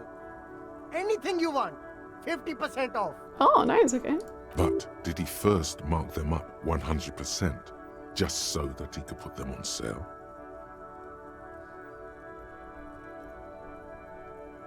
Whoa. Are those things really on sale, or did you just jack up the price first? My man, you know how the game is played. Yeah, I do. You and me, we should work together. Yeah. What do you think? Shake things up? Yeah, I'm in. Kim? Kim? Anything for you. Where are you from? Me? It's a boring story, officer. Who cares about the past? I'm so all true. business now. All Revachol. Sounds great. Very cool. I like your style, officer. Thank you. I have no memories of the past. I'll look around. There are clothes inside. Cheap second-hand clothes, smelling of strangers' body odors. Nice. Don't be shy. These are premium class clothes. Good quality fabrics, best retro design. Save the economy with your style, officer. Okay. You find your hands deep in tattered and faded garments made from weird polyester blends that make your body itch and sweat in all the wrong places. What's a wrong place to sweat? Economical, but also trendy. Look first-hand, buy second-hand. Keep the economy moving.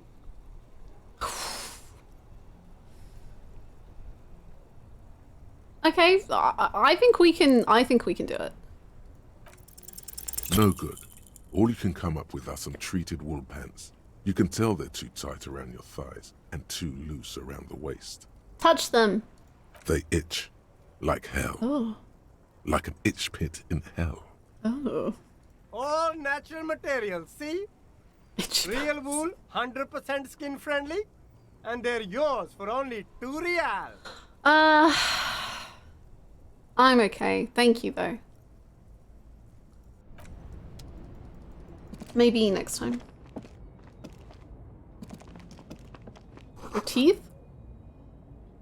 Eyeballs? Well, there's cocaine in my eyeballs, so there's no way I could sweat there. I think. Hot air rises up from the sewer, sour, acidic, and strangely comforting. Thank you so much for the follow.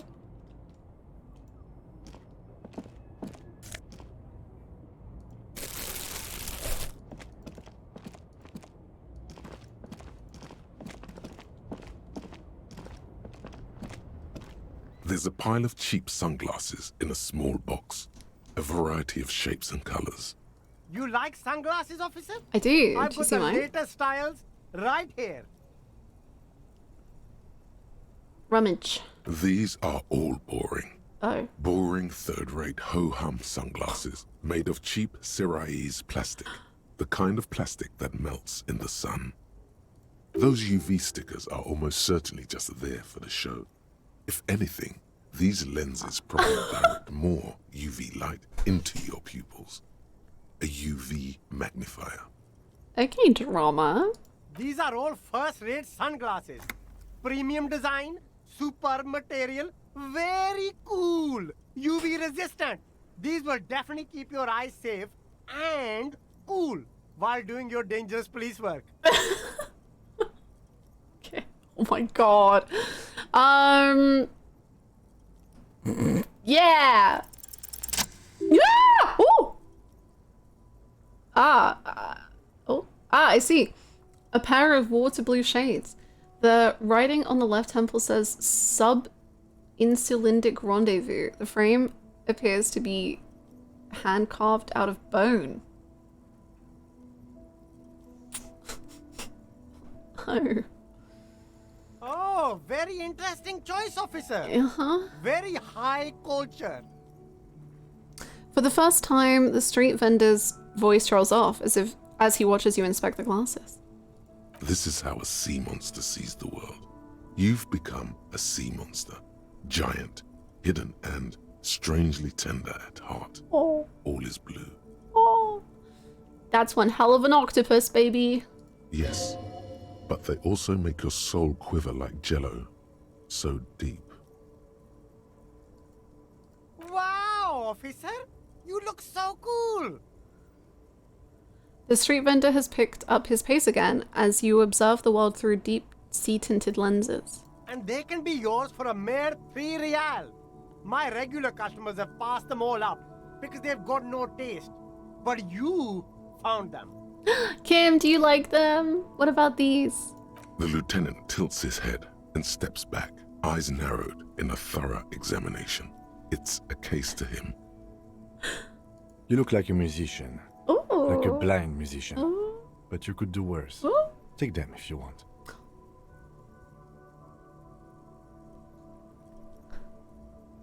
He loves them. Okay, what about these ones? Abort. These are hideous. Oh. What's more, they don't even fit your face. You can I'm a feel tender them pinching your octopus nose cock. and chafing against your brow. Yippee! Damn, officer. You look like a mega secret spy. Very secret. They're practically made for you. I'll let you have them for 2 real and 50 cents. It feels like you're just making up the prices as you go. Not to... No, you are definitely not buying those.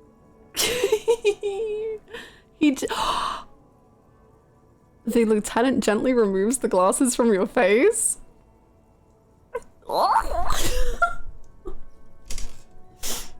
Okay. You're right, I'm too sensible for those. Are you sure? But they look so good on you. You I'm should sure. think this through, officer.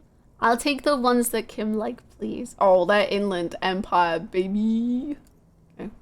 Well, we're not gonna have much money, but that's okay. A man who knows his style. Much respect. Thank you. I put them on. Yeah.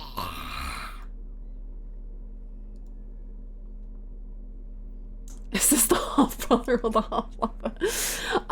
The truth is you can't really see very well through the darkened specs, but you feel truly tender in this newly found deep sea plane. 2 blue tinted lenses sit in a bone carved frame like they've always belonged there. Nice! Do you like them? Yes? Okay.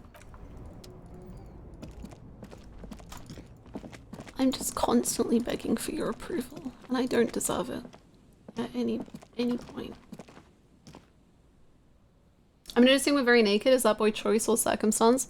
We're not really naked. We have a tie and shoes and a bag. Look at my bag. Tremble. So, you know, we're actually really looking great. You spent all of our money. Sorry, comrade. I needed some glasses. Ooh, maybe we can give those to Annette.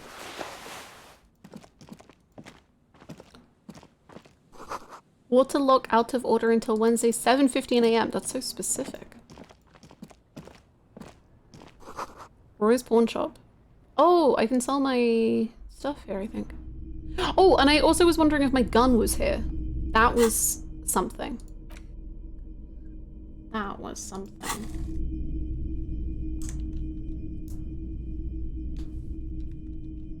I think most people would agree that main character is in a pretty good place mentally right now.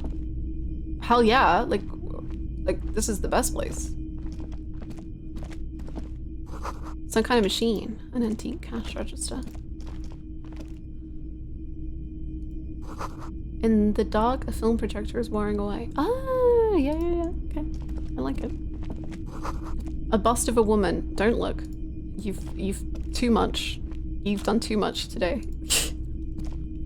Don't trust you. Mostly military wear with a few more eccentric fashions thrown in. You see rows of toy soldiers guarding the rest of the trinkets displayed on the table. Some on horseback, others in rags, others yet in bright blue uniforms. All are stern and unyielding in their duty. Wow. Try to find something pretty and cool here, then use it to win her back. Who's her? Yes, buy something nice. A figurine. Okay.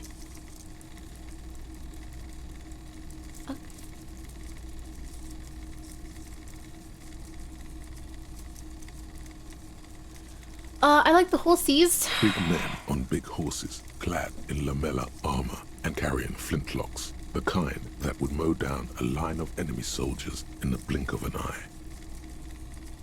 Okay. Did we ever find out what crime we're here for? There's a crime? There's a what? Who are they? Franco-Nigerian knights. I used to be very serious about these guys.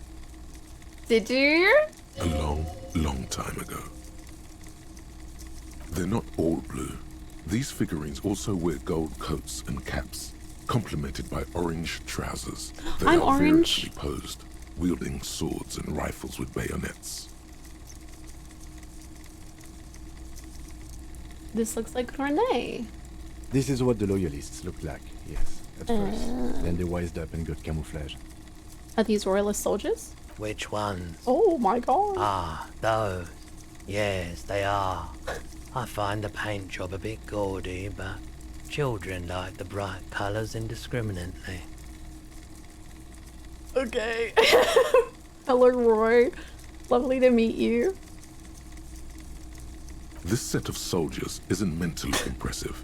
A few have rifles, but most of them carry pistols. Some even shovels and tall sticks. You're probably talking about the revolutionaries, yes? Yes, they are soldiers, revolutionary soldiers. I think their poverty has been exaggerated for effect. When you place them next to the royalists, it doesn't seem like they could possibly win. Thank you for that. Very natural thing to say. It is impossible to win against the cohorts of capital. Ask my friend Garte, whose bitch it made me.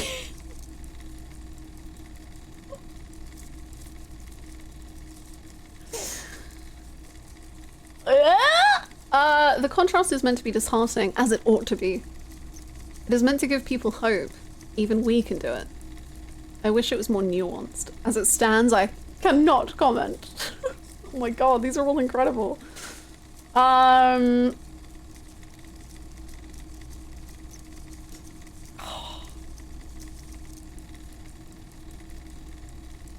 Maybe. Oh. He seems to have his own take on the conflict played out in perpetuity by these toys. Might be interesting to find out what it is. Might be. Have we added to the tier list today yet? We added at the beginning. We've got a little group going. I guess we have more we can add.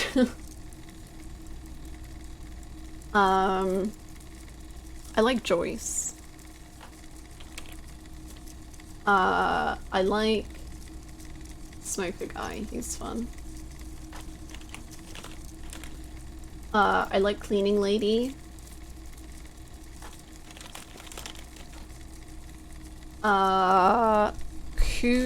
What was their name? Kuno Is? Kuno S? They were great. I feel bad I don't remember the name. Kuno S. Kuno S.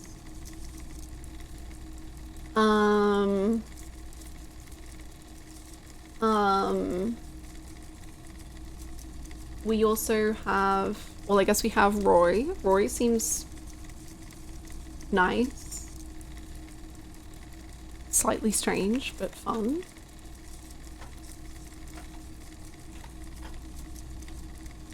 Actually, no, I'll put Roy behind Measure. Plaisance. My number one enemy so far. Actually, no. My number one enemy is probably Racist Lorry Driver. Number two. Didn't mean to derail. Nah, it's okay. Plaisance makes me mad, but she's interesting. Which means she goes higher.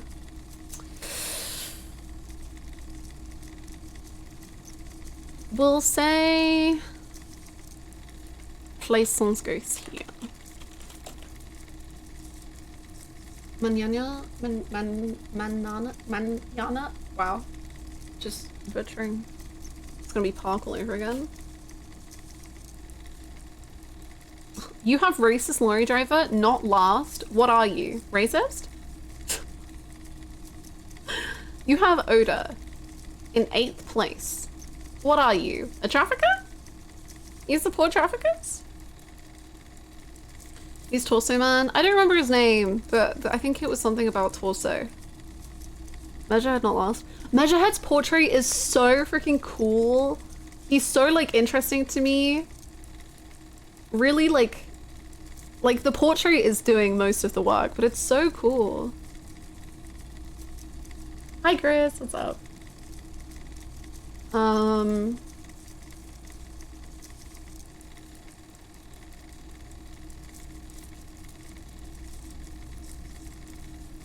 I guess no.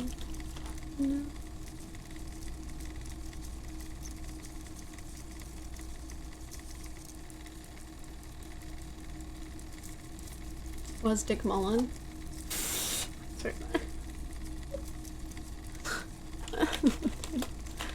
Mullen. I'm interested in what you see in Racist Lorry Driver and Mr. Torso. I don't really see anything in either of them. That's why they're just both there. But Racist Lorry Driver got Kim conversation, which I like at least. Torso Man, I don't know. The woman, no. Oh, ceiling. He was nice. He called me cool. I liked that.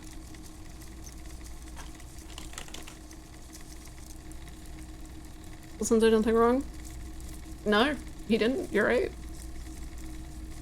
Inland Empire. I don't think I can rank all the voices. At least not now. That's very scary. But Inland Empire is my favorite voice. So I'll say that, but...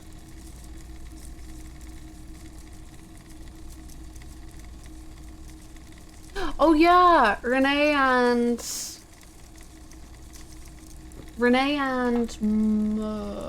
I think it was an M. He was eating a sandwich. I'm gonna move up here, actually. Gaston! I was wrong, it was not an M. Smoking Man is on there already. Lena is also already on there.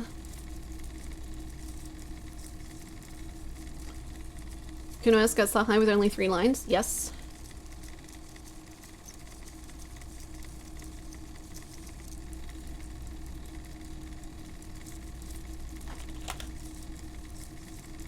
When the 3 lines are that good, yeah.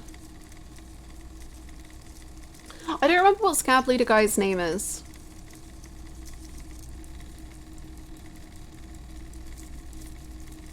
Don't remember. He hasn't said. We'll leave him off then. Scab Leader? Maybe he is just Scab Leader. Okay, we'll just put him... I don't think much of him either.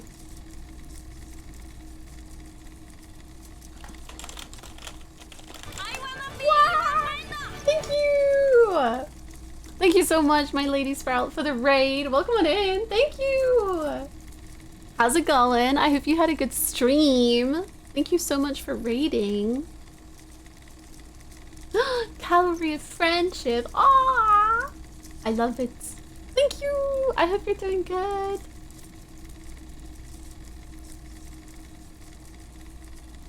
Hello, welcome raiders. I'm Hannah. I don't have fun facts about myself. I started disco the other day.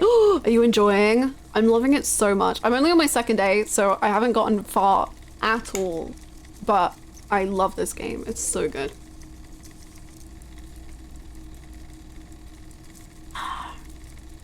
Right, 28%. What could go wrong? Why? What could What's go this? wrong? A headless man riding a horse. A headless man wearing futuristic tracksuit trousers that say found. What is this? Oh, that's the headless phone rider. Makes sense. Of course. Hannah is the coolest and plays games so wow, that is the intro. Let's go! Yeah! Kim's voice is just like a melody on my ears. It's so wonderful. Who? The headless phone rider. It's an urban legend about a man who rides the streets of Revachol sporting a fawn tracksuit. As you see, he's missing his head. He points at the decapitated figurine. True. 50 cents.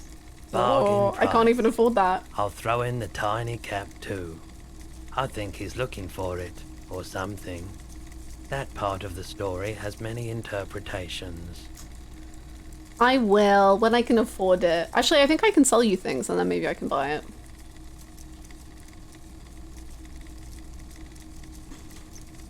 Right? I get so, like, immersed in it. I also... So I only started this game yesterday.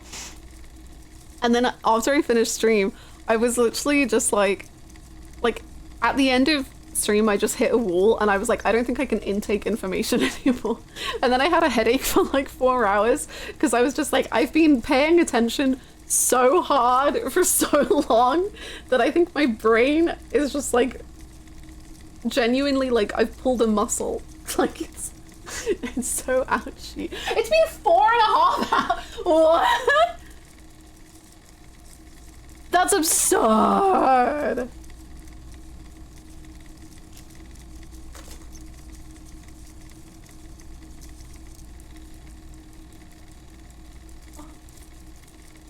I think it's because we had a conversation with Joyce that lasted an hour and a half, so it doesn't feel like time is real.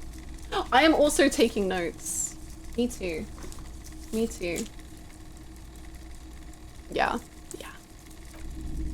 Joyce 8 time. Good for Joyce, honestly. She can do what she wants. Boomboxes on the shelf Apart look from well loved and well travelled. the bats. Chipped, dented, they stare at you with the unblinking eyes of their tape reels. See you. Thank you so much for the raid. Enjoy Bridgerton. One especially catches your eye. Deep gold and amber plastic with a big old handle on top. A classic boombox that says Stereo 8 approved. This is you. Golden orange. A sunset suite. So my name is Stereo 8. Yippee!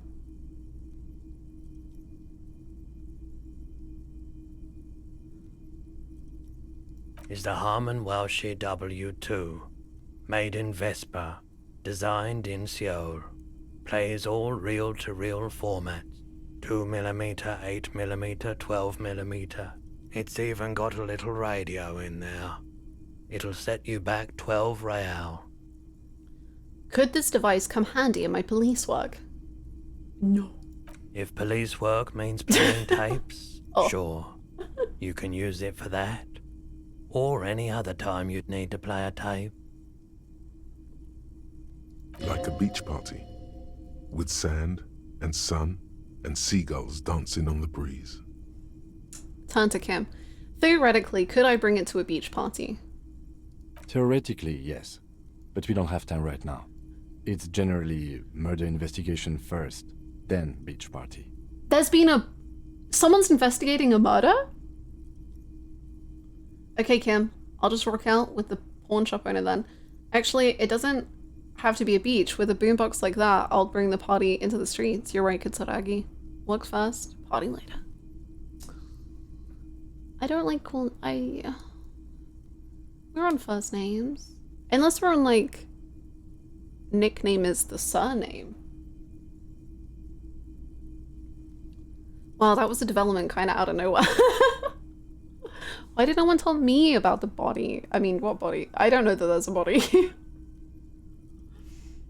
I'll bring it to the streets. You can play it any way you like. And I guess since you're a police officer, no one can arrest you for it. True. Kim doesn't even know your first name? Yeah, you got a good point there. That's true. That's true. I'm figuring it out.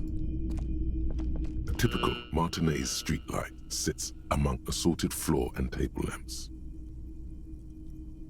The light pole has been carefully cut, and the wiring has been redone and attached to a standard indoor plug. The light buzzes faintly, but persistently. Is that a street light? Yes, officer. As you see, it's in perfect working order. So why is it not on the street? It was brought to me to be altered. We are not here to investigate the theft of city property. He leans in so the pawnbroker doesn't hear him. You have to admit it's rather clever what he's done with it. I'll buy it for you. How much? 700 real. A bargain, I dare say.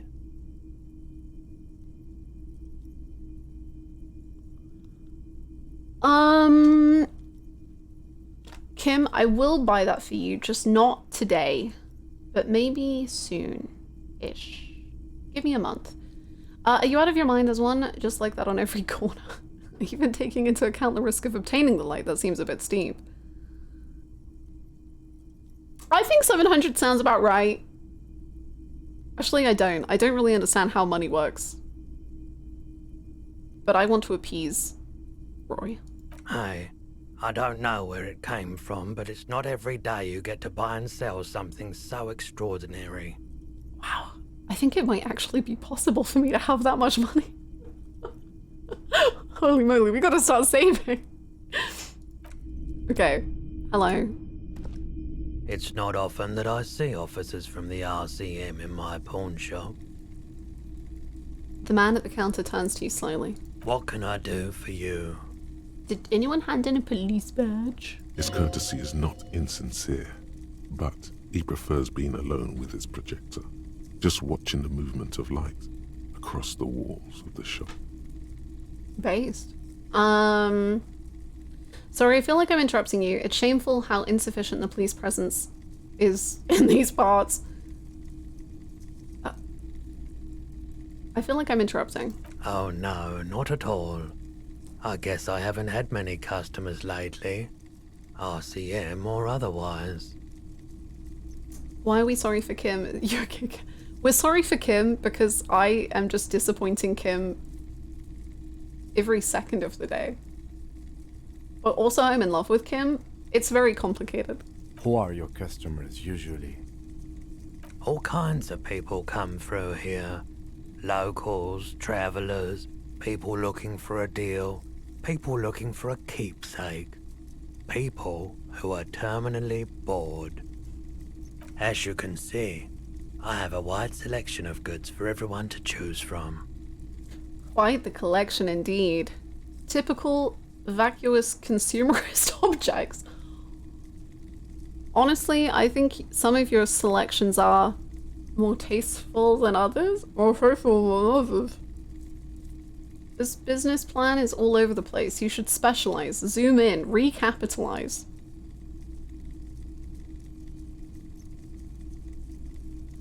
The pawn shop ambience is so accurate. I don't think I've ever been in a pawn shop.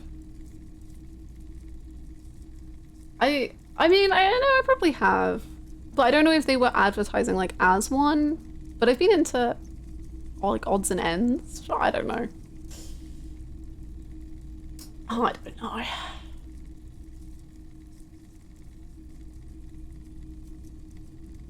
It keeps me entertained. His attention is drawn once more to the play of light and shadow on the walls behind. Is Rory high? And if yes, then what is he on? Okay. A little hostile.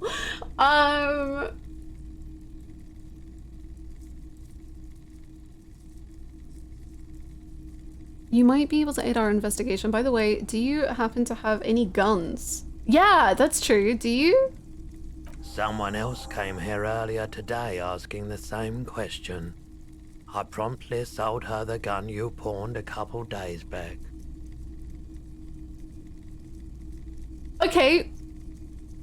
Bad, but good, I guess. The lieutenant shifts from one foot to another. I'm so alert. sorry, Kim.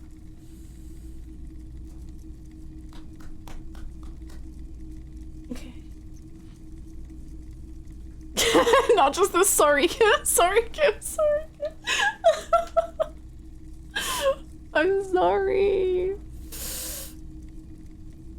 Was the buy replacement too? She didn't seem like a policeman, although she kept referring to herself as a pig, which was odd.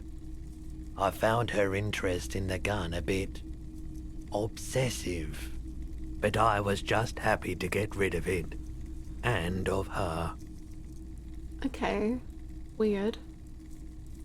Ruran, thank you for the follow, welcome. Truth be told, she was terrifying. Right, so let me get this right. You sold your sidearm, issued by the citizens' militia, and now a civilian is running around the streets of Martinez with it? Kim, I'm so sorry. I'm just a silly Billy! Miraculously, his face does not reveal what's happening inside.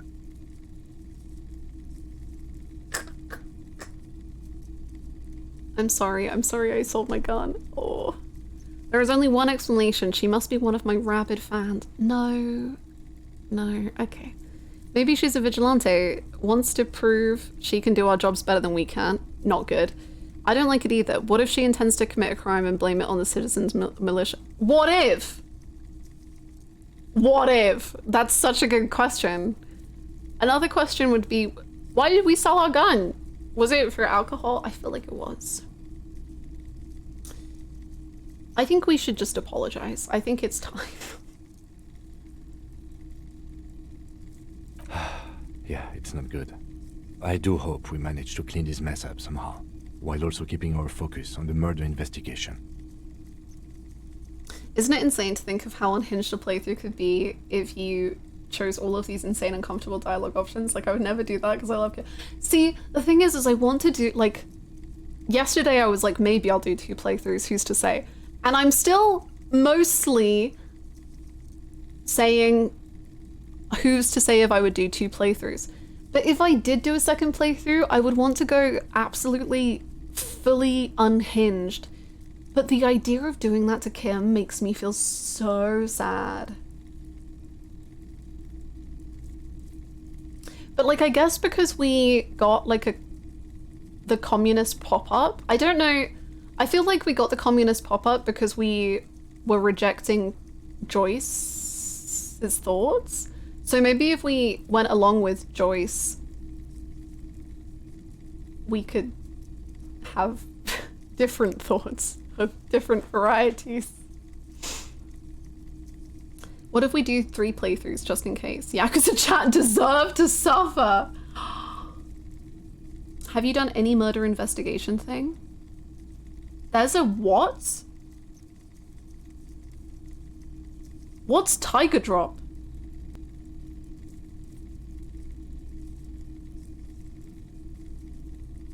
There is still Hinge left to earn. What concerns me is that people were saying that the beginning of my playthrough was so absolutely nuts and balls to the walls, and I'm like, I didn't even feel like I was picking the like balls to the walls option.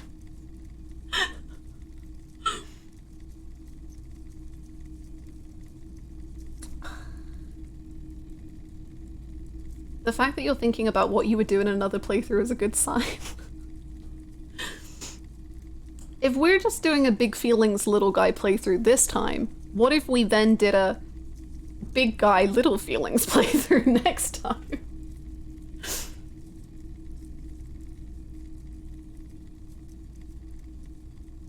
You left your hotel room butt naked and stood on a balcony. That's not balls to the wall, that's balls to the wall.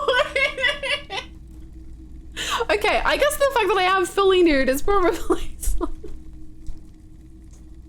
maybe I am doing something. Okay. There's a what? This mess. He means your mess. That's fair. That's very understandable. My playthrough was big guy little feelings. Ooh. I don't know if I could be mean to Kim. I really don't know if I could. It's like Undertale. I never did a I forget what the bad route is called. I never did that. I did the neutral and the good route, and I was just like, after that, I couldn't do it. Genocide. I could not, like, after the good route, because I did neutral, then good. And I was just like, there's no way I can do the genocide route. I feel so many feelings.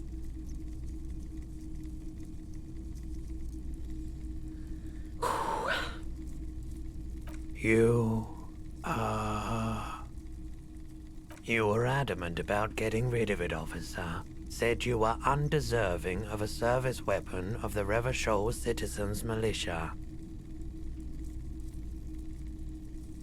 Yeah, that sounds... yeah. And I don't like keeping guns around the shop for long. Off the charts photon emissions. The unhealthy kind. He's not telling you the whole story. It seems he's trying to spare you. Oh no. Maybe this isn't even the mental breakdown. Maybe we've had the mental breakdown and now we're just recovering.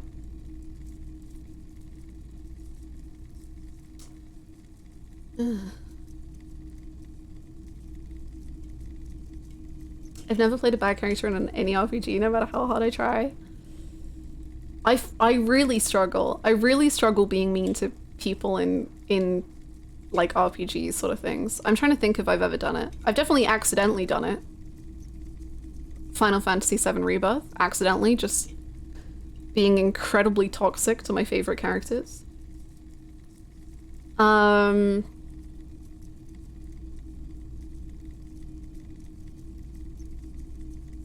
think Mass Effect, I don't remember. I know that at the end of Mass Effect 1, when I chose the option I did, people were like, that's insane, how could you possibly choose that? That was such a bizarre, like, why did you choose that? And I was like, well, I just don't like them, so I don't care. But I think that was it.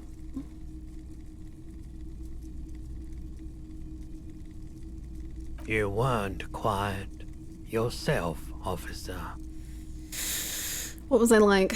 You were very distraught. You said the gun was a threat to your life and that you can't trust yourself with it tonight. And that you need the money. Oh.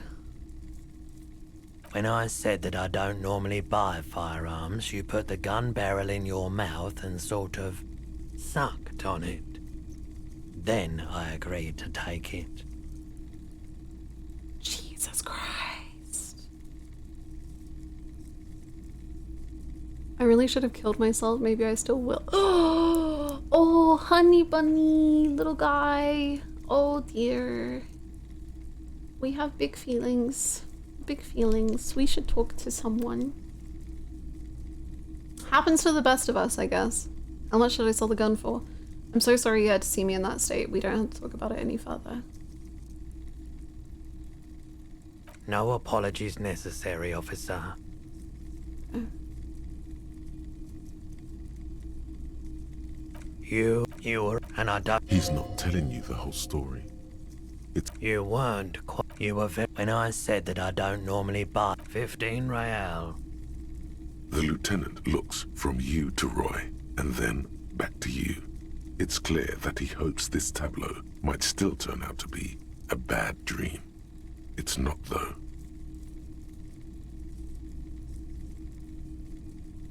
Great. I'm so sorry, Cam. This has got to be the most wow. The most wow.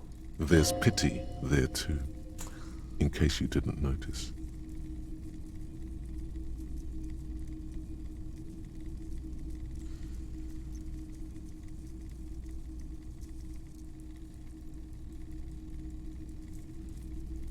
This is such a fun game. Like, it's so silly.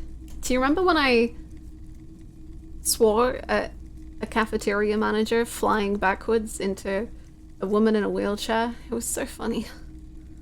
Ha.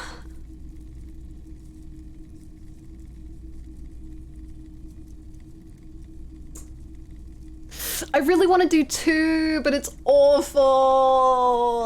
Oh.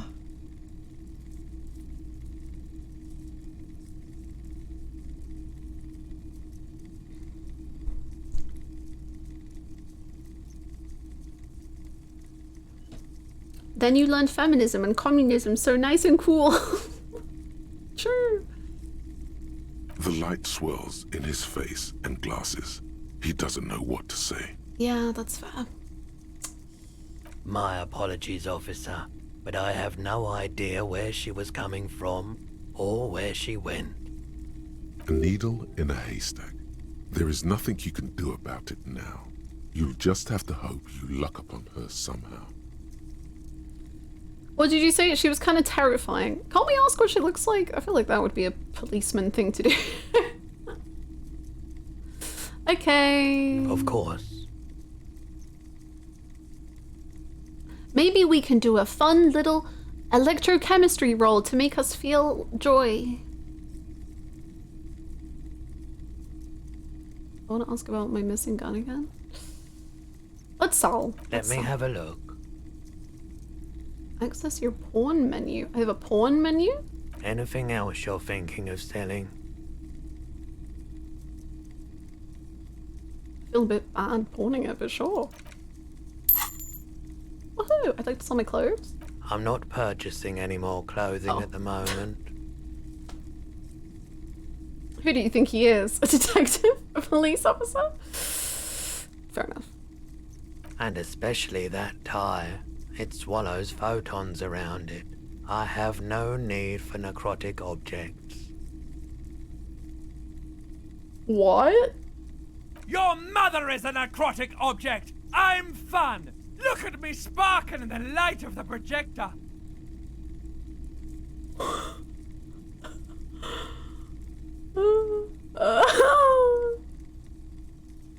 Yippee! Oh my god, it is a fun game! Yay!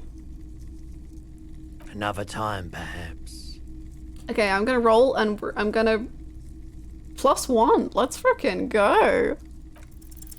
Okay, he definitely is high. Really? Whatever it is, you've probably done it, and many other things besides. But you can't cut through the jumble of sensations to get to the answer. Yeah, that's fair, I think. I don't know. A guarded man like him wouldn't tell you if you asked out loud. Really? I feel like if I asked a man on drugs what drugs he was on, I feel like maybe he... Okay, there's an investigation. Do you know what the investigation is about? I doubt it, but I can try and answer any questions you may have.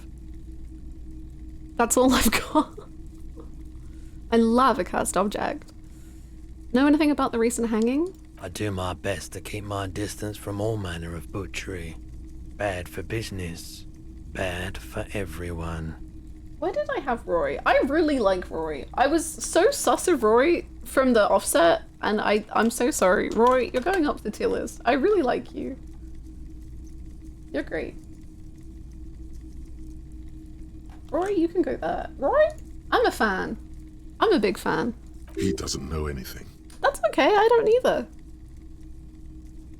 The pawnbroker's gaze is already fixed on the dancing colours. The road. Sure thing. Sure, man. Okay. What now? Hey, so we've been monitoring you internally, and now we know your Copo type. What? Yes. Guess what's yours?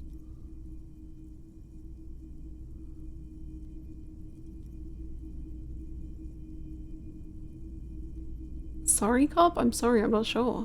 Yes, sorry cop. The cop who's sorriest. Let's make it official then, shall we? Is this because I keep apologizing? Huge lack of enthusiasm going on here. What? Fucking, they should be sorry. What are the others? Oh, you know. Apocalypse, Superstellar, the Advanced Interesting Cop, Liquid Shadow Cop. But you're too sorry to say those things. So, here we go? Are you sure I can't be the Advanced Interesting Cop? Why am I the sorry cop? I guess the Advanced Interesting Cop probably would have seen the body by 4 PM on the first day of the... Yeah, that's fine. Right, won't the other Copo types be jealous? What? Jealous of the sorry cop? I think they'll be fine. Don't worry. They'll be super fine. It'll be totally okay. You can dual Copo type from sorry to anything.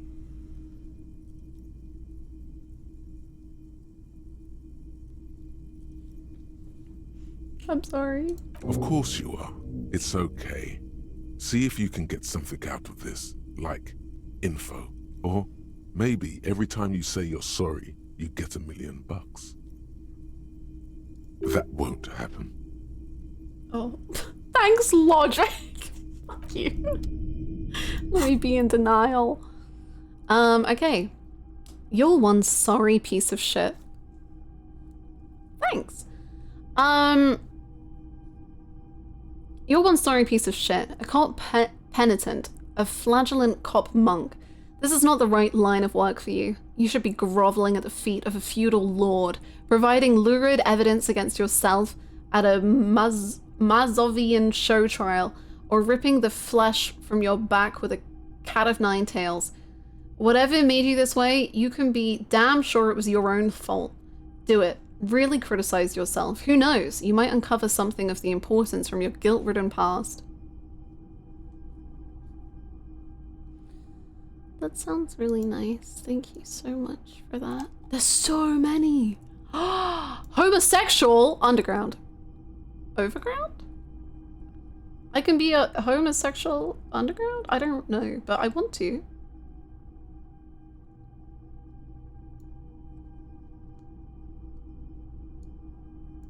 Breaking the law. Actual art degree? Whoa. Okay, well, we've got goals, and that's to be gay.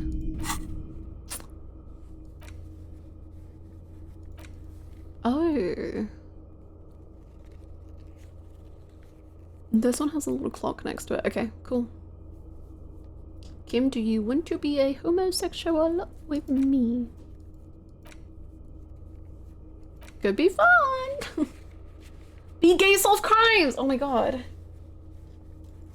Oh my god. Writing that on my to-do list.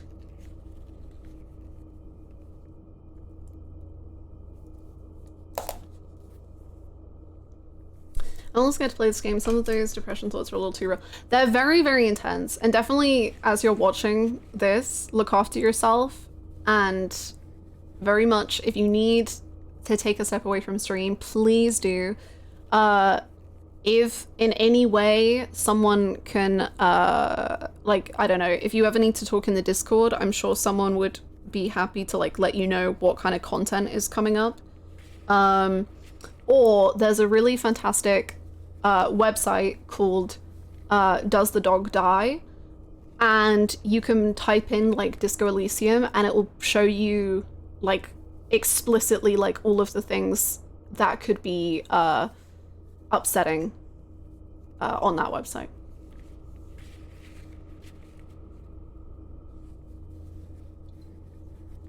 There's a content warning when you start the game. Is that? I missed it. Oh dear. I didn't see that. Oh.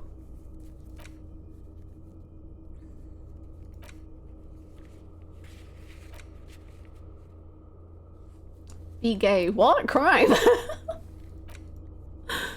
Why didn't we call Sylvie? I don't know, but we should do that.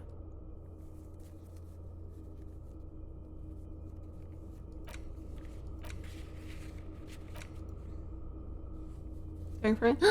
Look after yourself, but I hope you enjoy the game.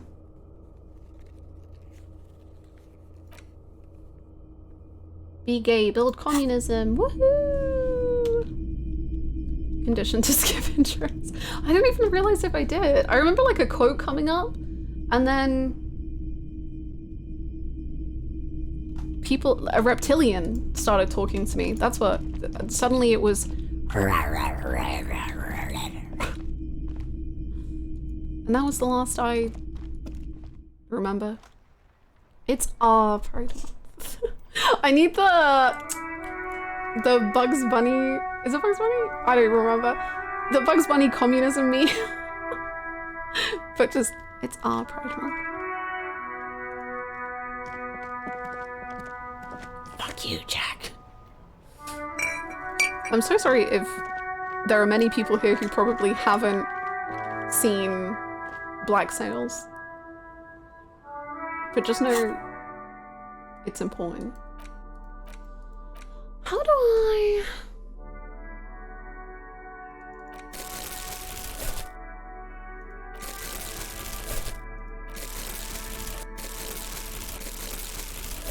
Okay, I wonder if it's in my inventory if I can sell it. Let's see.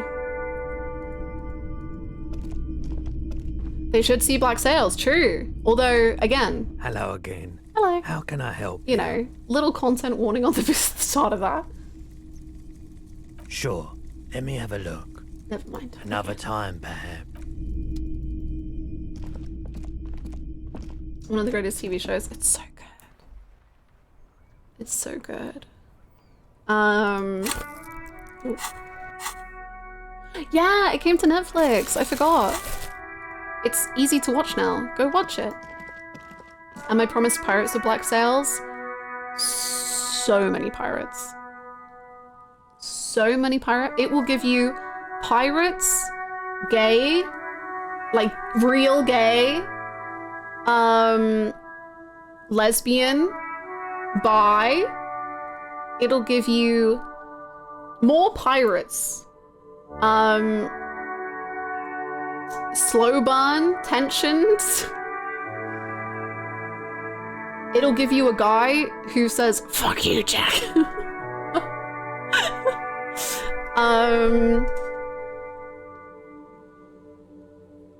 But also definitely, okay, so the first season, genuinely the first season is, it's like rough. They were really trying to go for like the Game of Thrones. Oh my god, sex. Whoa, they'll do anything. Whoa. And it's a lot. It's pretty intense in some bad ways, but it chills out. So just if you can get past the first season, it's so good. It's so good. But the season 1 is like, oh, Jesus Christ. Just in terms of the content, like, I mean, it's still a fantastic story, but there is yikers stuff. You must sail rough waters to see blue skies. Oh my god, so true, so true. So true, so true.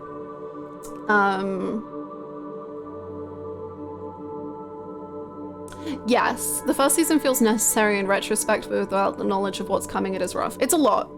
And I'm not gonna deny how a lot it is. It's intense. But genuinely such a good show. My favorite, my second favorite pirate story. Pirates of the Caribbean still wins, but it's so good. It shows up every time. Ooh, it's good. Shout out to our Flag Means Death. Oh, Flag Means Death season 1 was so good. And then season 2, I just like, I fell off so hard. I think me and my friend watched the first episode and we were so excited and it just did not have the vibes. And then I heard it got cancelled, I think. So.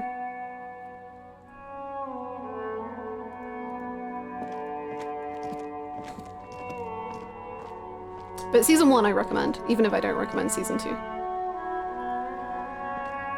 A couple of indicator lights are missing from this control panel. Loose wires dangle from the now vacant holes. In the middle is a lever. Beneath it, a small metal plaque. Oh, I don't know anything about the behind the scenes. This panel usually closes the waterlock, turning it into a bridge that lets you cross the canal. But there's a crashed salmon and butter sign in the way. Pulling the lever probably won't do anything. Do it anyway. You pull the lever all the way up until the metal clicks against the contact pins. You hear a soft clunk. Then, nothing happens. Again! Nothing happens. A cold gust of wind blowing in from the sea interrupts the silence of the situation. Looks like I dodged a thing. Season 2, it's so strange. It's so strange. But season 1 is amazing. And like season 1 is so bingeable and so... It's like I wasn't expecting to cry at season 1 and then I really got very misty-eyed and teary and it was really good. Oh my gosh, Mike. Yeah, stay safe.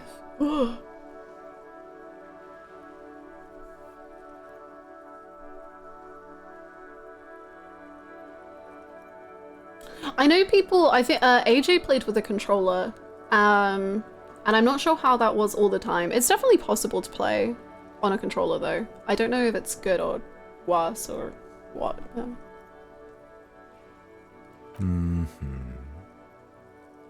The lieutenant hums to himself while staring at your activities. That was the best I've ever heard. Wow. Nothing happens. A cold gust of wind blowing in from the sea interrupts. A spring brings the lever back to its original position. You still need to close the waterlock to get across the canal. Some other way. Okay. Wasn't there a sign over there saying functionality will be restored on Wednesday morning? Oh, there was! Wow. Thanks, sight. Perception. Okay, so on Wednesday, it's Monday, so day 3. It was at 7:15. I don't know when I wake up, but oh my god, it's 4:20. Let's fucking go. Wednesday morning.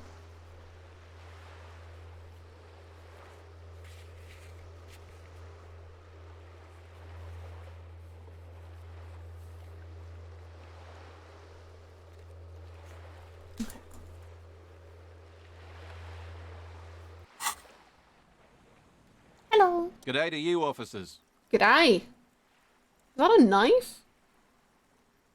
What are you holding? A burly man hangs out by the waterlock, carving up a generous serving of salami with an old hunter's knife. His eyes are fixed on a man stranded on the other side of the waterlock and on an enormous billboard that has fallen down into the canal between them. First things first, what are you doing here, man on the waterlock? My friend Barry the Butcher is stuck on the other side of the waterlock. Yeah. I'm keeping him company and eating his salami. You crazy dog, you. From the corner of your eye, you see a man in a yellow shirt and grey overalls waving at you from across the canal. He seems disappointed about the wreckage on the waterlock and the salami. Very good stuff. Anything I can do for you, officer? The man on the waterlock picks the skin off a slice of salami and takes a sizable bite. No more questions. I think I know everything I ever need to about you. I wasn't here to witness it, but those look like tire tracks on that sign. Weird, huh? Then again, plenty of daredevil drivers in Revachol. The words "daredevil driver" sound ominous to you. Too bad it also takes a year and a day to repair anything around here. Especially a waterlock. The rest of the coast is closed off till then.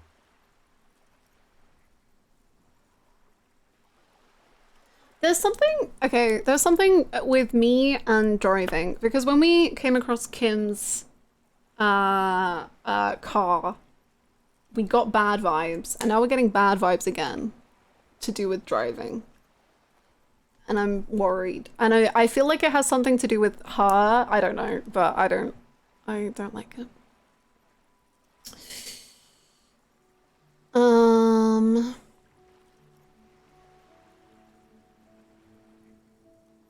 Do you know what's further down the coast? Well, there's the fishing village, an abandoned fish market, a bizarro church. Ayo? Not much use to the congregation, though. There always seems to be something wrong with it. Oh. He thinks for a moment. Yeah, not really much else. Just bombed out ruins. What's with the lever that does nothing? It's supposed to operate the waterlock, but as noted, it's all junk right now. Disabled because of the blockage. Why? Safety measure. Turns out the panel needs a special key to be reactivated. Wouldn't want anyone moving the waterlock with debris still in the channel. It'll be restarted on Wednesday morning. You want to do the honors when the time comes? Yeah? Great! Just drop in on Wednesday if you want to see the waterlock at work. They say the canal crew will be here at 7:15. 7:15. I'll be there. He cuts a fresh slice from his salami. The coast part of the map is inaccessible until the 3rd day. No, I got that. Thank you, Tutorialation. Can I have some salami? Sure thing. Want some too, officer? Why not? The lieutenant ponders the offer for a moment, then decides to go for it. He takes a slice of salami from the man and chews on it. Yay! You're welcome, Kim. Oh, it's been so long. I think that's the first time we've ever been able to say that. Butter sign down. Where's Man on Waterlock? I like him. He can go here.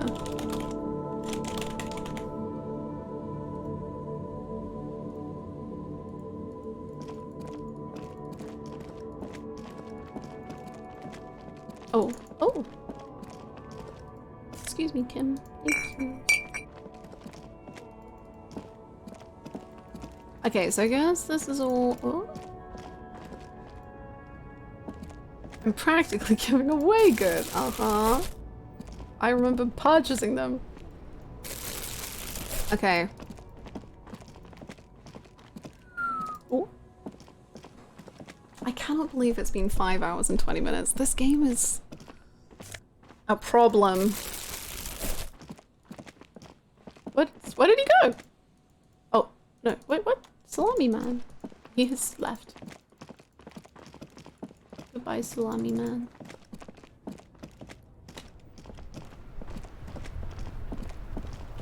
Okay, that's the balls.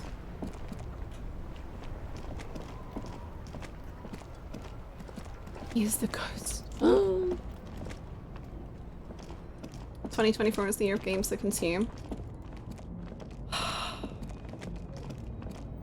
Nice reference in the title. Thank you, thank you. I was very proud of it. I mean, you literally yesterday I said... What did I say? I was like, I need to stop doing really long streams for a while because Rebirth was so many long streams. An old monument stands in the middle of the traffic island, pointing toward the sea.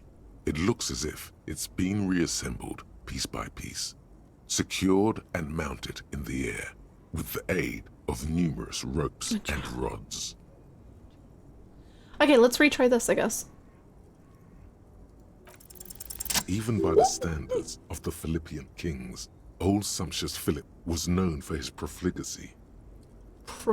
Profligacy. I think I know what that means. Profligacy. I mean, I'm guessing it means like extravagant. I don't know.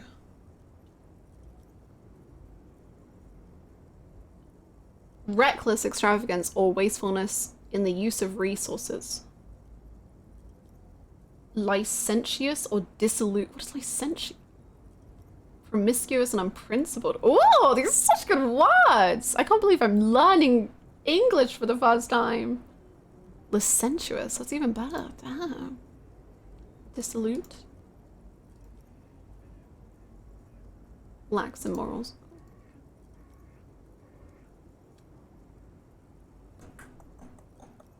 Truly so excited to witness brain soup during raid. I'm hoping I haven't developed the brick wall of thought that I did yesterday, so I'm hoping I'll be able to raid. I still need to watch the raid video though, so... Or like part 2 at least. More of part 2. Well, he blew through the whole national treasury, starting the decline of one of the penultimate century's greatest superpowers, the suzerain of Revachol. His own maladministration foreshadowed the fall of the monarchy during the anti-centennial revolution, an end to his family line and the monarchy on the Insulindian Isola. How did he manage to blow through the entire national treasury? Stories have it that he had his bedroom converted into a treasure chamber, where he stored unfathomable wealth. Krugerrands, bars of gold, ornate weaponry, armor, and various chalices. Well, he sounds like a fun guy. I mean, he might have done bad things, but he's not a bad guy. He called it the Sol Aurum. It was obscene. There were whispers he slept on a huge pile of gold-dipped feathers, like some obese dragon, instead of a bed, like a normal person. The man certainly knew how to live. That's what I'm saying, horrific necktie. You get me. You get me.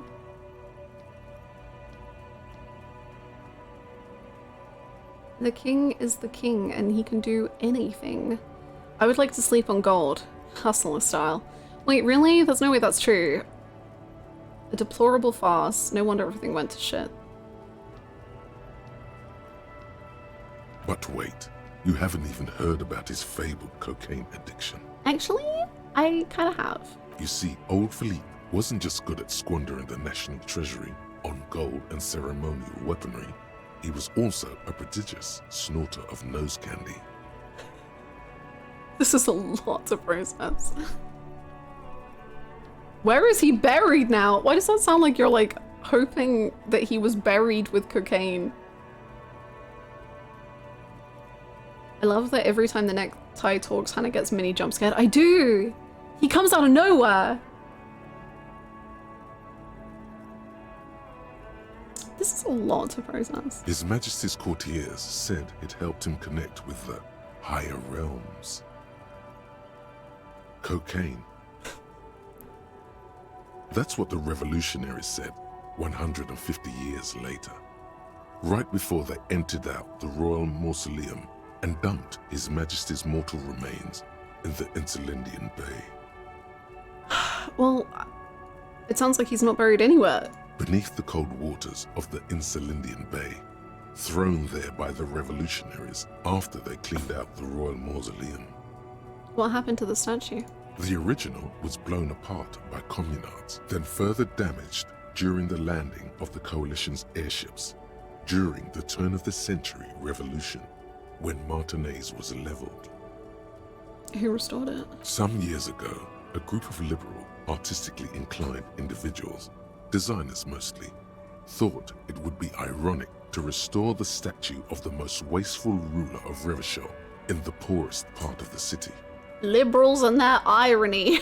The statue is supposed to capture the moment My it was blown goodness. apart, like an instant frozen in time, a rare butterfly trapped in amber, floating on a sea of shit. That's brilliant. So funny and nihilistic. That's such a bad idea. I really don't get art. Thank you so much, Katie. I am loving it so far. It's so endlessly intriguing. It's really, really cool. I'm loving it. People in Martinez tend to disagree, as do many prominent art critics and thought leaders with more nuanced social awareness than the young ironists. Well, as long as there is older and wiser art critics who can define what good art is, then at least we all know what good art is. So this is therefore bad art. Okay, I get it. Okay. Philip III, the squanderer, however, with his bronze face up in the air, doesn't seem concerned about what the hoi polloi think of him in death. Whew. Why is this? Oh, I wanted to see if I could give the gloves to Annette. I don't like that they give a +1 in electrochemistry though. That seems like a bad thing to give to the child.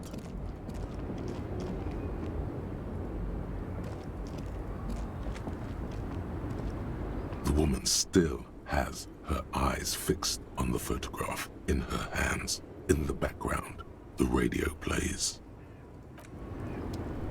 I don't like the snapping in front of her face. It just feels very mean and I don't like it. Oh. A lorry stuck in the traffic jam. This big, heavy Grad-made machine is well kept for such an old machine. The windows are clear. They've been recently washed. You can see a lorryman's cabin with personal belongings, stickers, insignia. What kind of stickers and insignia? The driver has adorned his space with a substantial collection of peculiar paraphernalia. Proclamations about honor, strength, and purity are glued to various panels. The back end of the cabin has a small perch to sleep, large ashtrays. There are several suns and wheels sewn into the curtains. That was the alert of communism, baby! We're about to break through! Let's go! Racist nationalist paraphernalia. Not unusual in this part of town. This is our guy. Oh, racist lorry driver. So racist and lorry driver. You think this lorry belongs to a tough guy? Likely, yes. Oh. This guy's proud of who he is. Drapes it all over his machine.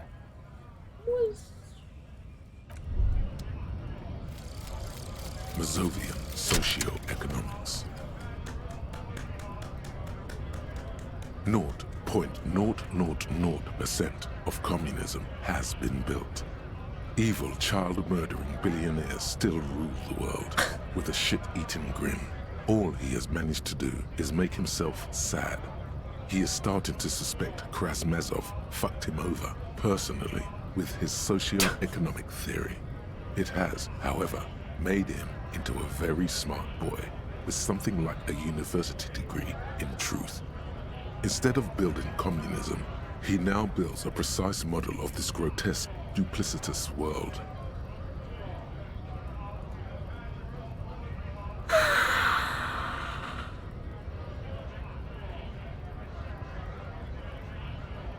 Okay.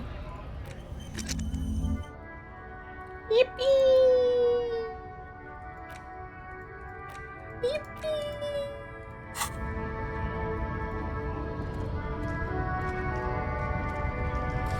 What was... that was... Who was the big guy? Was it for Joyce?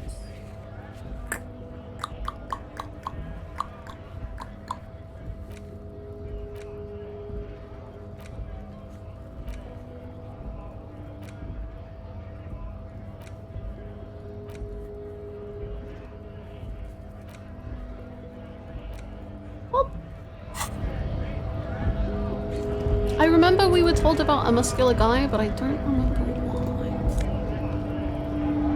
Let's go! We almost have one whole real. Now we're winning.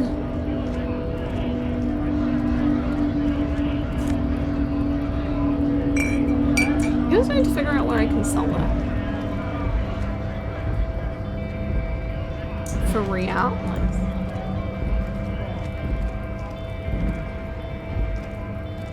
Oh, this was the freaks. Looking for something, Ront? Come to tell me to fuck off again? You're a lorry man, right? What's your stance on drugs? Dear God, what are you hauling? Oh, not much anymore. I'm here to pick up some cargo, but the dock workers are on strike, so it's a sit and wait on your ass situation. What kind of cargo are you supposed to pick up? Apples. Apples? Yeah, apples. I take it you had other questions? He's given you the runaround. Let's be honest, you were bested. What's your stance on drugs? Drugs? They're shit, man. Heck yeah. I don't let Prime real estate anything much? pollute my This is body. smack dab in the heart of Tokyo. He takes a long drag on his cigarette. Stop! Thank you so much, not Katie, for the prime. Welcome back! There's been a murder? What? Thank you. I can't believe that Makoto says heck yeah to not doing drugs. I'm so proud of him. You know where that shit comes from? Sarah Miriza, Safre, Ilmara. They take the money from our local junkies here and then use it to outcompete us in the manufacturing sector. They know they can't beat us in a fair fight, so they have to get us to weaken ourselves somehow. It's racial sabotage, racial economic sabotage. There's your in. Take his side in this particular fight. I don't want to. I don't really want to, actually.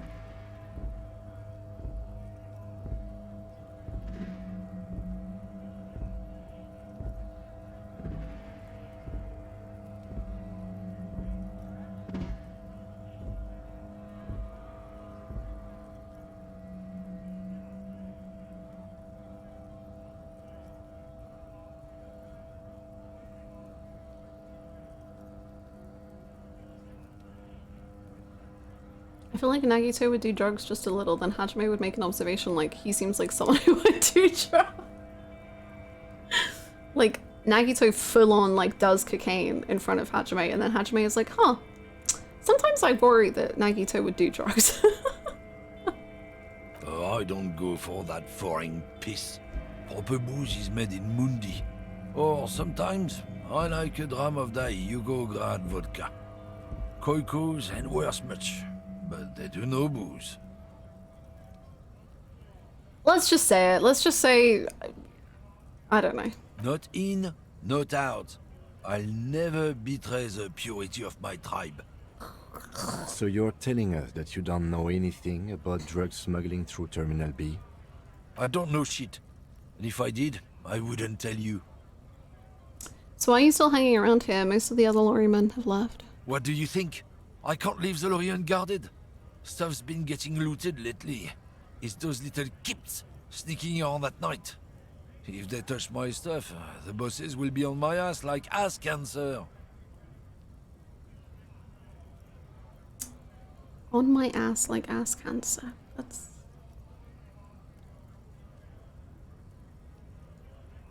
incredibly put. Wow. Yeah, I knew that guy. He was an honest driver who loved this country. We were having a good debate about genetics at the Wheeling in Rags when some kip boys smashed his luck and took damn near everything. Lost his fucking job over it. Since he left, I haven't had anyone to talk to. His voice changes sometimes, and I can't tell if it's like on purpose or if I am wrong. Thank you for the follow. Yeah, it sounds like a really good debate. Really like balanced arguments, I'm sure, were happening.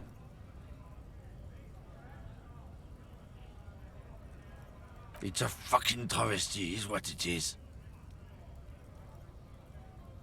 If it's not you, then who's running drugs through Terminal B? Isn't it obvious?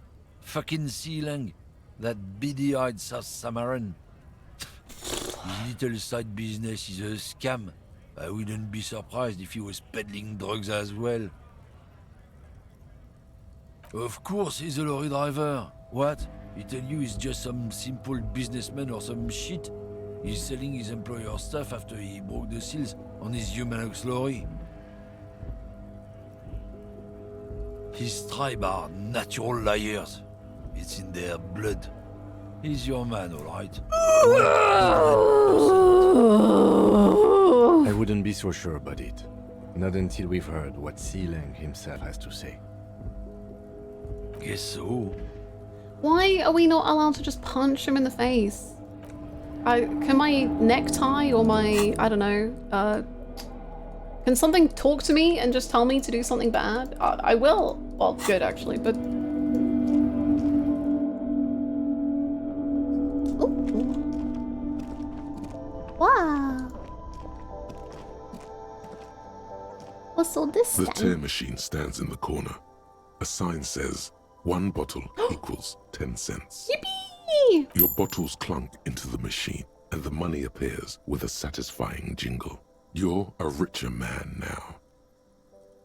You're 100% sure you got special Hobocop money for that tier. At least 100% extra tier money.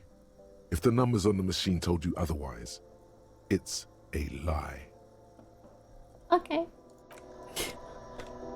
I believe you.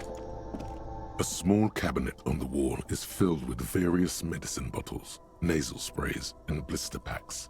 They all bear the Saint Baptiste Pharmaceutics logo. Just ask me if you need anything from Saint Baptiste. We don't stock prescription meds, but we do have Nosafed, Duramine, Magnesium, and Hypnogamma. What? What? Who? Saint Baptiste. You know, the pharmaceuticals company. Oh yeah, I do know. I was testing you. Saint Baptiste Pharmaceuticals. The one that sells meds out of Saint Baptiste. That one. There. What do they do? I don't know. Let's see. Nosafed is a nasal spray. Duramine is a really good painkiller. Magnesium is a dietary supplement. Hypnogamma is... She stops. I don't really know what Hypnogamma is. I guess it makes you feel less shit. It's recommended to use after lots of partying, studying, or exercising. Okay. No, sorry. I'm not like a doctor or anything. Fair enough. Nosafed heals +1 health. Dramine heals +3 health. Magnesium heals +1 morale. Hypnogamma heals +3 morale. Thank you so much, Tutorial Agent. You're a real one. She is absolutely a vibe. She's the kind of like retail worker I wish I could have been. Like I would see people working like her and I'd just be so jealous because I'm just so much of like a people pleasery annoying person and I'm like, oh my gosh, thank you so much, have an amazing day. Whilst I'm dying on the inside.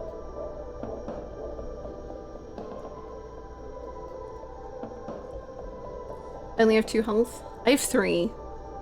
I'm blessed. I'm blessed. I'm a little guy with big feelings, but luckily I'm doing okay on the health. A colourful display of cigarettes and alcohol bottles line the shop wall, inviting you closer. I am in heaven. I need it all so bad. No. This is not a good place for a recovering addict. I refuse to recognize any playthrough except 1 HP playthroughs.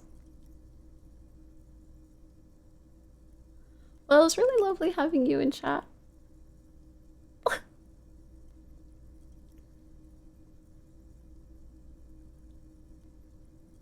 When did he decide he was recovering to? I'm obliged to inform you that both alcohol and cigarettes damage your health, but I guess you already know that.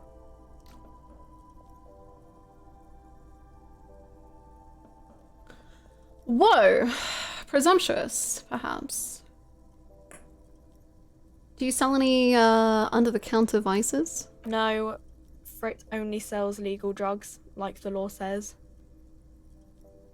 I see. Please tell me more about these products. The Pale Age vodka is special. Pale! I guess. The pale! It's stored in pale for a couple of years, which makes it super expensive. And Can you super tell me strong. what pale is? Because I heard about it in a book. You know. No, I don't. That's why I asked. Okay. Will consuming this stuff... What will consuming this stuff do to my body? I mean, I already said it'd hurt you. I don't know what else they do. I guess you're right. Substances give powerful bonuses to your main stats at the cost of damage to your health or morale. Wow. Cigarettes raise your intellect while damaging your health. Alcohol raises physique while damaging your morale. Use medication, like Nosafed and magnesium, to counteract the negative effects of substances. Note: consuming substances can have unforeseen consequences for you. I would never consume a bad thing. Let me look at it A again. colourful display. Again, I'm obliged to inform you that... I want to say something different. Welcome to Frit. Feel free to look around or something. Everything is out on the shelves. Welcome to Frim. What's that magazine she's reading? What magazine are you reading? You mean this? She looks at the cover, boasting a colourful photo of 2 girls kissing. Whoa, whoa, whoa, whoa, whoa! Buddy boy, don't look. Close your eyes. This is Pop Stars. It's got, like, famous people in it. It's not for sale. I approve of this. Very futuristic. Tap on the girls kissing. God. Oh my god. She pops her raspberry flavoured bubblegum and nods. I think 2 men should be allowed to kiss too. Wouldn't you agree, Kim? We are kind of inside each other right now. There's a lot happening. I would never consume substances. I'd only lick a drop of alcohol off a dirty table and that's it. And there's no evidence of me ever doing that. The lieutenant frowns at you before turning to the clerk with an apologetic half smile. Kim? What does that mean?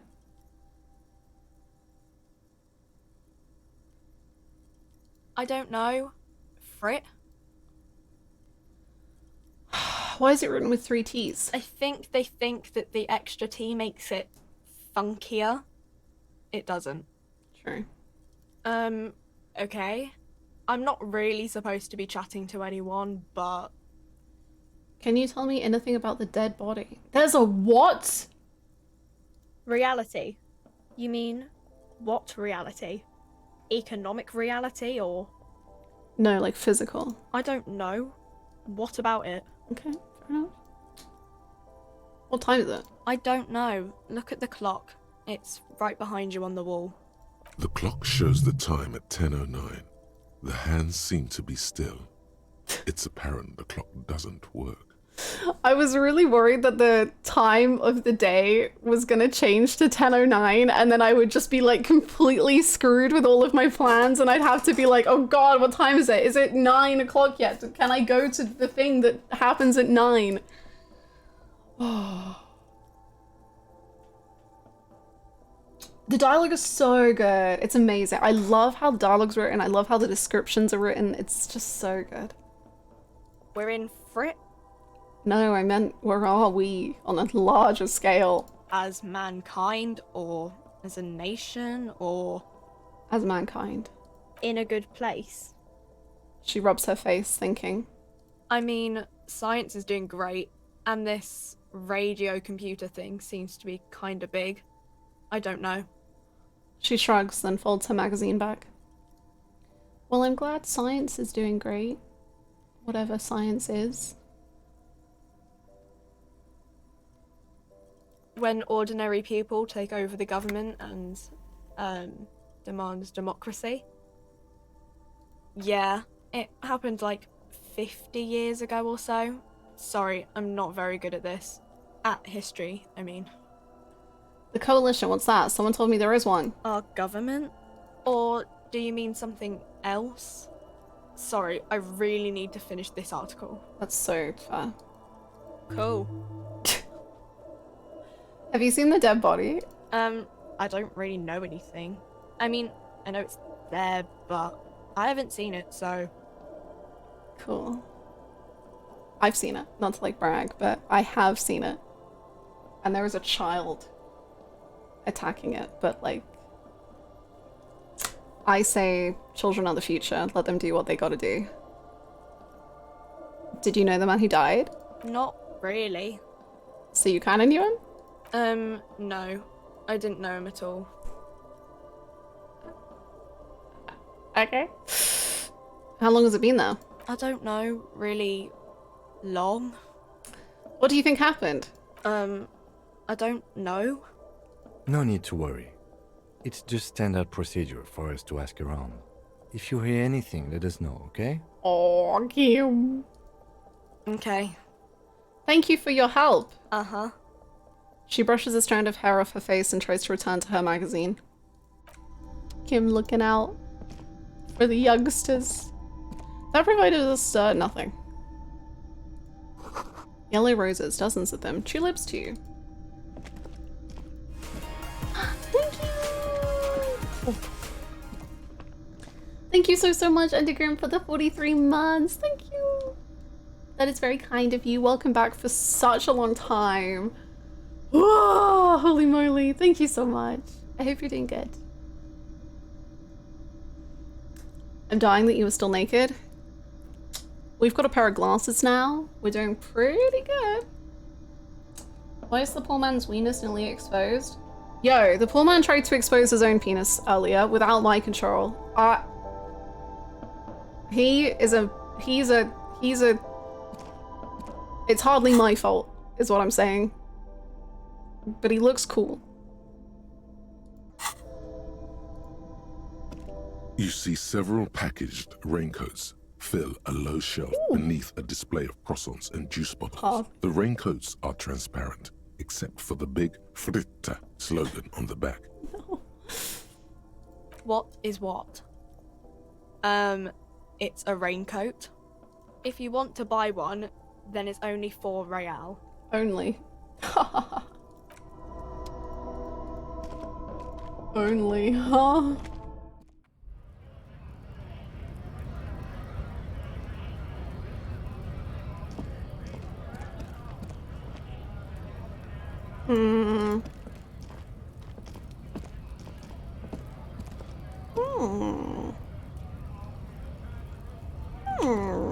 Okay.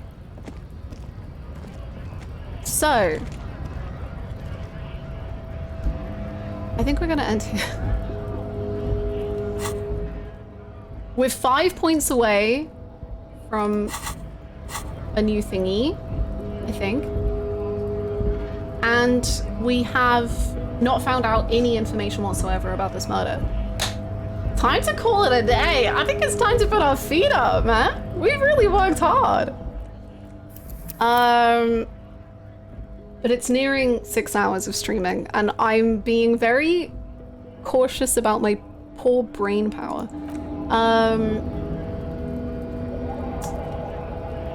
We did learn feminism.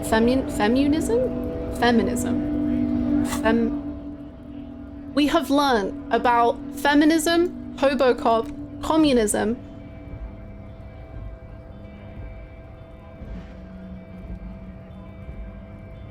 That's all we've learned about. But like, that's 3 really big things. Feminism, where communism and feminism unite.